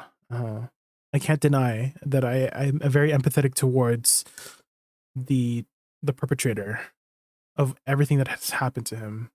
Again, still wrong to kill somebody, but I feel very empathetic towards him. And white at all. And in the end, I think it doesn't have to be. I think multiple things can be true at once. It's true that murder is too far. He is definitely wrong for that. But at the same time, it's not like she was innocent either. She manipulated him hard, and she was really good at it, making many people wonder if she had done it before and if there are other. Like all the text messages before, right? We mentioned earlier that it was like very detailed, as if she's done this before. So I don't know if there's any other victims of her doing it to somebody else, like borrowing money, but she was very good at it. Victims. It's just unfortunate that we couldn't conclude this without any bloodshed. Guys, be safe out there. And if someone asks you for money, know your limits, because if it's too good to be true, then it probably is. Yeah. Okay? Stay safe out there. Thank you so much for watching, and I'll see you in the next video whenever that is. I love you. Mwah. Jeez. Well, there you go, guys. Be careful. Be careful when lending out money. I mean, ole mole. But anyways, guys, I did mention earlier that I'm a little sick, and I've been having to blow my nose this entire time. Oh my gosh. Hopefully I can feel better tomorrow, but I'll be back tomorrow. I want to get some rest for tomorrow because I think we're grouping up tomorrow for boss splits in the morning. I think 9 a.m. So I'm gonna get some good rest today so I can be tip-top shape for that. But I'll send you guys over to someone for now. Do that to Jay, and the raccoon will do it to Logical. Yeah, guys. Don't manipulate me or little Jay's gonna get you. But yeah, I'll send you guys over to someone for now. Thank you guys so much for watching. Let's see, who is streaming right now?